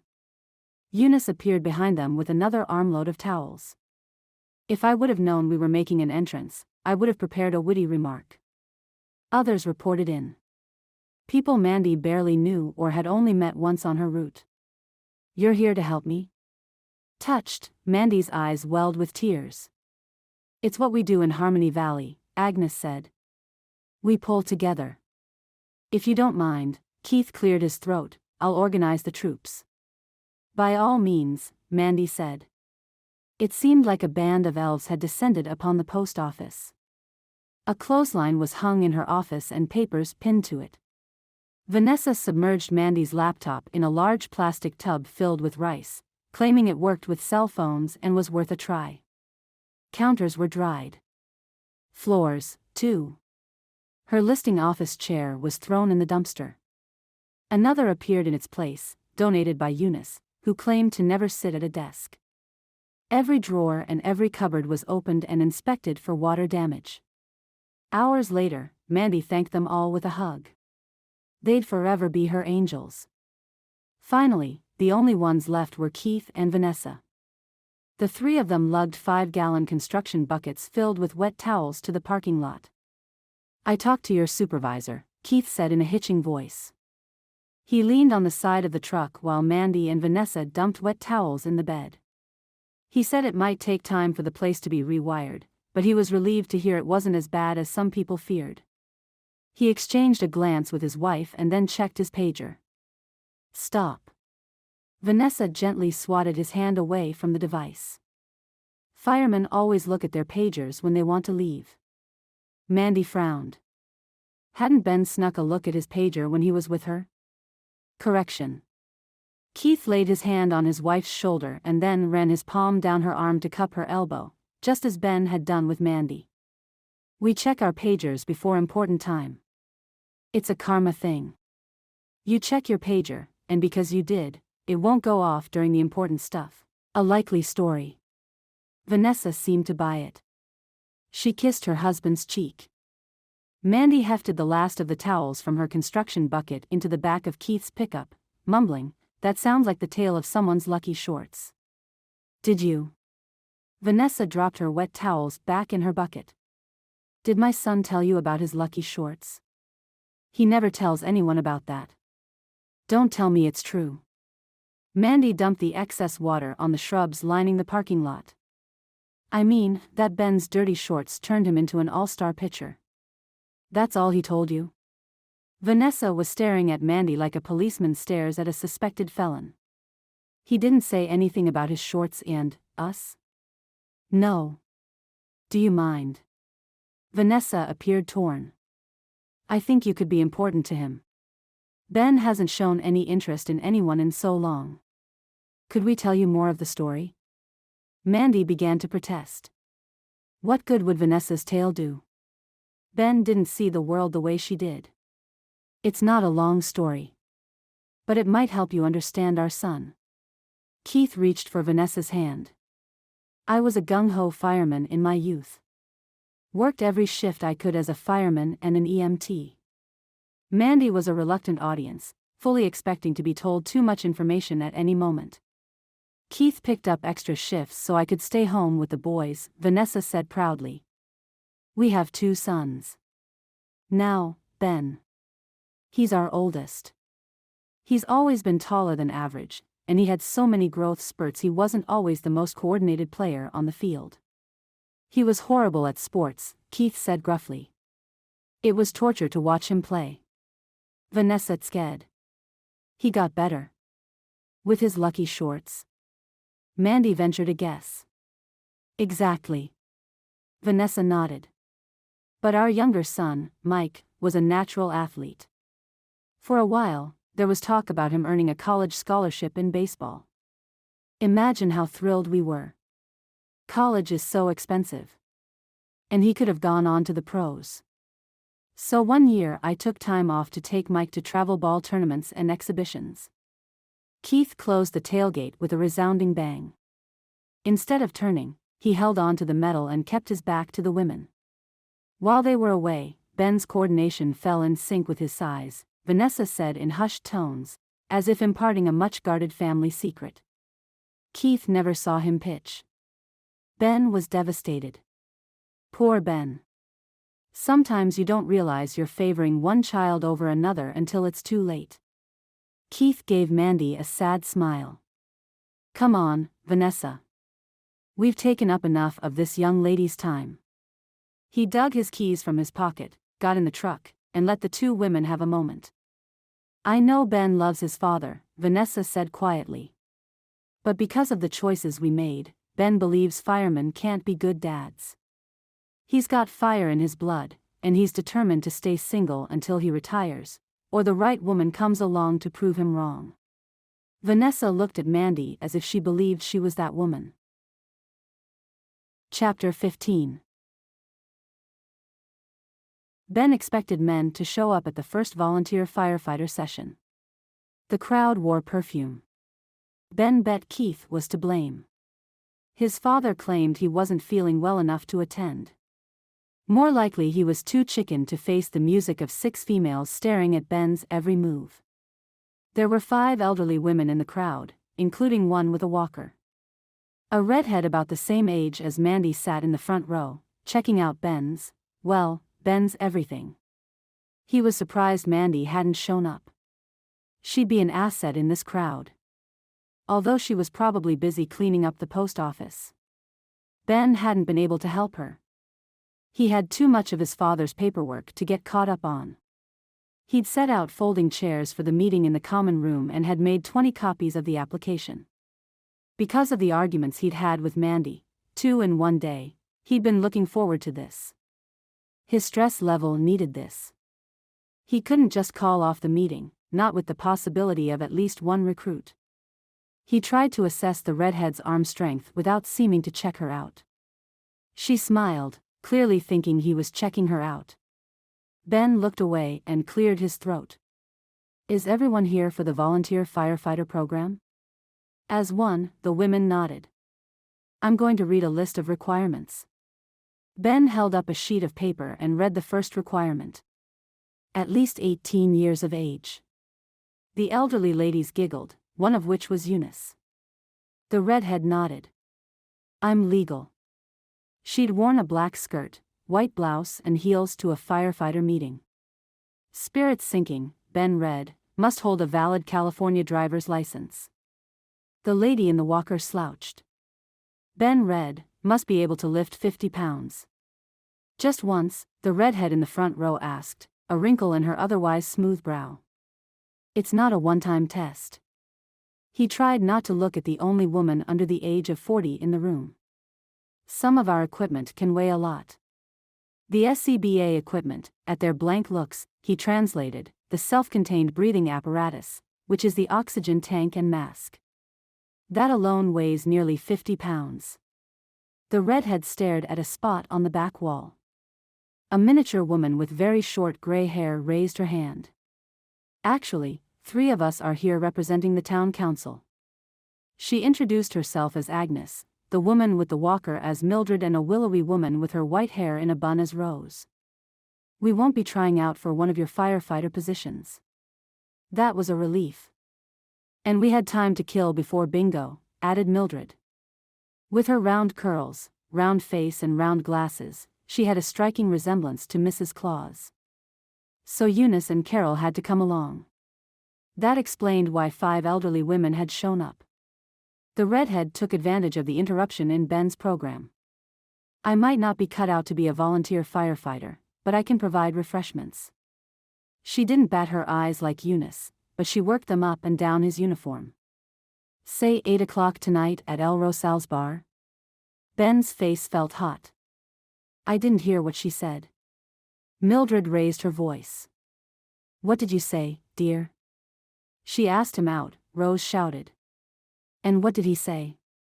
Mildred shouted back. He said thanks, but no thanks. Ben softened his rejection with a smile. I'm on duty. For the first time since coming to Harmony Valley, he was glad he was working 24/7. Some other time. The redhead left with a clack of heels, leaving the elderly contingent twittering in her wake. It was official. This was a disaster. You poor dear. Agnes stood. Did no one tell you that Emma Jackson and Becca Harris went into labor earlier today? Half the town and nearly everyone of firefighting age is at the hospital in Santa Rosa. Best reschedule. Rose nodded her head. Great advice. Ben was relieved he might have a volunteer program after all. We really need to be going. Mildred banged her walker into place. We can't be late for bingo. The elderly women filed out. Ben began folding chairs and planning the next meeting. He'd need to do some one-on-one recruiting this time. Ask around. Network. The town council seemed to be plugged in. Mandy walked up the driveway. She wore blue jeans and a green tank top that showed the wiry definition of her slender arms. Ben had never been so happy to see a muscular woman in his life. Am I early? She lingered at the garage door, taking in the folded chairs. Your dad said to come at 7:30. If his father wasn't dead, Ben was going to make sure he died a slow, unpleasant death. You don't have to volunteer. But he sure needed her. I do. She sighed.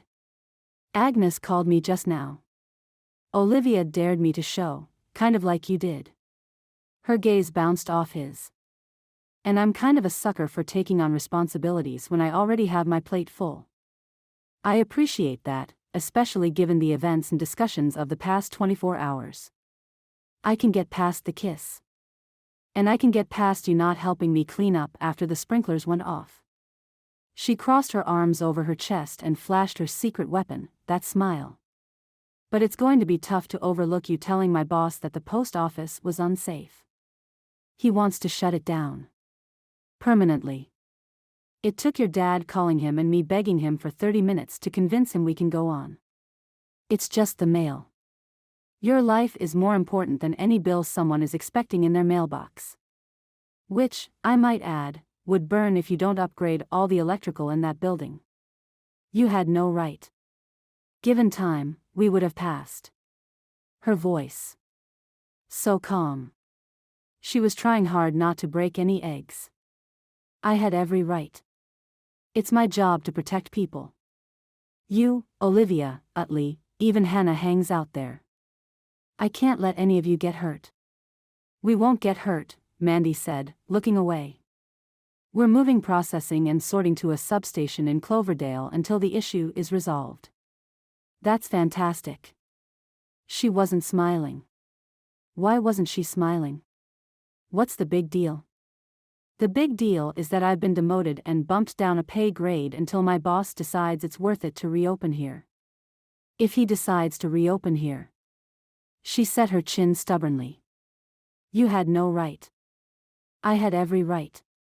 He grabbed her shoulders. Hannah's mother died in a fire that started because of faulty wiring. It was a building being renovated. An old warehouse they were converting into lofts. The owner fought every inspection with the same argument you're making, it's good enough. They took the city to court twice because they wanted to preserve the original plastered walls. The company in charge of the renovation had a good track record. But the owner was impatient, stubborn. And for what? A unique feature in their sales brochure? He shook his head. It burned to the ground, killing 2 firefighters. So if you think fire safety can be shrugged away. If you think I've inconvenienced you, think about Hannah and what she lost. He pulled her closer. Think about what would happen to Olivia if you were trapped inside that precious post office of yours. Think about those left behind. Mandy held on to his shirt, gripping the fire-resistant material. You're right. It's just. I can't afford the pay cut.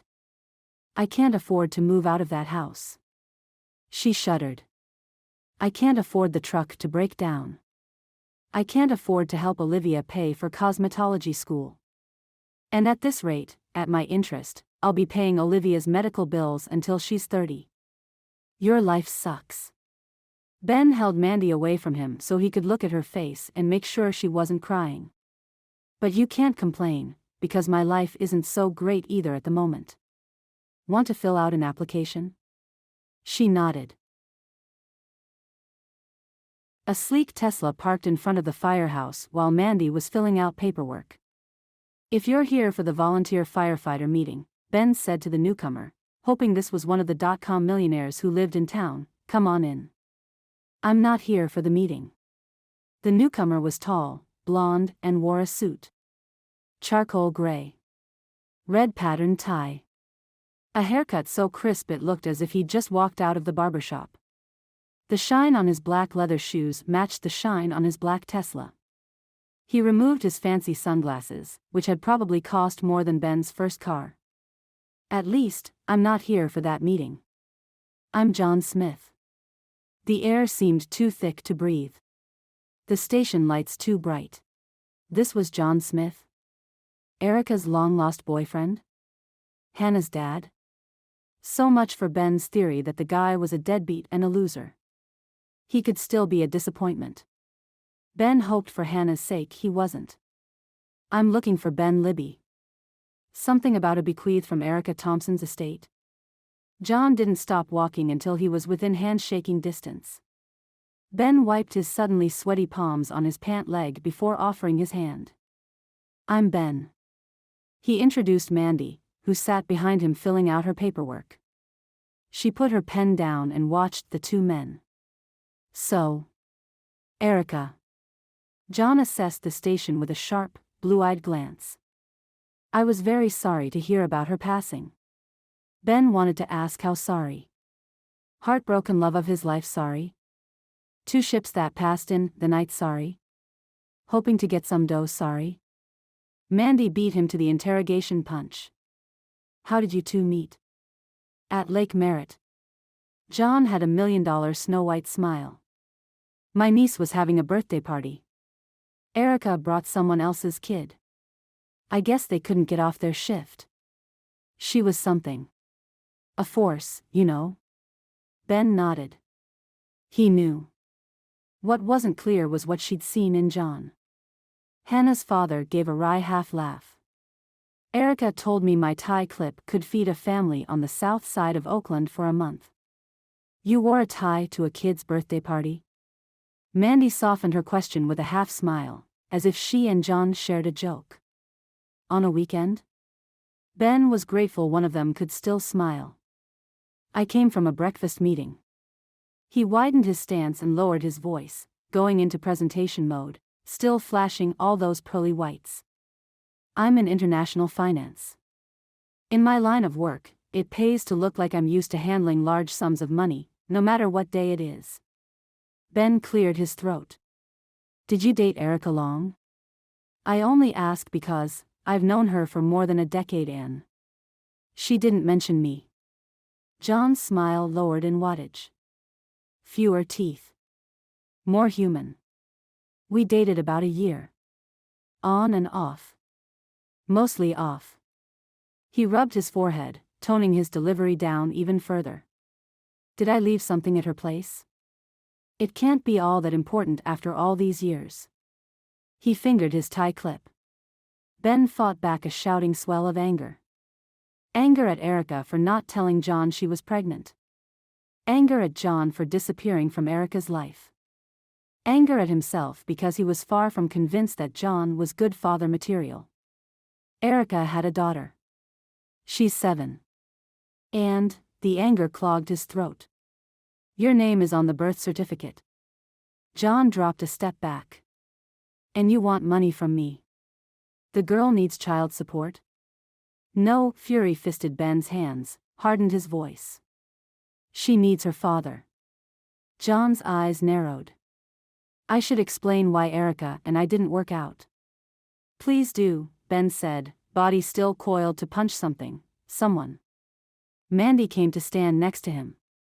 She touched his clenched fingers, and a miracle occurred. They loosened. Hers slipped between them. John noticed. He rolled his shoulders and attempted a smile. "Look. I spend 3 weeks of every month out of the country. My job consumes me."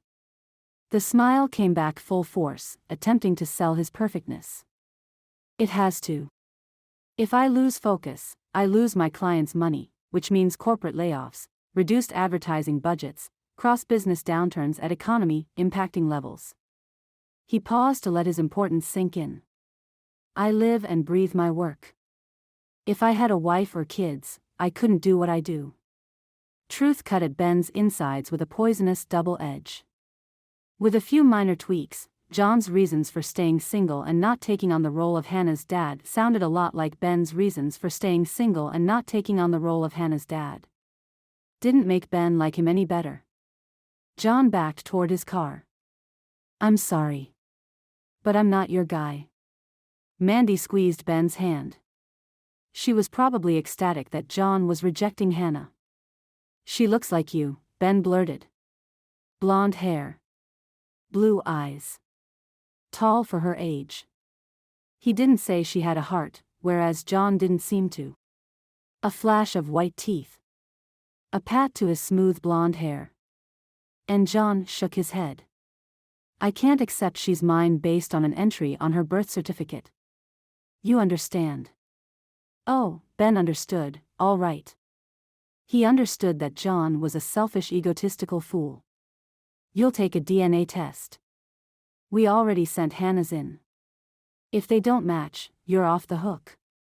He was letting John off easy. In the meantime, maybe you should think about what being a dad means to a little girl who's lost her mother. John stopped smiling and spun away.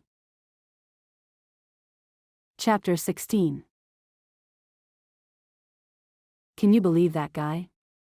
Ben was still worked up about John's appearance 20 minutes after the guy left. He paced the fire station. He asked about money. And he said he can't be Hannah's dad because he's too busy making money. I heard. Mandy had been patiently listening to Ben's tirade, waiting for him to come out and say John was unacceptable, and that he'd battle to keep Hannah. Not that John seemed willing to put up much of a fight. John acted like he influenced the rise and fall of foreign countries. Ben rounded the fire engine and stomped the length on the other side. He acted like that was more important than Hannah. Can you believe it? Ben didn't expect her to answer. He paced. He ranted. He blew off more steam. Mandy sat on the front bumper of the fire truck, willing to give him 5 more minutes of support before she left. Ben came around from the side, and she knew the moment she saw his face that the hard edge of truth had finally hit him. The rage was gone.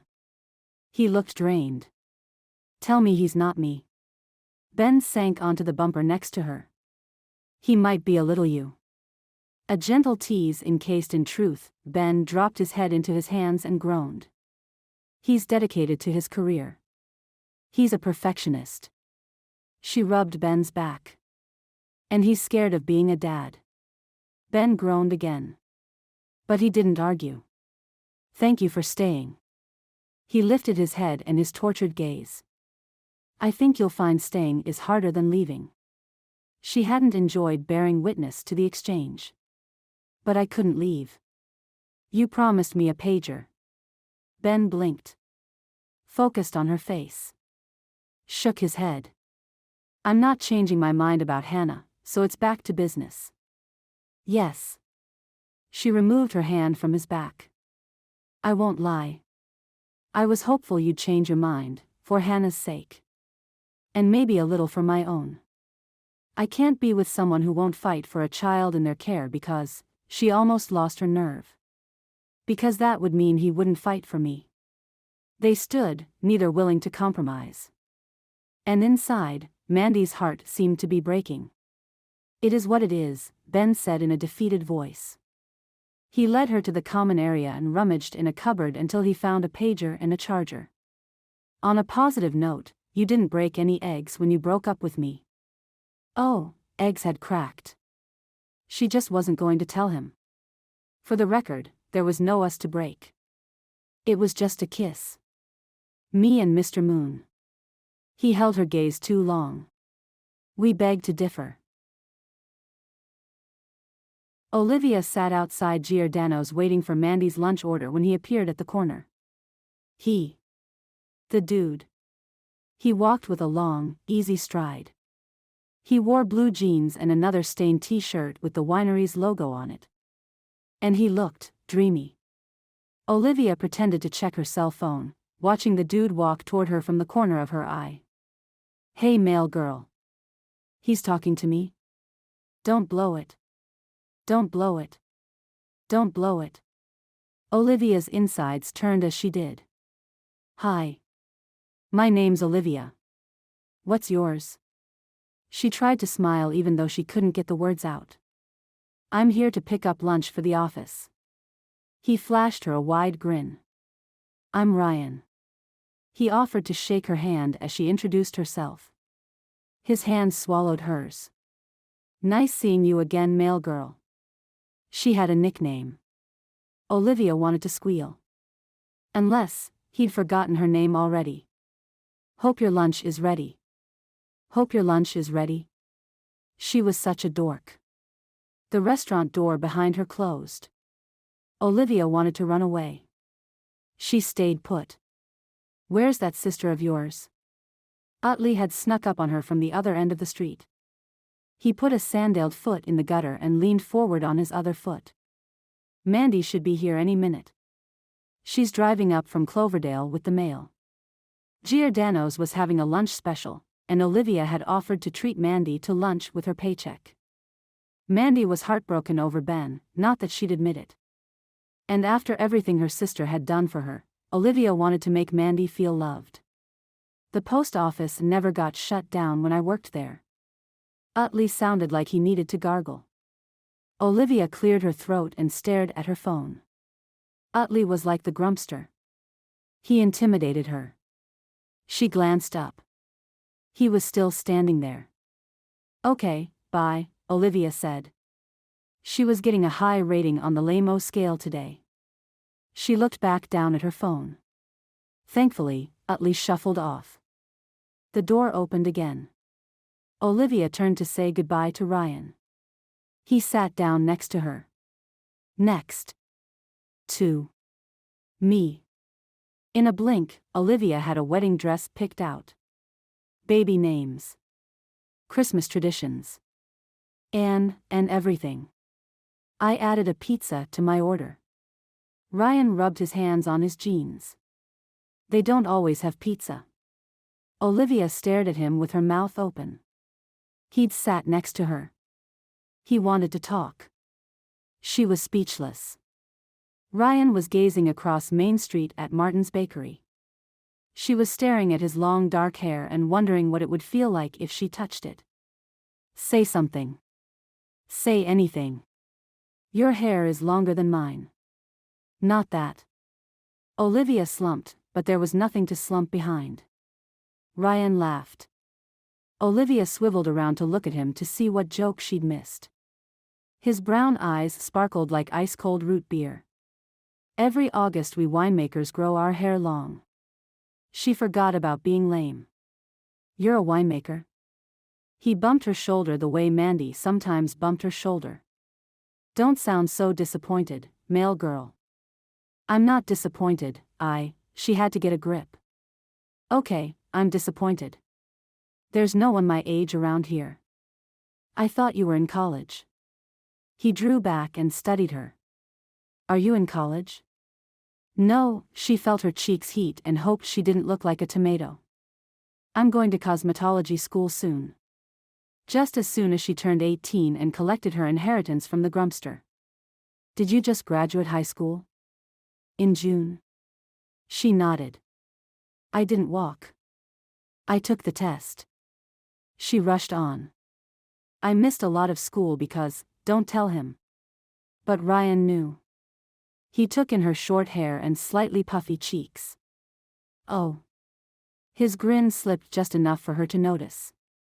"You're okay now, though." "Yes," she said firmly, with a smile, like Mandy always did. "My mom has had cancer 3 times. Each time was harder than the last." The way Ryan said it, he didn't believe she'd survive a 4th round. A shiver ran up Olivia's spine. "I'm sorry," she choked out, standing because the door to Giordano's had opened and the woman who'd taken her order was looking at her, bag in hand. "I'm sorry," she said again. But she wasn't only sorry that his mother was sick. Her sentiment applied to herself as well. Because no matter what Dr. Aberdeen Mandy said, Olivia was going to die from cancer. Cancer didn't strike once. It came again and again.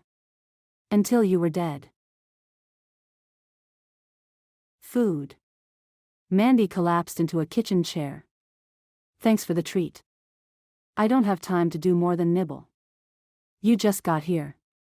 The sandwich wrapper from Olivia's lunch was crumpled on top of the tile-topped kitchen table next to a wadded napkin and a soda can. The teen was bent over the table painting white skulls and crossbones on her black nails. "Now that I'm just a mail carrier, I have to report in before lunch, after lunch, at break and when I'm done delivering the mail." "Did they put a GPS tracker on you, too?" Olivia blew on her nails. "I'm lucky to still have a job." Taking the Harmony Valley position was a risk. A stupid, sentimental risk. They were worse off than before. The commute to Cloverdale was going to require a lot of gas. You got demoted and I got laid off. It was a stupid move. Olivia was rarely so harsh, so obviously itching for a fight. Speaking of which, are we moving back to Santa Rosa? Or is your mistake permanent? Did something happen today? Are you feeling okay? Had Olivia had another nosebleed? Was she having stomach pains? Headaches? Unable to concentrate? Olivia opened a bottle of clear coat polish. This is as good as I get. There was drama in the air. Shouldn't you be going next door to babysit? I'm thinking of calling in sick. The urge to break some eggs rose up unexpectedly. Mandy lost her appetite. Olivia, that's irresponsible. You're not sick. But I could be. I wouldn't know. She stoppered the polish and met Mandy's inquisitive gaze. That guy I met at the post office? Ryan? His mother had cancer 3 times. Here we go again. You aren't going to get cancer again. Knock on wood. Don't lie to me. Olivia slapped her palms on the tabletop. I can take the truth. I'm an adult. And then she contradicted that statement by bolting out of the kitchen and running down the hallway. Maybe it was the demand for the truth. Maybe it was the way nothing had been going right for Mandy. For once, she forgot about eggs and patience and smiles, and followed Olivia, practically shouting, "You may be 18 soon, but that doesn't make you an adult. Adults are responsible and reliable. They don't call in sick when they're not. I can't be reliable if I can't rely on my health. When cancer comes back. If. Mandy couldn't believe she was shouting or that she didn't want to stop. I'm not going to cosmetology school. Why learn something new when I'm just going to die young? Olivia was calm. Icy calm.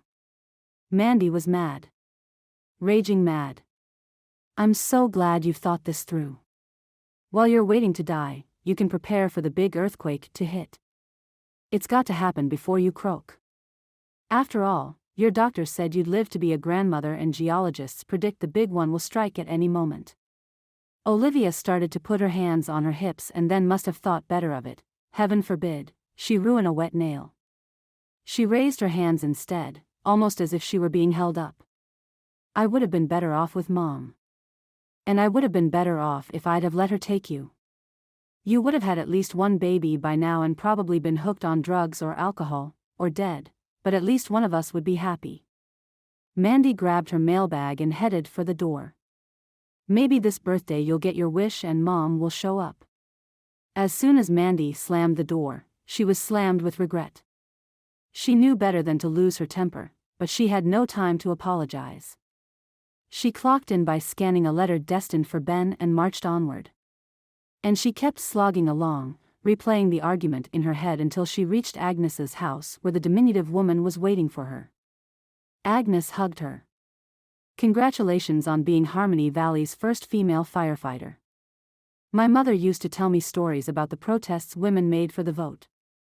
Your grandmother would be proud. Mandy didn't think she'd have been proud of her outburst today. She thanked Agnes half-heartedly and kept walking. She had to avoid delays today since it was her first day not being in charge. A few minutes later, it was Eunice who awaited her. She wore a brown velvet tracksuit that complemented the purplish tint to her gray hair. Please tell me your sweet young sister is opening a nail salon here. I can't tell you a thing. The pager at Mandy's belt vibrated. She checked the readout. The address was only a few blocks away. She was needed by the fire department. Her legs felt as sturdy as a scarecrow's. My first call. Is it a fire? Eunice asked. I don't know. Mandy hurried off, mailbag banging at her hip. She called her supervisor and left him a message, not caring that she'd be in trouble. She was needed. The fire engine siren filled the air.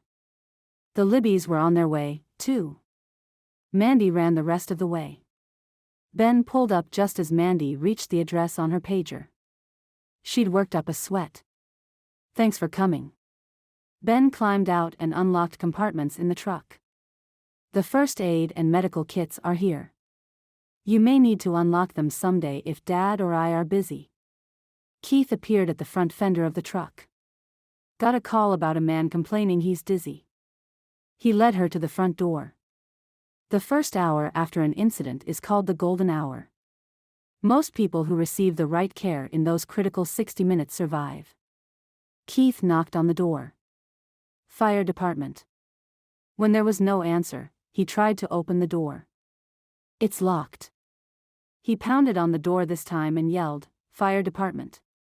The effort had him gasping as he tried to refill his lungs. "Are you okay?" Mandy took hold of his arm. "Fine," Keith wheezed.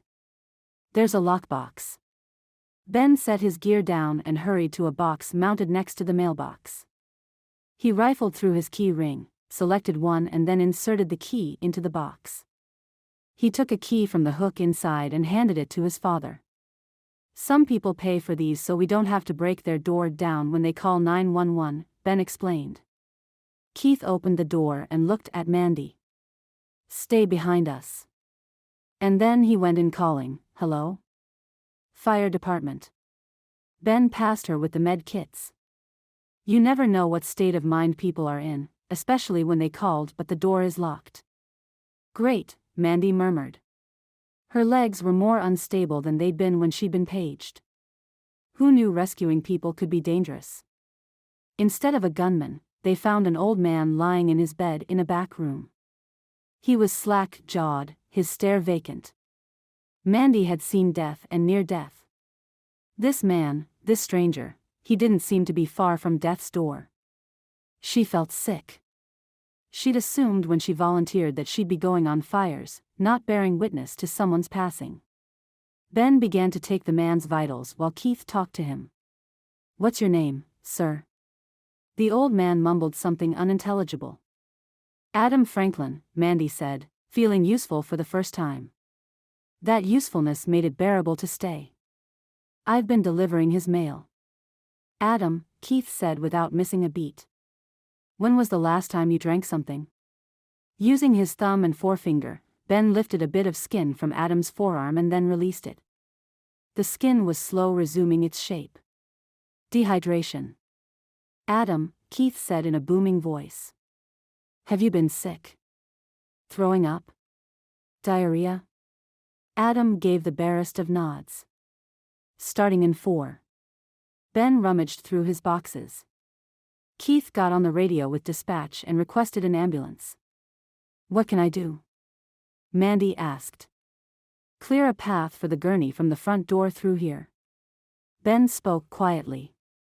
"Don't ask my dad to lift or move anything heavy. If you need help, ask me." 45 minutes later, Mandy helped Ben carry the medical kits to the fire truck while Keith walked next to Adam's gurney to the ambulance. The intake of fluids through the 4 had helped Adam immensely. He was able to communicate in short sentences, but he was still too weak to be left alone. "Are you disappointed this didn't turn into a kidnapping?" Smiling, Ben stroked her arm from shoulder to elbow. "I'm joking. We joke afterward to release the tension. You did good in there, but you look like you're about to faint." She didn't faint. She babbled. "I've seen sickness. I've seen death. But only with people I know. I delivered this man's mail, but I'd never met him. And then I'm in his bedroom and trying to help keep him alive in some minuscule way. The job can be surreal," Ben admitted. "But it's rewarding knowing you helped someone, isn't it?" His gaze probed for understanding. She managed a smile and a nod. "You were incredibly focused in there." He began putting away the med kits. "I have to be. And yet, you took a moment to give me words of encouragement and care for your dad." She leaned in and kissed his cheek, because he'd been kind. "Thank you. And now, I've got to deliver the mail." Practice putting on your turnout gear. Granddad walked among the fire trainees like a general before a major battle, chest puffed out, platitudes dropping like spent gun shells. The atmosphere was more Halloween than Fire Academy. Ben wasn't complaining. The Harmony Valley Fire Department was about to get a huge boost in body count. 2 days after his recruitment meeting netted him only Mandy as a volunteer, Ben had held a second meeting. This time, 7 men showed up. 3 volunteers, including Mandy, had medical certification. And now they were having their first official training session. Ben had begged, borrowed and bartered for used gear. Boots in 4 different sizes. Coats, gloves and pants in 2 different sizes. Helmets, masks, oxygen tanks. Technically, Ben was in charge of training. Dad was at home trying out a new breathing treatment and resting. Granddad had shown up with a crate full of kittens. He took charge of showing the recruits how to dress while Ben readied the few self-contained breathing apparatus sets he'd scrimmaged. Some of you are going to wash out. Granddad was on his 4th pass of the evening. That's just the way it is. He scowled toward the corner where Mandy and Joe Messina were joking and helping Will Jackson with his gear. Ben had wanted to scowl a few times himself. 4 of the volunteers had grown up with Mandy. Ben envied their easy camaraderie. Since the wiring failure at the post office, Ben had barely seen her. Mandy left long before Martin's Bakery opened up. She had a 30-minute drive to Cloverdale, where she sorted and picked up mail, then drove back and delivered the mail in Harmony Valley. She didn't go out to tell secrets to the moon. And the number of emergency calls had decreased. She'd accompanied him and Dad on only 2 medical runs. As for brush fires, they'd had none. Granddad continued to pontificate. There are those who like to set fires. It was an accident, Mandy said for about the 10th time with a sideways glance at Ben. And those who like to put fires out. Granddad raised his voice. Just like there are dog people and there are cat people. Did everyone have a chance to hold a kitten? Yes, the entire room chorused. Will, who was one of the winery owners and a childhood friend of Mandy's, came to stand next to Granddad for inspection. He had blonde all-American good looks and didn't flaunt it like John. The new dad, a boy, was a take-charge, likable guy, despite being a millionaire. Now this, Granddad clapped Will on the back. This is a man who puts out fires and is a cat person. Granddad slipped a half-glance Mandy's way. A couple more times putting on the suit and you'll be ready for your SCBA equipment. I'd like to clear the air, Will said in a loud voice. Excellent. Granddad sent another dark glance Mandy and Joe's way. And if we lose a few recruits after your speech, so be it. After being given the floor, Will didn't waste any time. I'm sorry, but I started the fire at the high school, not Joe or Mandy. We were flicking matches and now he wants to be a martyr. Joe ran the Messina family garage on the outskirts of town. Where Will was poster boy fair, Joe was Lost Boys dark. Joe was a workhorse, openly thrilled to live a boyhood dream of being a fireman. No, Granddad clutched Will's arm. You can't mean it. He looked to the sheriff, but Nate just shrugged. I'm afraid I do mean it. Will looked serious, but Ben had already learned that Will often looked serious. It was an accident, Mandy repeated. In all fairness, Joe came forward to shake Will's hand. I'm not sure whose match started it. But, Granddad was absolutely floored. Joe took the blame. I shouldn't have let him. Will looked like a weight had been lifted from his shoulders. But I thought it'd ruin my chance at Stanford. And Mandy's at the post office, Joe pointed out. Granddad's eyes narrowed. And the 4th? The janitor saw 4 of you. The 3 match flingers went silent. That's not our story to tell. Joe nodded at Mandy. Ben was struck by the loyalty of the 3 childhood friends. Most secrets didn't stay secrets in a small community. Of course, most secrets weren't kept by Mandy.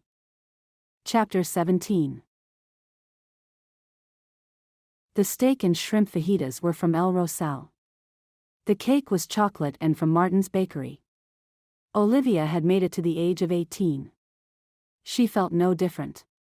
Her face was still too round, her fingers too fat.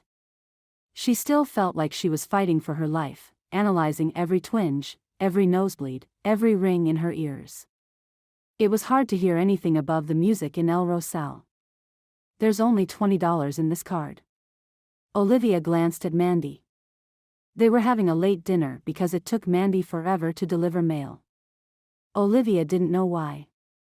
The town wasn't that big and there were more vacant houses than occupied ones. "Happy birthday."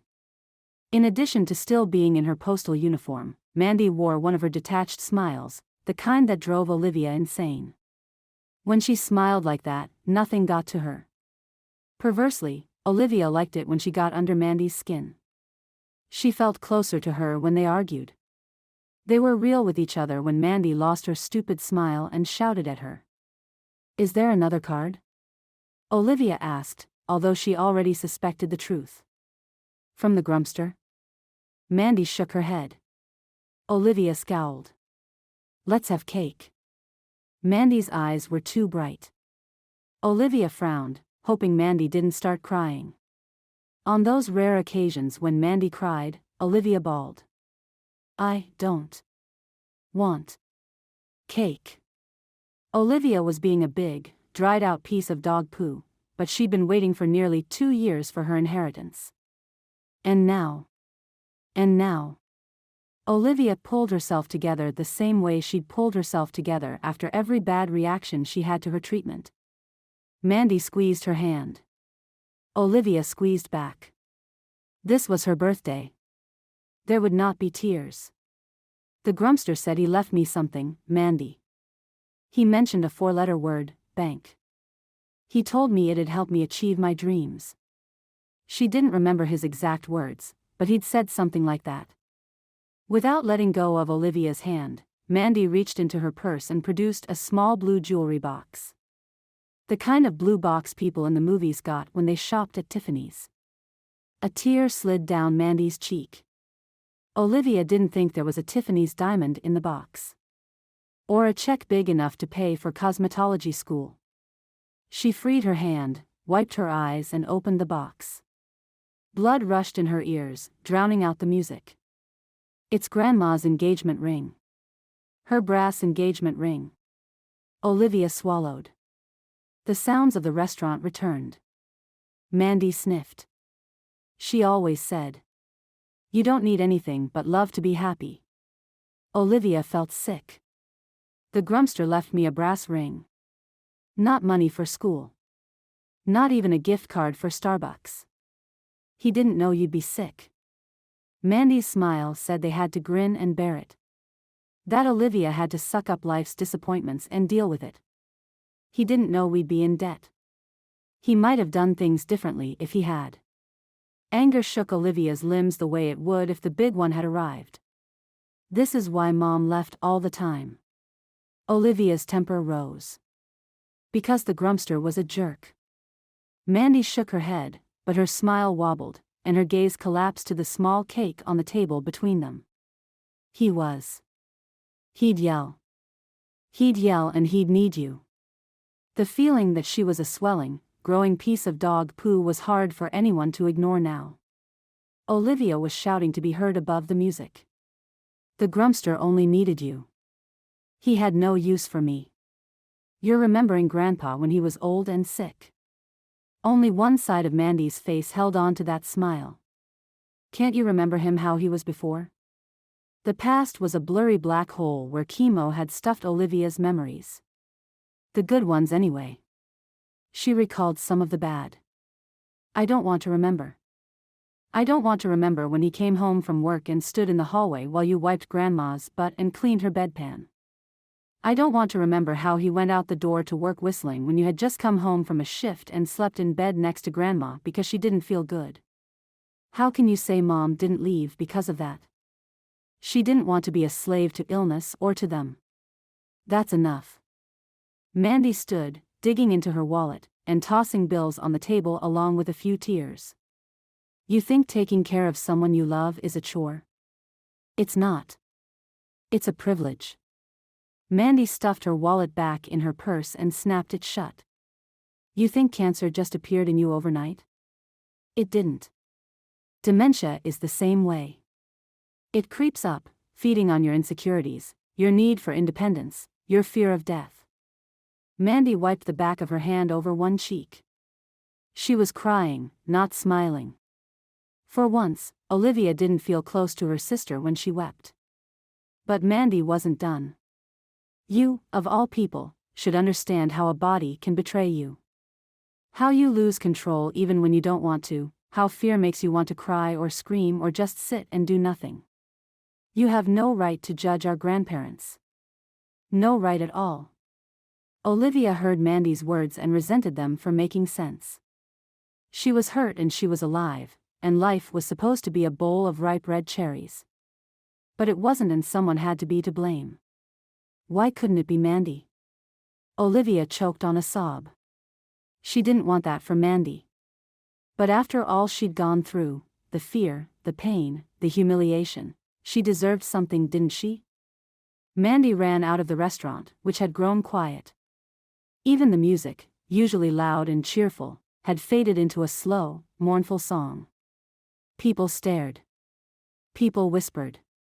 People waited for someone to come along and shovel the big pile of poo that was Olivia out the door. Clutching the box with the brass ring, Olivia scrambled out of her chair and ran after her sister. Embarrassed, hurt, angry, she caught up to Mandy on the other side of the town square.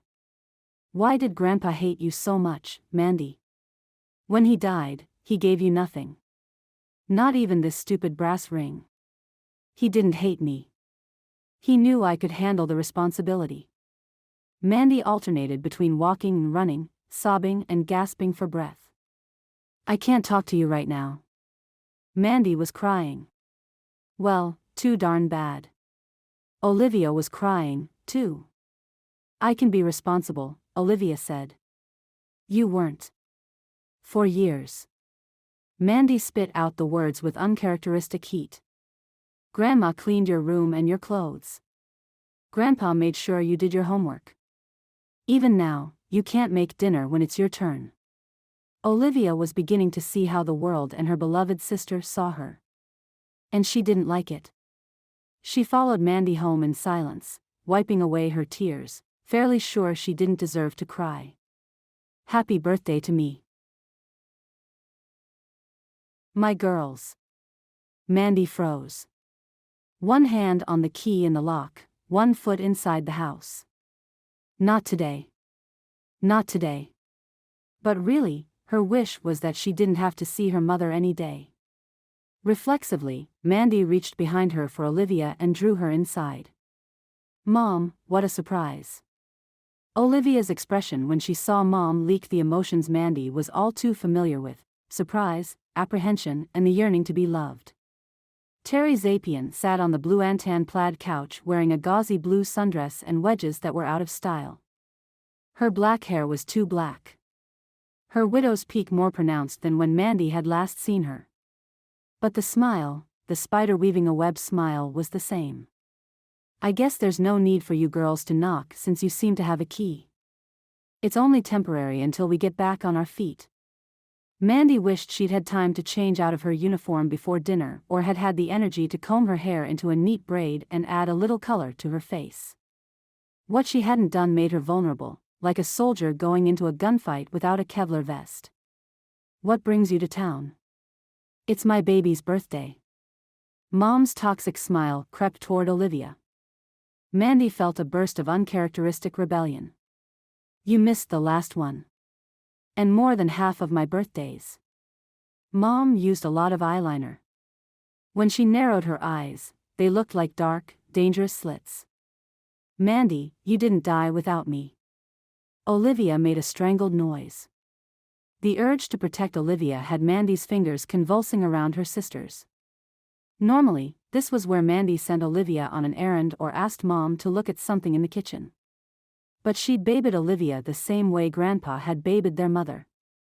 Maybe it was time her baby sister experienced life as a grown-up in Mom's world. Maybe it was time the truth came out. No, I didn't die without you. Mandy forced herself to meet Mom's dark gaze, to meet her challenge with one of her own. I got stronger every time you left, while you seemed to stay the same. I got stronger because your parents taught me how to be kind and loving, something you rejected. Mandy let go of Olivia's hand. I got stronger taking care of Olivia. My sweet, brave little sister who deserves better than you. Mom smoothed the skirt of her dress, penciled eyebrows raised as if daring Mandy to continue. Mandy obliged. And Olivia needed me to be brave when you weren't around. When she skinned her knees. When her first boyfriend broke her heart. And when the doctor pumped enough chemicals in her to kill cancer. Or kill her. That's what it had felt like. And Olivia came through and became the talented, beautiful person you see here. Olivia stared at Mandy as if she'd never been given praise before. No, Mother. Your leaving didn't kill me. No, Mother. I do not wish my childhood was any different. You gave me to the best people on the planet to raise me. And no, Mother. I don't care that Grandpa left this house to you, because he left me the keys and the money to keep it up. And do you know why? Because he knew you can't do much more than shop and date men who'll never love you. And frankly, you don't deserve to be called Mom. Are you finished? Terry asked in a tone that felt like the spider closing in on the trapped fly. No, Terry. Mandy lifted her chin, refusing to be cowed. Grandpa's money is almost gone. You'll either have to pay the upkeep yourself or sell this house. We'll see. Terry indicated her children should sit. Mandy didn't want to sit, but she had no choice. She chose Grandpa's recliner. Olivia perched on the arm. Terry leaned forward, smiling at Olivia. Did you ever wonder why I didn't come to visit you while you were sick, sweet thing? Here it comes. Mandy sat very still. Mandy could have told Olivia to go to her room. She could have offered to pay for the house utilities from her own salary. She chose to let the truth come out and hoped Olivia could forgive her. Terry may have been heartless, but she wasn't completely stupid. She recognized Mandy's decision to see this through with a brisk nod. Sweet thing, I wanted to be by your side, I really did. But Mandy wanted me to stay away. Terry paused, taking measure of her audience like a huckster did with a carnival crowd. Olivia looked at Mandy, a question in her eyes. Mandy's pulse was chugging like a mail truck engine going up a grade, but she was committed to face this wreck head-on. Quietly, with as much dignity as she could muster. You wanted to visit? Olivia sounded small and weak and in need of a protector. Mandy wanted to pull her sister into her lap. Terry nodded. Then, Olivia glanced at Mandy one more time. Why didn't you? Mandy held her breath. Because your sister paid me. Mom smiled. It was a satisfied, happy smile.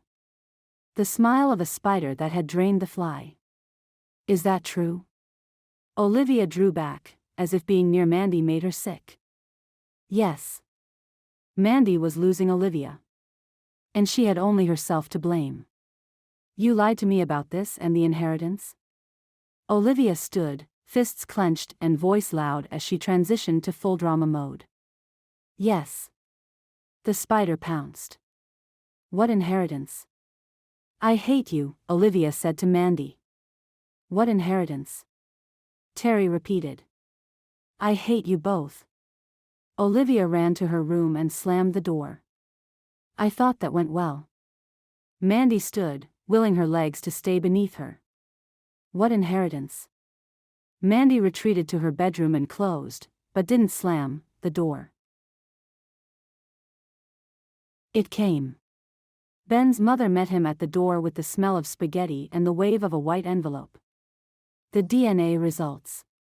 It was late. Ben had been submitting paperwork to the state for his volunteers and emailing information to his recruits about upcoming training. He expected dinner, quiet and bed. He'd hoped for a night without an emergency call. And now this. Ben couldn't seem to move his legs. Go on. Mom waved it near his face. Open it. Ben held the envelope on its edges, as if it had been dusted with anthrax and might kill him. He checked his name and address. He checked the return name and address. How could such a small thing be such an incredibly big deal? He felt numb. Novocaine numb. The kind of floaty numb that you knew would eventually give way to a sharp, unpleasant pain. Ben. Mom clamped her fingers around the top of the envelope and tried to take it away. Ben held on. I need to be alone. That wasn't true. He needed to talk to Mandy. Barring that, he'd settle for a heart-to-heart with the moon. Ben went into the backyard without eating anything. The moon was building back up to full strength. The sky was the clearest it had been in weeks. The cricket chirped. Ben had no idea how long he waited for Mandy, but he finally had enough waiting. He stuffed the envelope in his back pocket and walked to the end of the yard. The cricket stopped chirping. The leaves in the tree above him rustled. In the distance, a small dog barked. Harmony Valley was peaceful. It was a good place to raise a kid. So why did the idea eat him up inside? A window at Mandy's house slid open. It was either Olivia's room or Mandy's. Ben was willing to bet it was Mandy's. He entered her yard and went to stand near the dark window that was hers. If I hadn't seen you coming, I would have been creeped out, Mandy whispered, her silhouette barely visible behind the mesh screen. You were looking for me? He turned around. Yep, she could see him standing in his yard from her window. The cricket picked up where it had left off. I was trying to see the moon, Mandy said unconvincingly. Ben grinned. You were looking for me. You can tell yourself that if it makes you feel better. She was grinning, too. Ben could hear it in her voice. He moved closer, leaning his shoulder against the stucco wall. Why are we whispering? Is Olivia asleep? My mother blew in tonight. Many eggs were broken, mostly by me. I'm not sure Olivia will ever talk to me again. There was a catch in her voice, as if she'd been crying and might cry again. He wanted to hold her. Olivia found out how you paid Mommy Dearest to stay away. Yep. Ben wished he'd been there for her. Didn't you point out that Mommy Dearest took the bribe money? I was hoping Olivia would come to that conclusion on her own. Mandy sighed. It was the sigh she made when her cares got too heavy. I wish I could see Mr. Moon. I didn't want to go outside and wake anybody. You're doing fine telling your secrets to me. He could listen to her secrets all night. Inside her room the ceiling fan whirred, and Mandy was alone. In the backyard the cricket did his nightly serenade, and Ben was alone. We should be together. There was just the little issue of her requirements in a man. Ben glanced back the way he came. Again, Mandy whispered, I spill my guts and you give me nothing. Ben wanted to give her things she'd rejected, like a chance to own his heart. But he knew she appreciated secrets. He withdrew the envelope from his back pocket. I got a letter today. Yeah, Einstein. I delivered it. Ben held it up. I haven't opened it yet. The plot thickens. She waited for him to explain. He hoped no eggs would be broken. I wasn't entirely honest with you the other night on the glider. If you tell me that envelope contains a copy of your marriage license, I might have to do you bodily harm. She was only half joking. The time for jokes had passed. Hannah and I took a DNA test. And here are the results. I thought Erica was your friend? She was. There's just this one time. Spare me the details. Having been kissed by you once, I can relate to Erica's decision. She sighed, in exasperation this time. That sounded harsh. I deserve it. I didn't tell you the truth. He washed his hand over his face. This is a big thing for you. Her voice lightened. You didn't tell me the whole truth. Not proud of that. But, once you know the results, it'll influence what you decide about fighting for Hannah. There was no mistaking the hope in her voice.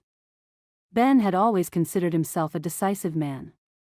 He wished this decision was out of his hands. He'd invited John to come by tomorrow in the hope that he wouldn't need the envelope. Let's say I'm her biological father. John would be relieved. Let's say you're not. Leave it to Mandy to cut right to the chase.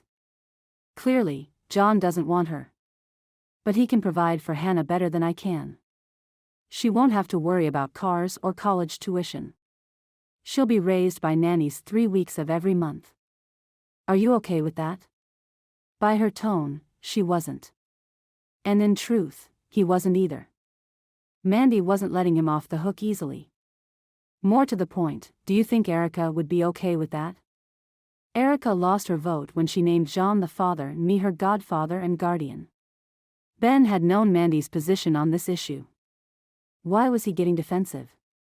Look, I know I should open up my heart and embrace the idea of being Hannah's father, but I can't. Why not? Mandy didn't give him the chance to answer. And if you say it's because your dad was a fireman and sucked at raising kids, I'm going to call you on that. You turned out okay. Honest to a fault maybe, but okay. That doesn't mean I didn't get hurt growing up, he said petulantly, belatedly realizing that his childhood had been a fairy tale compared with hers. It doesn't mean you didn't get over it either. Give yourself time to get used to the idea. You'll do the right thing for both you and Hannah. How do you know? How could she know when he didn't? Because you're unable to live with a lie. Not for long. And not to yourself. I'm selling the house, Mandy, Mom announced the next morning. She'd risen uncharacteristically early, hogged the bathroom and emerged not looking age-appropriate. Her heels were too high. Her bodice too low. And her makeup? Too much. There's nothing you can do about it. Mandy said nothing, which pissed Olivia off, because Olivia had heard everyone getting up early and had arisen at the hour of the dead, 4 a.m., so as not to miss anything. Mandy saying nothing was unusual. She always had something to say. Except last night when she hadn't defended herself. Olivia burned with frustration. You can send me the check when it sells, Mom continued. In the meantime, I'm leaving. I'll pack up a few things. Mementos and such. When Mandy didn't rise to the bait, Mom turned to Olivia. Why don't you come with me, sweet thing? You can do my nails. I can see Mandy doesn't let you do her nails. Olivia stopped breathing. Her head felt light. Mom had never asked her to go before. Well, she'd invited Olivia, but Mandy had paid her to leave Olivia behind. She'd always imagined Mom went to a special place, a place where there were no rules and everyone dressed in pretty clothes, although Mom's clothes weren't as pretty as they used to be. Don't go. Mandy stared at Olivia as if she couldn't believe she'd spoken. Don't go an aisle. Mandy cast her gaze around the kitchen, at what little they had, at her postal uniform. I'll get you a loan for cosmetology school. Get her a loan? Mom laughed and broadened her smile. Her smile wasn't like Mandy's. It was too hard and too bright, like a shiny fake penny. Olivia shouldn't have to make the payments. She's had cancer. She deserves everything she wants. Now we're talking. Olivia had survived cancer. She did deserve the good things in life because she'd experienced the bad. Responsible adults pay their own way in life. Mandy rinsed her coffee cup in the sink. That was the best Mandy could do? Olivia huffed. It wasn't good enough. Pack up what you need, sweet thing. We'll leave around 9. I can't stop you, Olivia. Mandy hesitated at the sink. You're 18. Chapter 18. There's no reason for this meeting, Ben's mother said in a hushed voice around noon the day after the DNA results had arrived. You could be her real father. Erica made you her godfather and guardian for a reason. Open the envelope. Hannah was in the backyard poking beneath the bushes in case any new critters had come to stay. Dad was outside on the front porch waiting for John to arrive. This is for the best, Ben said, glancing at his pager. He had double knots of tension in his chest. I wasn't listed on Hannah's birth certificate for a reason. He's here, Dad announced in a smooth voice, coming in from the front porch. He'd spent the morning with his eucalyptus breathing treatment. Can you believe it? He drove a chick magnet vehicle to meet his daughter for the first time. He's too flashy. I don't like him. Mom called Hannah inside. Her fine blonde hair had already escaped the braids over her ears. Her cheek and one knee were dirt-smudged. And her pink blouse had a stain at the hem. Ben? Mom looked from Hannah to him. Should we change? No, let him see who Hannah really was. It's okay. Ben took Hannah's hand. There's someone I want you to meet. Typical Hannah. She grew quiet and watchful when in new situations or with new people. They stepped onto the front porch. John had driven the Tesla and was wearing a suit again. He came up the walk carrying a bouquet of pink roses and a small baby doll. Are you Hannah? Han nodded solemnly. John probably closed a lot of deals with that smile. He'd need more than a smile to win over Hannah. Ben was supposed to want John to win over Hannah. Less than a minute in and he found himself rooting against him. These are for you. John held out the roses and the doll, uncharacteristically unpolished both in action and his choice of gifts. Hannah heaved a weary sigh, the one she reserved for meddlesome, disappointing adults. She accepted the flowers first. Spiders love roses. She craned her neck to stare up at John. Because bugs love roses and spiders eat bugs. John looked perplexed, which eased at least one knot of tension in Ben's chest. I'll put these in water. Mom whisked the flowers away. John handed the doll to Hannah. It was her turn to look perplexed. Why are you giving me this? Little girls love dolls, John said, sounding less confident than he appeared. This little girl doesn't love dolls. Dad gestured to the door. Come inside. Must be hot in that suit of yours. Hannah gave her gift a thorough examination on her way inside. She doesn't do anything. She dropped the doll on the coffee table. Ben began to breathe easier. Mom set a vase with the roses on the hearth. It's not what the doll does, it's how you play with her. You can pretend to be her mother or her older sister. She fussed with Hannah's hair. Hannah heaved another sigh and sat on the couch. So, you like more interactive toys? John unbuttoned his jacket and sat in Ben's father's lounger, eliciting a frown from Dad. What about video games? No, the Libbys chorused. She's 7, Ben said, feeling the need to add, too young for video games, tablets, or cell phones. In case John had other ideas. John had tried gifts. And potential gifts. He resorted to his fallback, that smile. What do you like, Hannah? I'll get you whatever you want. Mom gave Ben a look that said, open that letter and get rid of this guy. I like, Hannah swiped at her nose with the back of her hand. Animals. Reptiles. Bugs. I have an infirmary. Do you want to see? Yes. What I like you can't buy. Hannah pulled away from Mom's hair repair and ran to the garage door. Come on. When all the adults had joined her in the garage, Hannah said, these are all the animals I've rescued. John's brow wrinkled. Do people drop them off? Oh, no, Dad said with unrestrained glee. She finds them. All over town. She has a tendency to wander off if left unattended, Mom said, not at all apologetically. Ben felt a rush of love for his parents. I go mostly when Granny naps, Hannah said, defending herself. But I'm supposed to leave a note. Granny doesn't mind me rescuing anything, except snakes, as long as she knows where I am. John looked as if his most promising financial deal had gone sour. I don't think he likes snakes either. Hannah turned to Ben. Who's your friend? In the rush to the door and the nerves, they'd forgotten to introduce Hannah to her father. John took the Libby hesitation as a sign that he should introduce himself. He put out his hand the way he'd done when he and Ben had met. I'm John Smith. His statement hung in the air, along with his hand. And then Hannah screamed. Everyone flinched, the Libbys, John, and the animals in the cages.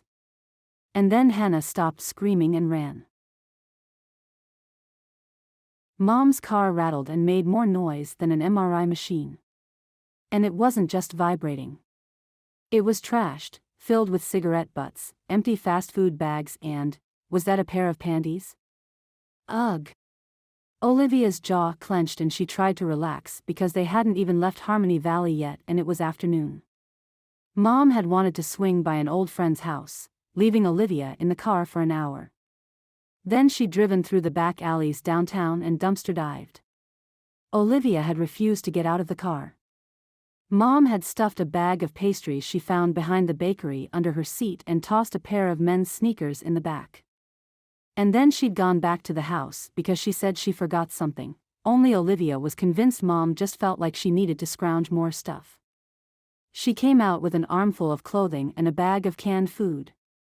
This was feeling less and less like a trip to a special place and more like a bad mistake.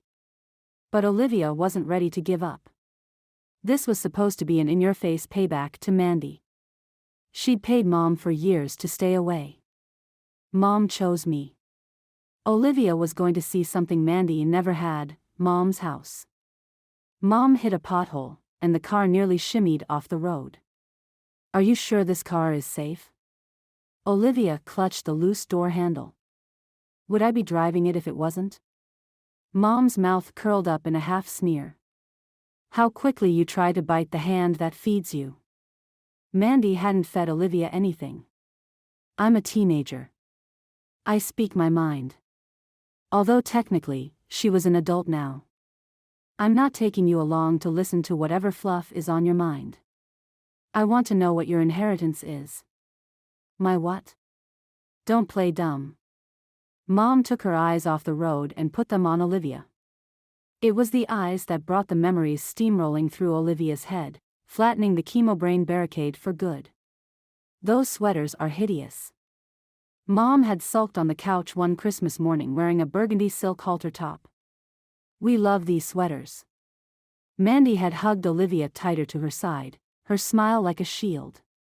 They wore matching sweaters Grandma had made. They were soft and snuggly, like a hug. It's a family tradition, Grandpa said, smiling benevolently. Olivia, who'd smiled back. Great. Knitting was a family tradition? Olivia was going to have to learn how to knit. Mom hit another pothole. Another memory leaped to the forefront of Olivia's mind. Why don't you two act your age? Mom had said to Grandma and Grandpa as they danced around their kitchen on New Year's Eve. Grandma had been wearing a sparkly cocktail dress and heels, and Grandpa wore a suit. Grandma had made the girls wear their best dresses. They played big band records loud enough to rattle the windows, and danced like it was their last night on the planet. We love it. Mandy spun Olivia around like the ballerina on her music box. You could love it, too, Grandpa said. It's a family tradition. Olivia laughed and kept spinning, vaguely aware of the tension, but happy to be surrounded by love. Great. Another family tradition. Olivia was going to have to learn how to dance. The dashboard rattled as Mom accelerated.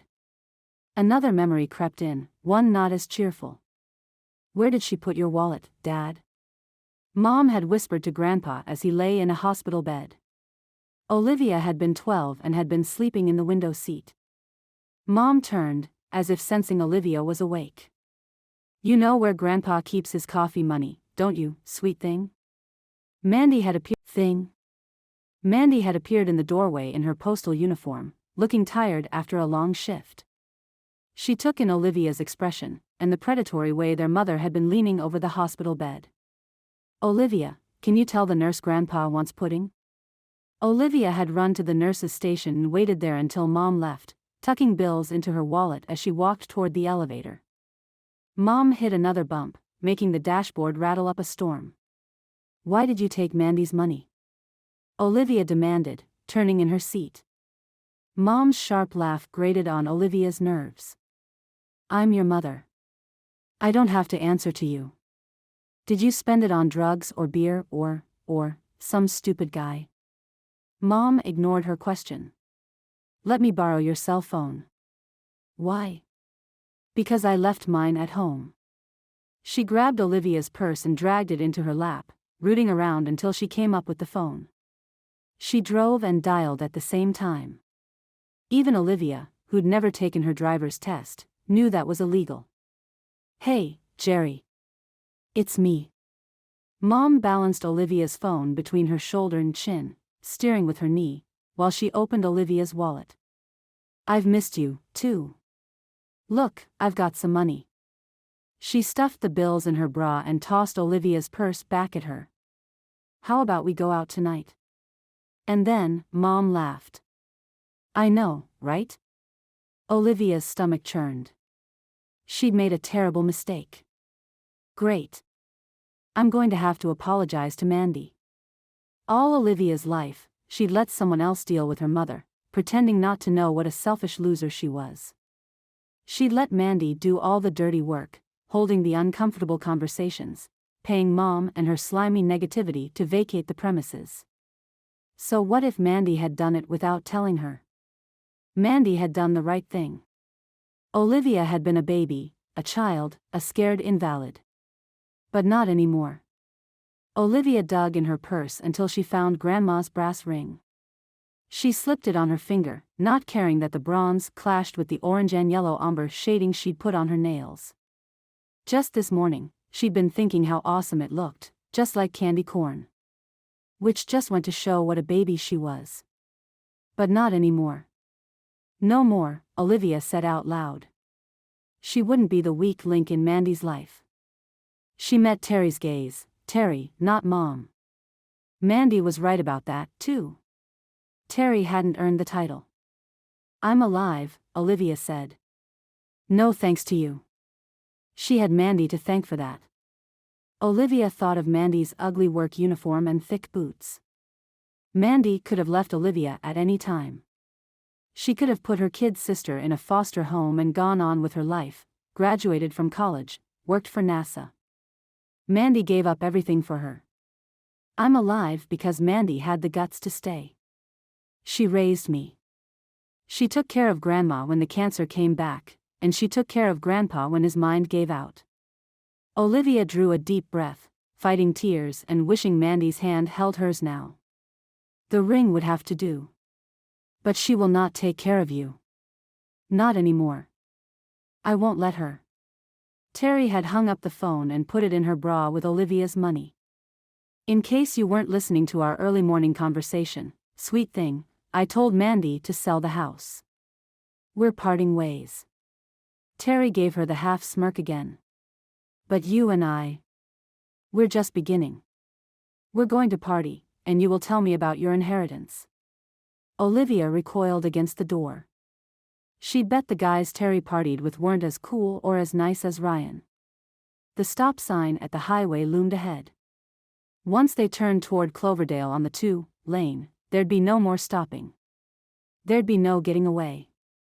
Pull over, Olivia said. And give me my phone. Terry cackled. Regrets? So soon. Olivia's stomach spun. She had one last card to play. Pull over. I'm going to puke. Terry jerked the wheel and pulled onto the dirt shoulder. Olivia grabbed her purse, threw the door open and made a run for it. Chapter 19. Olivia was gone. Mandy felt as cracked and broken as the eggs she'd hurled at her this week. She'd driven to Cloverdale for the mail and then back at speeding ticket speed, hoping to find Olivia at home. She wasn't. Mandy had wandered through the house unable to stop replaying the hurt on Olivia's face when she'd realized Mandy had lied to her. She'd stood in Olivia's room, looking at the things she left behind. Gym shoes. Her sweatshirt. Would she have a warm place to sleep at night? Mandy's breath stuck in her throat. She should have paid Terry off again.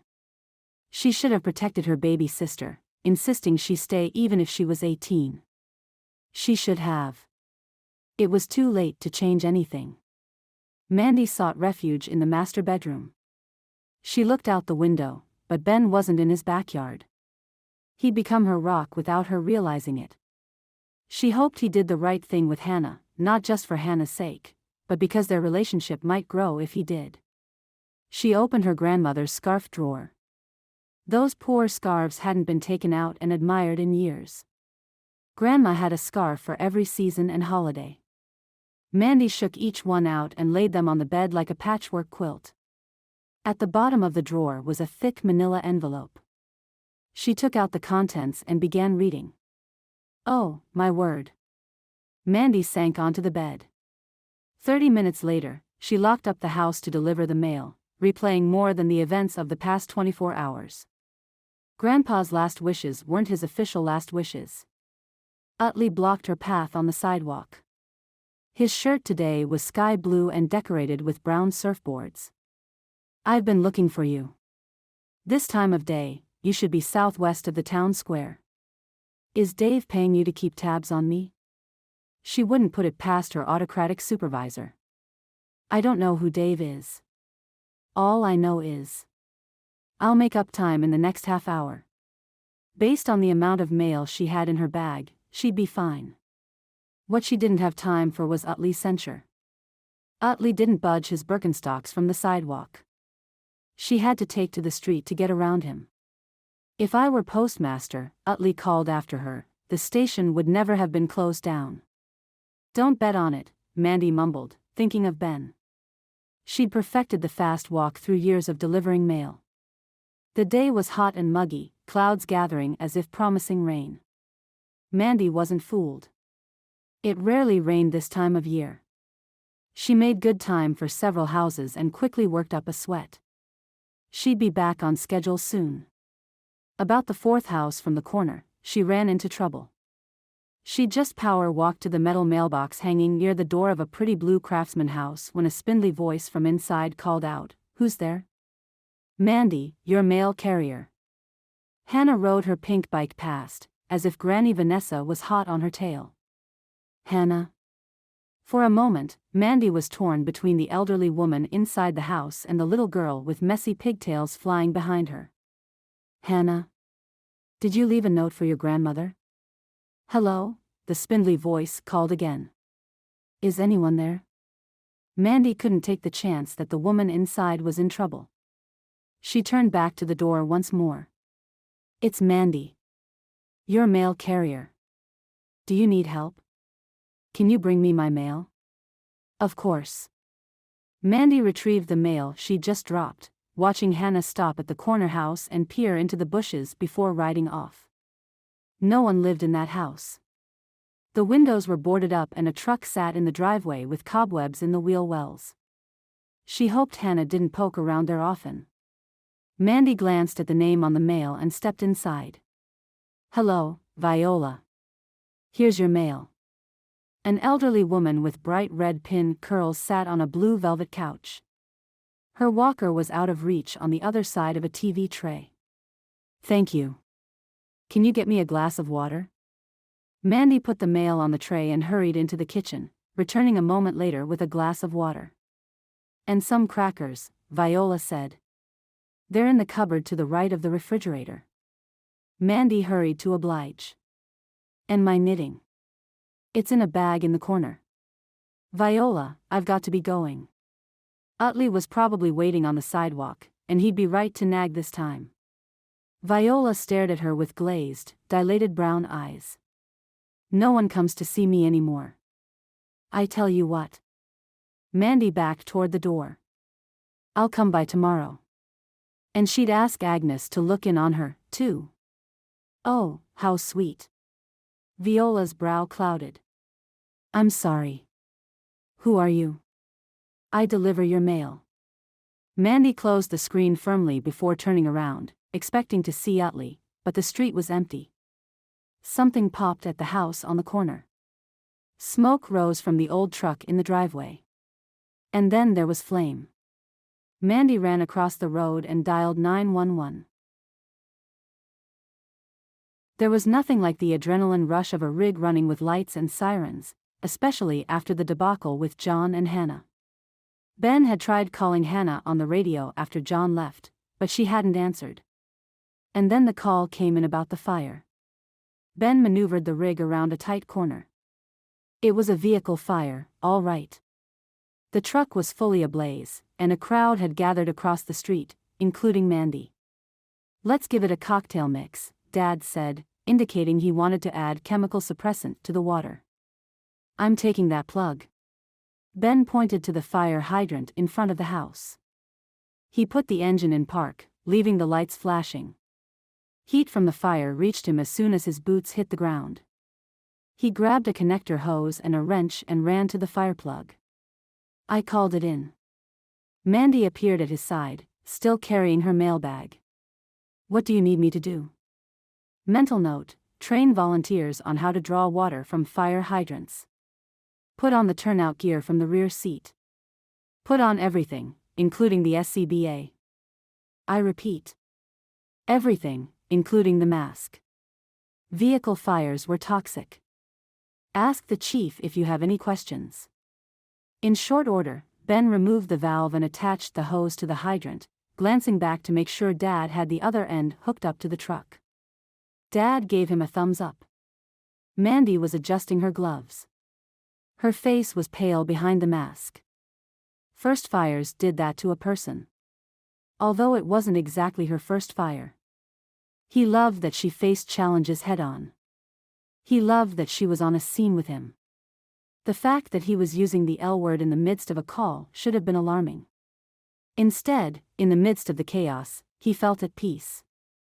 Nate and Joe joined them, opening the back of the cab for their turnout gear. "We don't carry enough water in the pumper truck to put out big fires," Dad was saying to Mandy. All SCBA made the wearer's breath sound like a scuba diver on a fast walk. But it also distorted voices. Dad's deep voice sounded a bit like the air-labored supervillain Darth Vader. "And the water from the hydrant doesn't have enough pressure to fight a fire. So, we suck it into our tank where it's pressurized and primed." "What can I do?" she asked. "Stand back from the hoses, listen and watch," Dad ordered. Best way to learn. Ben strapped the oxygen tank to his back, put on his SCBA and checked the air pressure. He unwound the hose and positioned himself on the lawn, waiting until the sheriff and Joe had their masks on. "Joe, steady the hose behind me." "Dad, give me the juice." Foamy water designed to saturate and suppress chemical flames shot from the hose with an intensity that would have challenged Ben's balance if he hadn't been ready for it. The fire went down easy. Water and toxic residue were on the lawn and driveway, trickling down to the gutter. Ben signaled for the water to be cut, but he stayed on the lawn on watch in case the fire decided a resurrection was in order. Several minutes later, Dad called it, and they commenced cleanup. Ben and Joe were sprayed down with clean water by the fire chief so nothing toxic clung to their gear. The rest of the crew had been a safe distance back. Mandy removed her mask and voiced what had been on Ben's mind the entire time. How on earth did this junker catch fire? Ben exchanged a glance with his father. "Did you see anyone around before the fire began?" She shook her head. "Hannah rode past, and Utley rode me about being behind schedule, which is a daily occurrence for him. And then I went into Viola's house and when I came out, poof," Ben said with a small smile. Cars don't just spontaneously combust. Joe's mask hung tight on his chin. The mechanic had the right gung-ho attitude but needed more instruction on how to don his gear. Ben loosened Joe's mask straps. It can be as simple as lighting a bag of potato chips on fire and leaving it on the seat. Dad was only slightly wheezy, but he sat on the engine's bumper, looking pale from exertion. Or if someone put a lit firecracker down the gas tank, it would have exploded. I heard a pop. Mandy put her mask and helmet in the back seat of the fire truck and began removing her turnout gear. A car backfired. Ben's head came up. His gaze found a car at the end of the street. A gray car headed to the next corner. He pointed. "Whose car is that?" "Utley's." Joe shook his head. "I keep telling him to bring it in for a tune-up." "Utley." Ben turned to Mandy. He hangs around the post office, drives a gray car and has a tin of matches he said he didn't want to let go to waste. You can't mean, Mandy looked from the burned-out car to the empty street corner. He's an old man.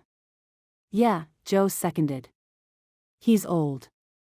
Arson doesn't discriminate based on age, Dad said with the air of authority. Wouldn't you agree, Sheriff? Nate nodded.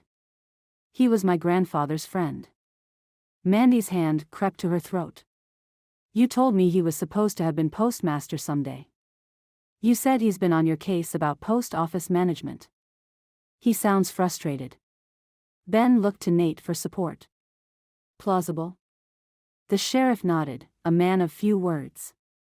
Utley's a tall, old guy. Dad got to his feet. He could have cut that high wire in the post office. Or put the wrong wattage bulb in the light fixture. Or messed with the fire control box, Ben added. I'll bring him in for questioning. Nate shed his turnout gear. Smoke, Agnes shouted from across the street. Ben had forgotten they had an audience. The group of firefighters turned back to the vehicle. Not there. Agnes pointed to the sky. Look over the rooftops. Black smoke billowed above the houses. Hannah. Olivia barely had enough air to call to the little girl. After escaping Terry, she'd run to the river without looking back. She'd followed it for what seemed like forever until she'd spotted Hannah standing in the field behind the post office. The one with knee-high grass and an old spooky house. What are you doing in this field alone? Olivia demanded. In truth, she was so very, very glad to find anyone she knew that she nearly hugged the girl. But Olivia was an adult now. She had to watch out for Hannah, protect her from bad influences, like Terry. Olivia did a slow turn, looking in all directions. Thankfully, there was no sign of Terry. I escaped. Olivia started to shake. She'd escaped with her purse and wallet but no money and no cell phone. No cell phone. All her contacts, all her life. Not cool. I'm going to report her to the sheriff, Olivia vowed, walking on shaky legs. Hey, you still haven't said what you're doing. I'm looking for Iggy. Hannah stood still, poking the grass with a stick as if trying to flush something out. She wore her pink shoe bag over a pink t-shirt. Olivia was going to have to tell Vanessa enough pink already. Is Iggy a raccoon like Riley? Or a mouse? Iggy eats mice. Olivia did a little high-stepping dance and almost dropped her purse. Get out of this field right now. Why? Well, duh. Olivia couldn't stop moving. She'd gone out of the frying pan and was in the fire. Iggy is a snake. So? Hannah pushed her glasses up her nose. So? Snakes bite. Olivia grabbed Hannah's little arm and shook it. Come on. But her foot landed in a gopher hole, and she fell. On the ground. Where there were snakes. Stop screaming, Hannah said in that put-out voice of hers. Olivia scrambled to her feet, sniffing and tasting metallic fear in her mouth. Your nose is bleeding, Hannah said. Fear spread through Olivia like wildfire, leaving her weak-kneed. She wiped her nose. Sure enough, her hand came away streaked with blood. I need a doctor. And Mandy. She pinched her nose. You need to sit down. Hannah took possession of Olivia's free hand and led her to a large granite rock. It was gray with black speckles and as large as the Grumpster's chair in their living room. Sit here. Hannah dug in her pink bag. Do you have a phone? Olivia said in a nasal voice. I need to call Mandy. Her voice sounded younger than Hannah's. 2 nosebleeds. There'd be doctors and tests and pokes. And underlying it all would be the fear, was cancer back? She can't come get you. Hannah handed Olivia a clean tissue. It was folded and flat, as if it had been smashed in her pink shoe bag a long time. She's working. I saw her delivering mail. For once, There was a glint of interest in the girl's eyes. Why do you need her? Where are your mom and dad? My mom is gone. Good riddance. And I've never met my dad. All I have is Mandy. My mom is gone, too. To heaven, Hannah whispered, staring at the ground. She sat on the rock close to Olivia and snuggled closer. She was a hot and sweaty kid, but she was an improvement over Terry. Still, Olivia hoped the next words out of Hannah's mouth weren't going to be that her mom had died of cancer. All I have is Ben, Hannah continued to whisper. And Granny Vanessa and Grandpa Keith and Great-Grandpa Felix. And my grandparents in Sacramento. That's a lot of people. More than Olivia had. But none of them are my mom. That was a sentiment Olivia understood. The sun beat down on them, but it wasn't so hot that the birds and the frogs were silent. Something moved in the grass nearby. We're safe here, Olivia said, more for herself than Hannah. The kid was something of a pro when it came to animals. Hannah hadn't moved on from the last part of the conversation. Moms kiss it and make it better. That's what Mandy does for me. But no matter how fiercely Mandy hugged Olivia, she couldn't guarantee cancer was gone forever. Olivia pinched her nose harder. I hope I'm not dying. You don't look sick. Hannah giggled. And your sister said you weren't dying. She said it was just hot and dry here. Olivia liked that idea a lot better than thinking the cancer was back. Hannah gazed up at her. Do you try to be good for Mandy? Not all the time. She was an irresponsible, selfish princess. She had no idea why Mandy had put up with her for so long. Hannah nodded. Mandy must love you a lot. Olivia bit her lip and looked at the tree line. Would Mandy still love her a lot when she showed up at home? Ben must love you a lot too. Hannah shrugged and returned her attention to the ground. I try to be good for him, but he keeps saying I have to go back to my dad, no matter how much I want to stay with Ben. Ben doesn't want you? That couldn't be. Hannah was a good kid. Sure, she was a pain in the butt, but if Ben didn't want her, what did that say about Mandy wanting Olivia? Ben introduced me to my dad today. Hannah's voice was super small now. I thought Ben was going to send me away. Right then. She slid off the rock. There you are, Iggy. Hannah picked up a gray snake with a kink in its tail. She hadn't been staring morosely at the ground. She'd been looking for the snake. Olivia bit back a scream. Okay, it was a baby snake. And it was kind of cool the way the snake wrapped around Hannah's arm, but creepy, too. A thought occurred to her. Olivia released her nose and drew her feet up. Are you running away?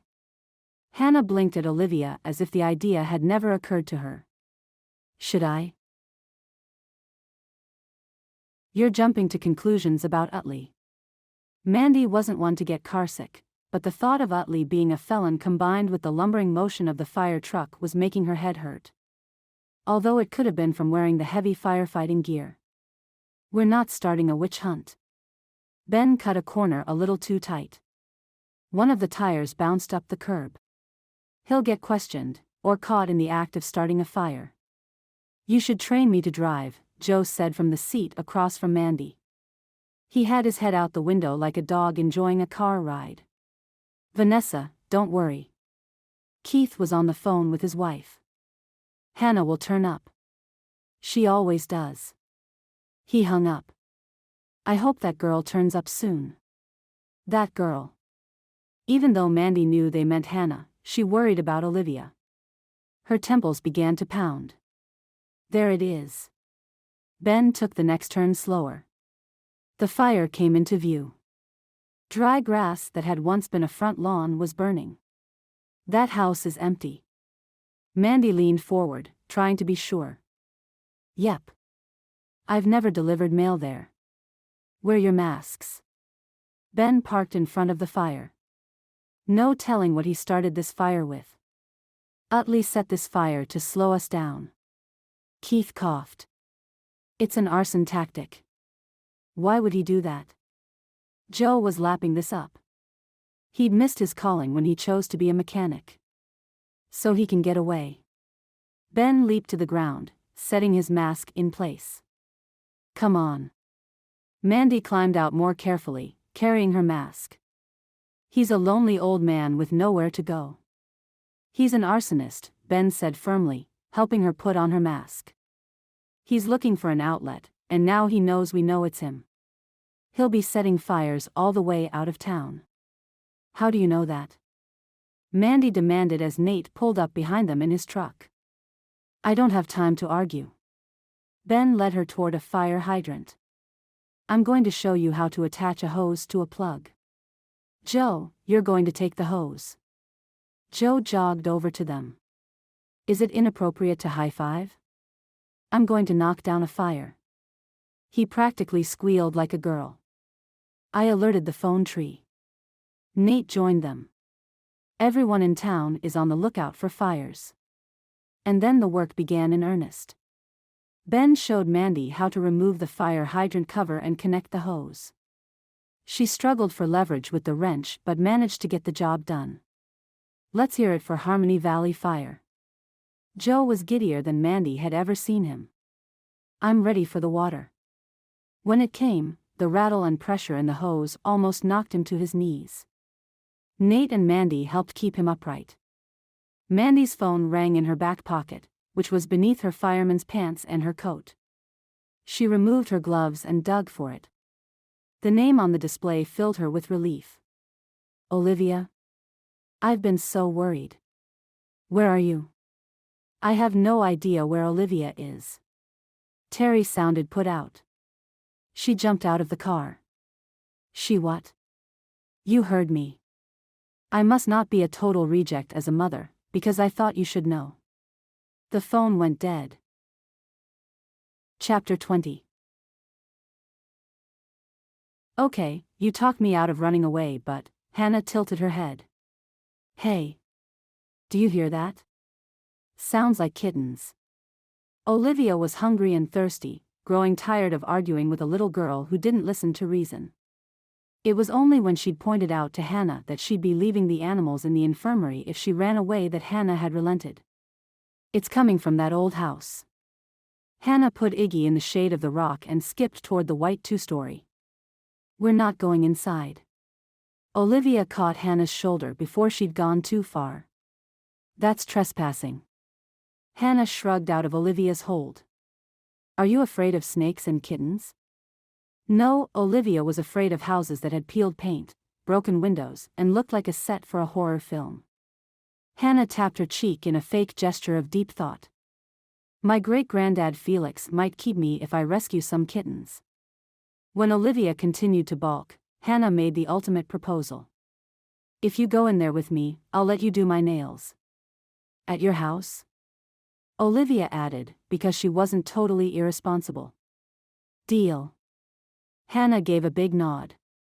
Olivia hitched her purse higher on her shoulder and followed Hannah to the house and up the front porch steps.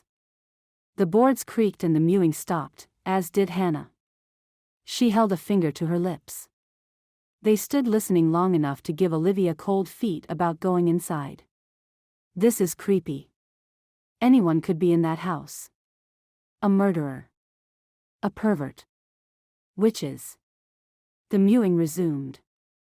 Hannah opened the front door with the familiarity of someone who lived there, not a kid who didn't belong. And she didn't hesitate. She led. She led Olivia to the interior stairs. This way. The stair treads groaned beneath their feet as if threatening to disintegrate, in which case they'd probably fall through to the basement where the vampires were sleeping. At the top of the stairs, Hannah pushed a door open. The hinges sounded like the laugh of the knife-wielding psycho in the last horror movie Olivia had watched with Mandy. The kittens quieted. There was something wrong here, something Olivia couldn't quite put her finger on. And it wasn't her overactive imagination. Hannah made a beeline to the closet and opened the door. Just what I thought. Mama isn't here. Olivia came closer. The room smelled like a backed-up toilet. The kitten squirmed on a pink sweatshirt, kind of like the one that Hannah had worn one day last week. Anne. Those are baby raccoons. Yes. About a week old. Olivia frowned. You've been here before. Yes, but Riley chased me away. Hannah dropped to her knees by the babies. She's not a very good mom. That's it. Time to go home and get a manicure. Olivia had been bamboozled twice in one day. Worse, the second time, she'd been bamboozled by a kid less than half her age. Is that why you wanted to trap Riley? Because of the babies? You're planning a reunion. Yes. We're going to put the babies in your purse and then in the trap at the post office. Riley will go in the cage, and they'll be together always. Those things aren't going in my bag. This is Michael Kors. She may have bought it used online, but it was still designer. Put those stinky things in your bag. It's too small. If Riley gets trapped and I don't know about it, she's going to be taken away without her babies. That was on Hannah, who'd put the trap there in the first place. Sometimes moms and kids aren't meant to be together, Olivia said sharply. Moms should never, ever, ever leave their kids. Hannah crossed her arms over her chest and... Were those tears in her eyes? Too late, Olivia remembered that Hannah's mom was dead, and Ben had tried to give her away to some stranger. Something growled behind them. Olivia whirled around. Great. Riley wasn't such a bad mother after all. You've got skills, boy, Granddad said to Joe while they cleaned up after the third front lawn fire where he'd joined the fire brigade. Thanks, Mr. Libby. Joe had a knack with the hose. His love of method and precision might have been a reason he was a good mechanic. After all, he'd gotten the fire engine running. I'm really sorry about the high school fire. My wife says I was a troubled youth. The fact that Joe grinned when he admitted this last fact didn't cancel the sincerity of his apology. Ben was grateful Granddad was in a magnanimous mood. So far, the trouble Utley had caused with his fiery breadcrumbs had been small. That didn't change the fact that his handful of available volunteers, Mandy, Nate and Joe, were green and every new situation was a teaching moment. Of course, Nate had left on a manhunt for Utley. 2 of the other 5 volunteers were away at business meetings. 2, including Will, had accompanied their wives to Cloverdale for their newborn's first checkup. 1 was down with food poisoning. If nothing else, the day was teaching Ben that he needed a larger number of volunteers. Dad sat in the engine's shotgun seat with the door propped open. His eyes were small, and his mouth pinched. His skin color had been better earlier in the day as had his temper. The fire chief was at his physical limit, and he was extremely unhappy to have reached it. Ben stood on the sidewalk beneath him. It's time to call Cloverdale Fire for reinforcements. We can handle these, wheeze gasp, small fires. Wheeze gasp. Great training. Pant, pant. For recruits. The trouble with Dad wanting to be on top of things and in control was that Utley had fallen over the edge and was out of control. We can handle it until Utley sets something bigger ablaze. With the sheriff and half the town looking for him, he's got to be getting desperate. The sheriff had mobilized their elderly audience into canvassing the area, looking for Utley and more fires. Ben leaned in closer, lowering his voice. Swallow your pride, Dad. Make the call. He must really have been struggling to breathe, because he took a hit from his inhaler and then a long drink of water. Not yet. Yeah, it's always fun until someone gets hurt. Ben stomped back to the business of doing the fire chief's job. The engine had to be ready to move when the sheriff's call came in about the next fire. You're making good on things now, Granddad was saying gruffly to Joe. At the next one, hit the edge of the fire closest to the building first rather than beginning at the sidewalk. Save the asset first. Joe nodded. Gotcha. You, okay? Ben asked Mandy, who'd just finished sealing the fire hydrant cover in place. She'd been quiet since they'd argued over Utley's innocence. Her ponytails were frizzed from the humidity created by dousing fire with water. Her face and gloves were streaked with grease from wrestling with fire hydrants. She didn't smile. She didn't look determined. She didn't look at me. Mandy stared at the horizon. How can you be here when Hannah is missing? Olivia left with my mother this morning. And then ran away from her this afternoon. I want these fires to end. I want to know that my baby sister is safe. I want to apologize for the broken eggs. I want to know, she flinched, her expression cracking like one of her emotional eggs. That no matter what, we'll always have each other. I'm compartmentalizing. Ben touched her shoulder too briefly. He'd prefer to gather her in his arms. And I'm able to do it because of who Hannah is. She plays it safe. She's capable and responsible. Mandy flinched at his word choice. She's 7. You've already rescued her once from the river. My mom is searching for her. Nate told his team to look for her, too. Ben couldn't afford to think about Hannah now. That kid has more street smarts than I did at her age. She spends hours with those animals at the infirmary. She's not clingy. I give her space. 7-year-olds don't want space. They want love. And they need lots of it. Mandy's gaze trapped his. I've seen the lights on at the fire station late at night. You spend time away from her on purpose because you don't want to care too much. You can't commit to being her father because you don't want to break her heart. You can't even acknowledge that you were born to lead because leading a fire crew would be like heading a family. And heaven forbid you put yourself out on a limb where people might be disappointed you. Mandy's words sent a shaft of ice through Ben's chest. But it changed nothing now. Later, it might break him. The raccoon wouldn't let them out the door. Riley had them trapped in a corner. The afternoon sun beat through one of the only unbroken windows in the house. It felt like an oven and smelled like a litter box. Don't worry, Hannah said with false bravado, clinging to Olivia's hand. It's hot and she needs food and water. Our bodies are made up of about 50% water. Why couldn't Chemo Brain have taken that fact from her? Hannah tilted her head and asked softly, do you think she knows that? Riley bared her teeth. Yes, Olivia said.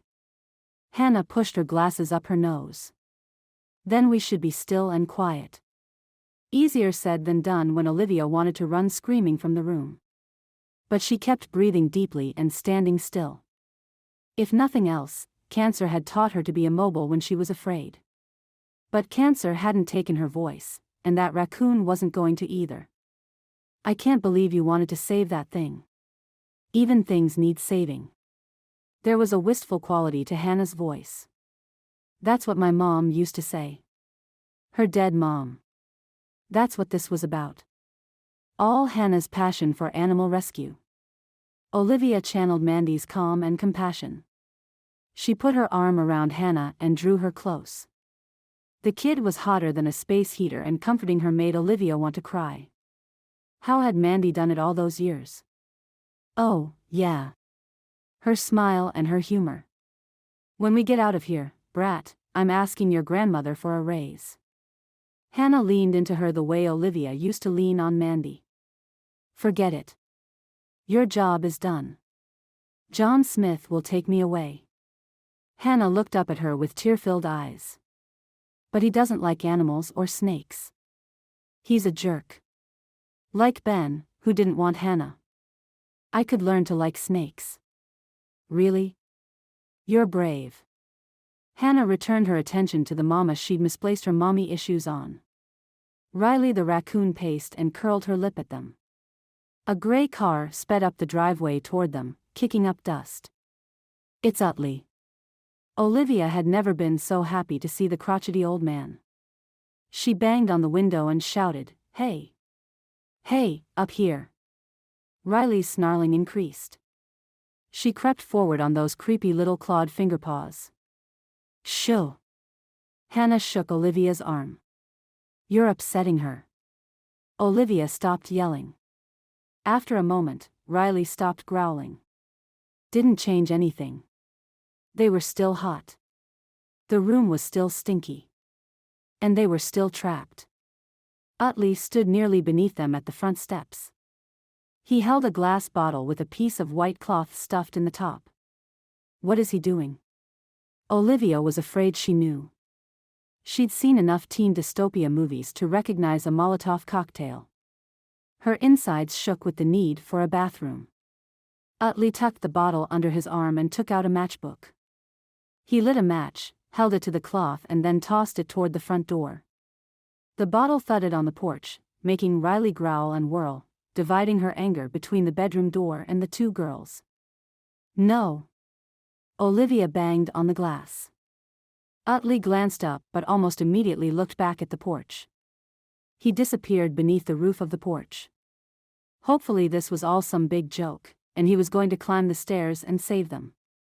Whoosh boom. The house shook. Riley backed up from them and growled louder. What happened? Hannah wrapped her arms around Olivia's waist. I'm scared. It's Utley. He's the arsonist Ben's been looking for. We have to get out of here. Olivia could swear she smelled smoke. And there was no sign of the old man. Come on. Olivia took Hannah's hand, grappling the rising panic inside. She hadn't survived cancer to be cremated because of some crazy old dude and a cranky critter. She moved to the door, dragging Hannah along with her. Or she would have if Hannah hadn't dragged her sneakered heels. I'm not leaving without Riley. She bit her lip, glancing at the closet. Or at least not without Riley's babies. No.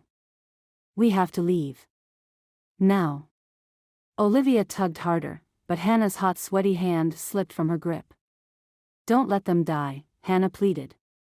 Something crackled downstairs. Olivia was willing to bet it wasn't Utley's feet cracking boards on his way up to rescue them. I smell smoke, Hannah. And I hear fire. Olivia edged along the wall toward the door hoping that Hannah would come to her senses and follow. As she moved, Riley backed into the closet, crouching over her litter. Shoot. She should have tried moving this way earlier.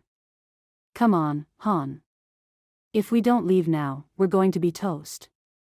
Not without the babies. Hannah's chin thrust out. Ben will come for me. Olivia's jaw might have dropped on the floor. Don't be stupid. Ben doesn't know where you are. No one knows where we are. The truth of her words sank in. Olivia fell back against the wall, needing support. I wish I had my cell phone. She wished she'd never agreed to leave Harmony Valley with Terry. Hey. I have my radio. Hannah dug in her pink shoe bag. The smoke in the stairwell was thickening. The sound of a crackling fire was getting louder. Olivia pushed herself up and went to the door. She couldn't believe her eyes. The fire was leaping up the stairwell. Its heat burned her skin. How had it grown so fast? She slammed the door and ran to the window, trying to pry it open. Riley did no more than grumble, gathering her babies beneath her. She knew Olivia's efforts were futile. They were already dead. The radios Ben and Keith wore squawked. The two men scrambled for the handhelds. Help. A little girl's voice came through the small speaker. Ben. Grandpa. There's a fire. We're trapped. Ben climbed on the fire truck bumper and scanned the horizon. Mandy had the strangest feeling, as if the world had slowed and suddenly tipped on the opposite axis. She said we. We as in she and Vanessa. Or we as in she and Olivia. Keith took the lead on the radio. Hannah, who's with you?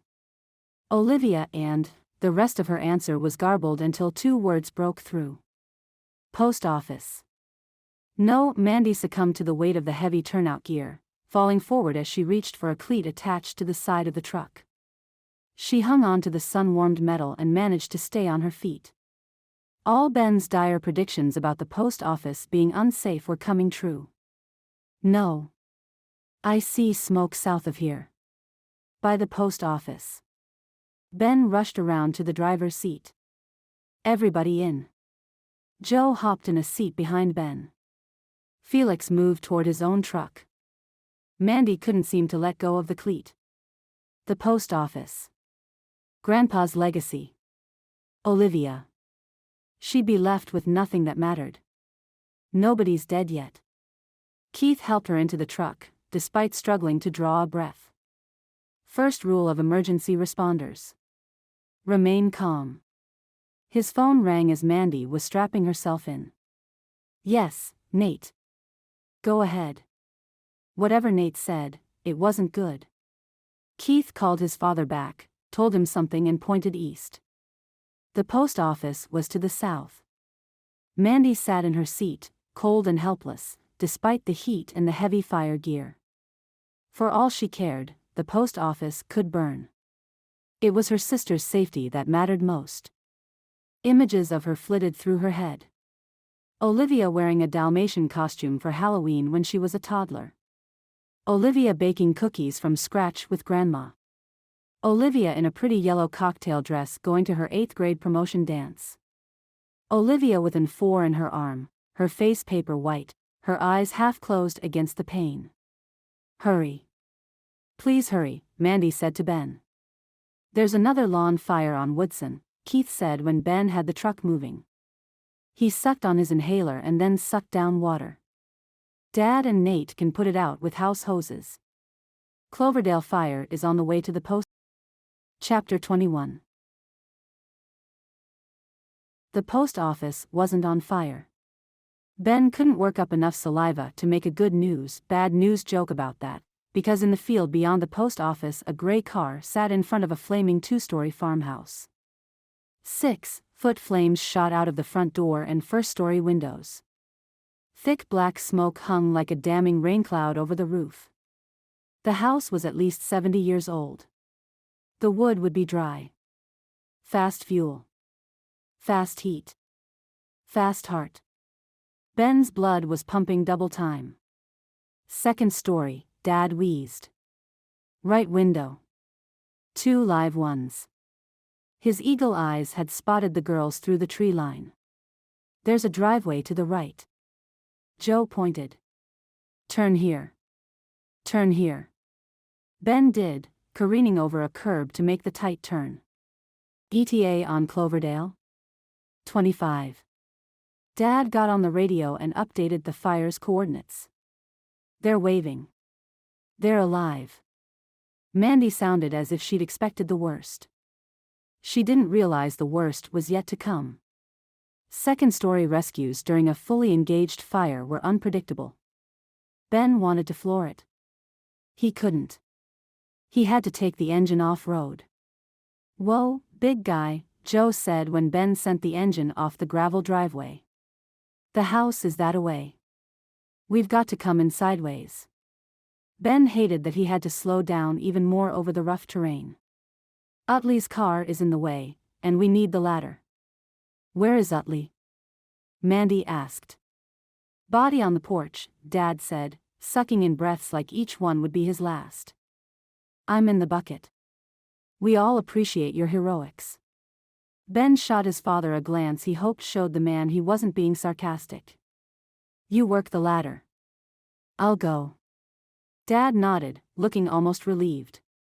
Gear on first. Ben slowed even more to bring the truck around. We have time to get the girls. He hoped. What we don't have time for is rescuing rescuers. Clear. Clear, Joe said from behind him. Ben glanced back at Mandy. It's gear on first or you stay in the truck. Clear. Mandy had tears in her eyes. Ben began making plans. I need Joe and Mandy to get Utley's body off the porch and to safety, administer CPR if he needs life-saving measures. Other aid can wait for Cloverdale. Neither one of them answered him. They were probably thinking Utley didn't deserve saving, certainly not if it was at the expense of rescuing the girls. Mandy, connect the hose and work the gauges like the chief showed you. Joe, Send water in the front door and toward any stairs in case we need them. Ben doubted the stairs still existed. The house wasn't going to be saved.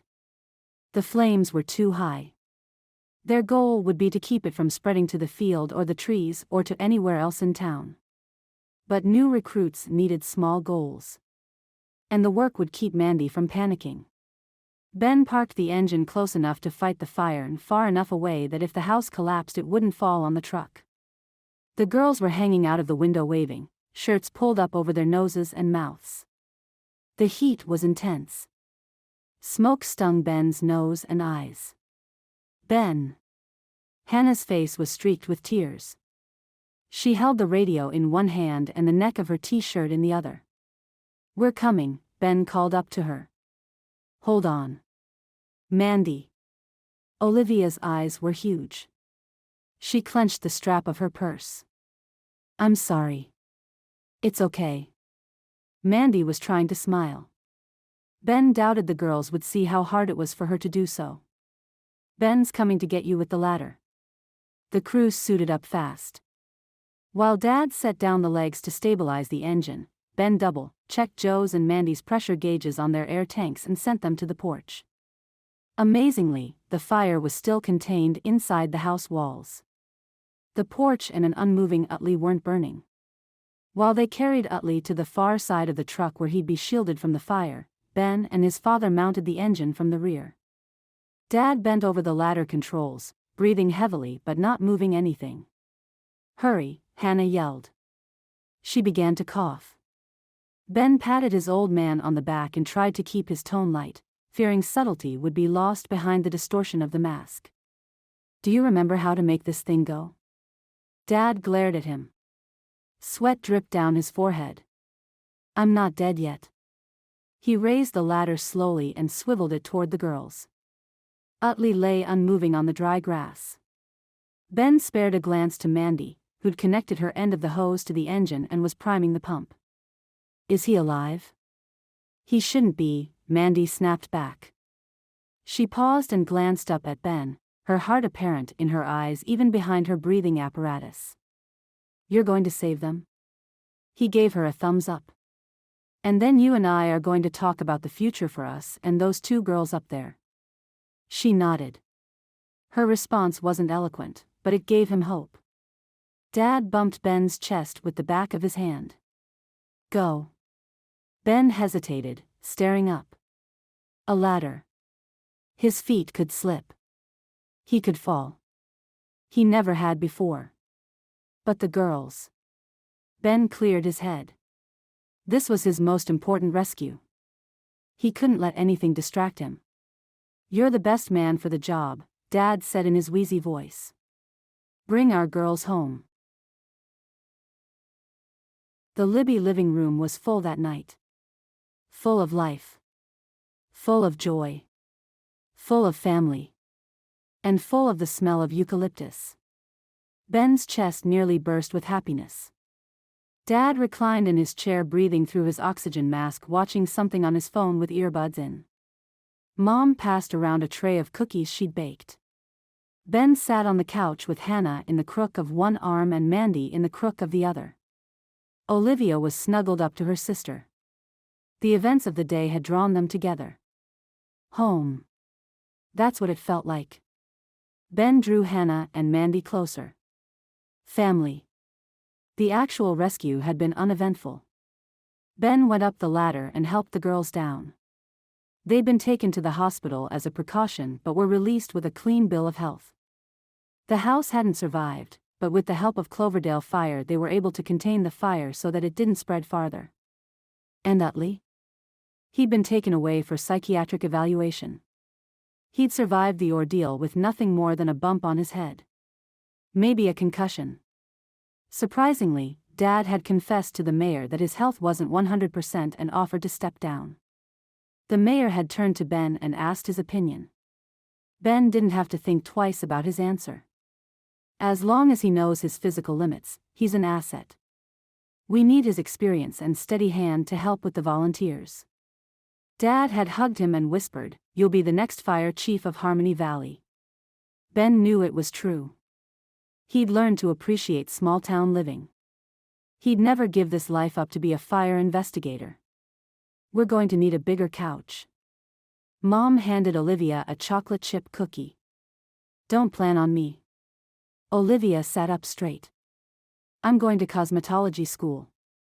Yes, you are, Mandy said firmly, her head resting on Ben's shoulder. Olivia's chin went up. And you're not going to pay my way. No, I'm not. Mandy's happiness reverberated through her voice and seeped into Ben's chest like a gentle caress. But I can co-sign your loan. What about all the, Olivia lowered her voice. Debt? Well, Mandy said slowly. I found our grandparents' will today. It's signed and notarized and leaves the house to us, not Mom. She'd shown Ben the will earlier, wanting a second opinion. He'd recommended she consult a lawyer. But Grandpa gave you his will. Olivia frowned. I saw it. He gave us a handwritten note. Never notarized. Mandy didn't smile. The sting of what they'd been through the past 2 years was still too fresh. Once they sold the house, they'd be able to pay off Olivia's medical debts, but they probably wouldn't have enough to pay for her schooling. I went to see a retired lawyer in town while you were napping to be sure. He said since Grandpa had been diagnosed with dementia, anything he wrote without validation by 2 different lawyers is void. Can we check on the raccoon trap later? Hannah piped up. Not tonight. Ben gently tugged one of her blonde braids. The last thing he wanted to do in the dark was to tangle with a raccoon. Are you still worried about Riley? Olivia tossed her hands about. She trapped us in that house and then as soon as I got the window open, she abandoned her babies. She was scared, Hannah said staunchly, unwilling to back down.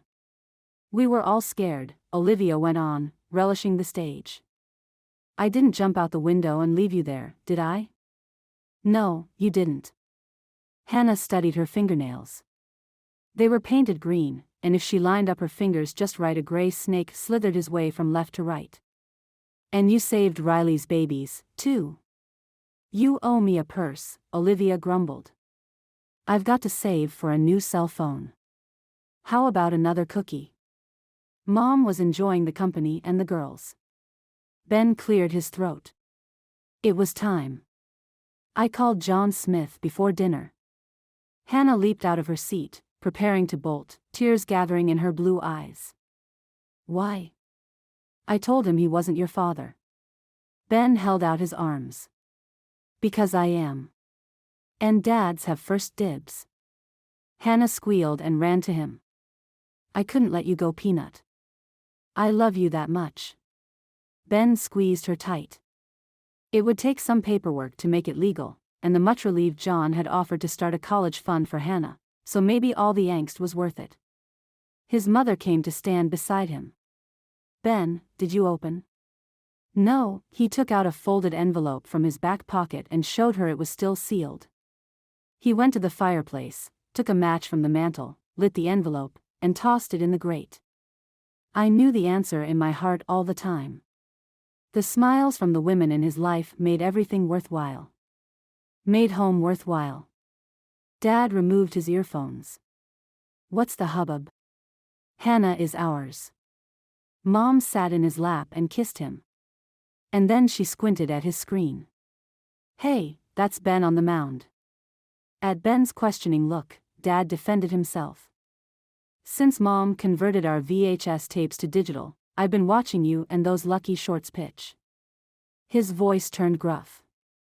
You had skill, son. Ben didn't think his dad could have given him any better gift. You should have told me. Mom flung her arms around Dad's neck and bussed his lips. I wanna see. Hannah climbed into their laps. I'm Team Libby. Grandpa Keith keeps us guessing, doesn't he, Hannah? Mom held the phone so that she, Hannah and Dad could all watch. But we love him anyway. Copy that. Ben crooked his finger at Mandy. Only one thing could make this day more complete. Come with me. Where? Mandy stood. She wore blue jeans and a navy blue t-shirt with the Harmony Valley Fire logo. It had been a gift from Granddad at dinner. She was a long, tall drink of water, and Ben was a thirsty man. "We have a date with Mr. Moon." Ben took Mandy's hand and led her outside into the moonlight. He sat on the wooden picnic table and drew her to sit on the bench between his legs so she could look at the moon. Mandy draped her arms over his knees. "What a day. And now it's just you and me and Mr. Moon. You were a trooper on those fires." He massaged her shoulders. "You didn't panic. You took orders and you got the job done. I have a good fire captain." "Really? Tell me about him." She chuckled, the sound mixing with cricket song. "He's strong and loyal. Don't forget honest to a fault." "I wouldn't say his honesty is a fault." She turned, moving to sit on the bench so she was facing him. "But he's also patient and kind. Maybe he's too handsome and confident for his own good." "You can never be too handsome or confident." Ben threaded the fingers of one hand through hers. "He sounds like a man the smartest, hardest working, prettiest woman in town can have a future with." Mandy nodded, her gaze warm and accepting.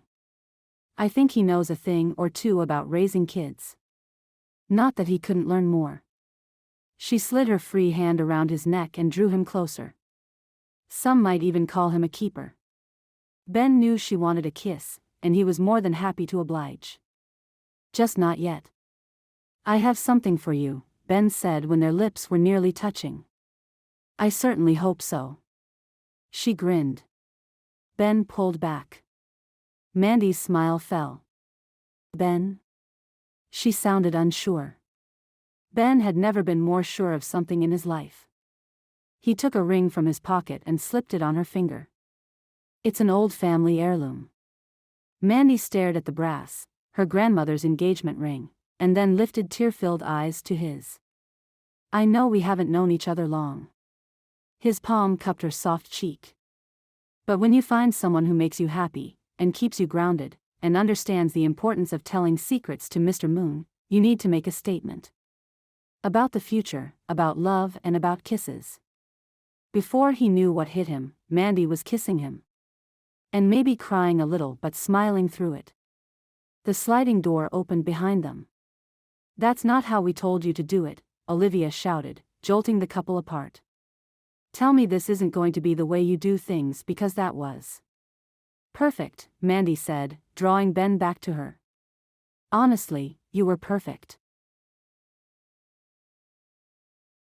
Epilogue. Someone turned off Mandy's country music in the Harmony Valley post office. Mandy stopped sorting mail, turned, and was immediately enveloped in a hug from Olivia. "I passed." Olivia hugged and bounced and laughed, her enthusiasm contagious. "I passed. I passed. I passed." Mandy let herself be carried along with Olivia from one end of the post office boxes to the other. It felt wonderful to celebrate the positive with her sister. Finally, the bouncing and spinning stopped, and Mandy held Olivia at arm's length. "Congratulations. I passed all sections, hair, skin, makeup." Olivia hadn't set out with such high expectations. But in talking to Britt, who operated the local hair salon, she'd realized it was short-sighted to only be able to work in one field. Olivia was glowing with joy and pride. Closing in on Thanksgiving, her body had recovered from its fight against cancer. Her hair was shoulder-length and her features deceptively delicate. What had been the worst day in Mandy's life, when Olivia left with Terry and then was trapped in a burning building, had been a turning point for her sister. Since that day, Olivia hadn't let small setbacks derail her confidence in herself or her hope for a healthy future. Something clattered outside the lobby. Mandy and Olivia went to the customer service window just as Hannah came rushing inside the lobby. Her bike had fallen over outside. "Look what I found." Hannah held a small gray kitten aloft before tucking the little ball of fluff into the crook of her neck. "Can I keep him? Do you think that kitty will get along with the bird with the broken wing you rescued last week?" Olivia teased. Or the baby frogs you found from the week before? Yes. Hannah thrust out her chin, blonde braids predictably askew. Because you're going to help me, Olivia. Olivia grinned. Only if you let me cut and style your hair for Thanksgiving. Hannah seemed to consider that a moment. Okay. What should we call him? Ben, Mandy said, smiling as she turned her grandmother's brass ring on her finger. We can't name this kitty Ben. Hannah giggled. We already have a Ben. No, Mandy pointed. Ben is here. Our honey. Our honey. Olivia rolled her eyes, but the truth was that she loved Ben, too. She tried to boss him around, especially when it came to romantic gestures toward Mandy. Ben is your honey. I have my sights on Ryan. Ben entered the lobby, looking handsome in his firefighter uniform. Hey, all my girls are here. I passed all my tests. Olivia ran out to meet Ben in the lobby, destroying her comment about Ben being Mandy's honey as she threw herself into his arms. She doted on Ben nearly as much as Hannah did.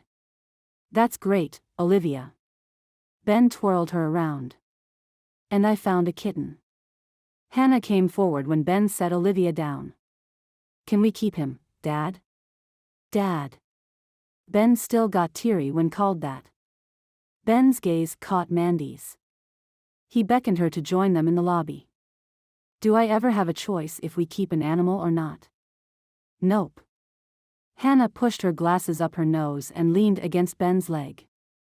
Not really, Hannah added, hooking her arm through his. Mandy entered the lobby, taking in her little family and feeling an overwhelming sense of love. For her sister, who was growing into an independent woman. For little Hannah, who never met a stranger, whether human or from the animal kingdom. And for Ben, whose honesty and unexpected love was giving Mandy a safe place from which to grow. I think I'm too soft on you girls. You always get your way. Ben's blue eyes sparkled with mischief. And that's why I'm here to propose a vacation. The second weekend in June. After school's out. We're going to drive to Lake Tahoe and get married. Married? Mandy's loving smile turned into a grin. Ben shrugged. You couldn't seem to settle on a date or a place, so San Francisco would be swankier. Olivia began her usual argument. No. I want to go somewhere where there are animals who need me, Hannah added her usual argument. And I don't really care as long as we're together, Mandy finished off, sounding something like a broken record. She closed the distance between them, all of them, and gathered her family close. Ladies, I think we're going to have to let Ben take ownership of the wedding decision and live with whatever he decides. How romantic, Ben murmured. And honest, Mandy pointed out. Somehow, Mandy and Ben managed to ease Olivia and Hannah to either side of them. Ben's arms settled around Mandy's waist and hers around his neck. From the look in Ben's eye, Mandy was about to be kissed. She'd never tire of kissing Ben. But only this one thing, right? Olivia asked. Yeah, Hannah seconded. Don't make it a habit, Dad. I wouldn't dream of it, Ben murmured, lowering his lips to Mandy's. And then he stopped, his lips a finger's breadth away from Mandy's. Except, I would like something more for the family, Ben said, that mischievous smile making another appearance. More boys. I need them on my side. And then he kissed Mandy. While Olivia and Hannah made it clear they'd much rather expand their family with girls.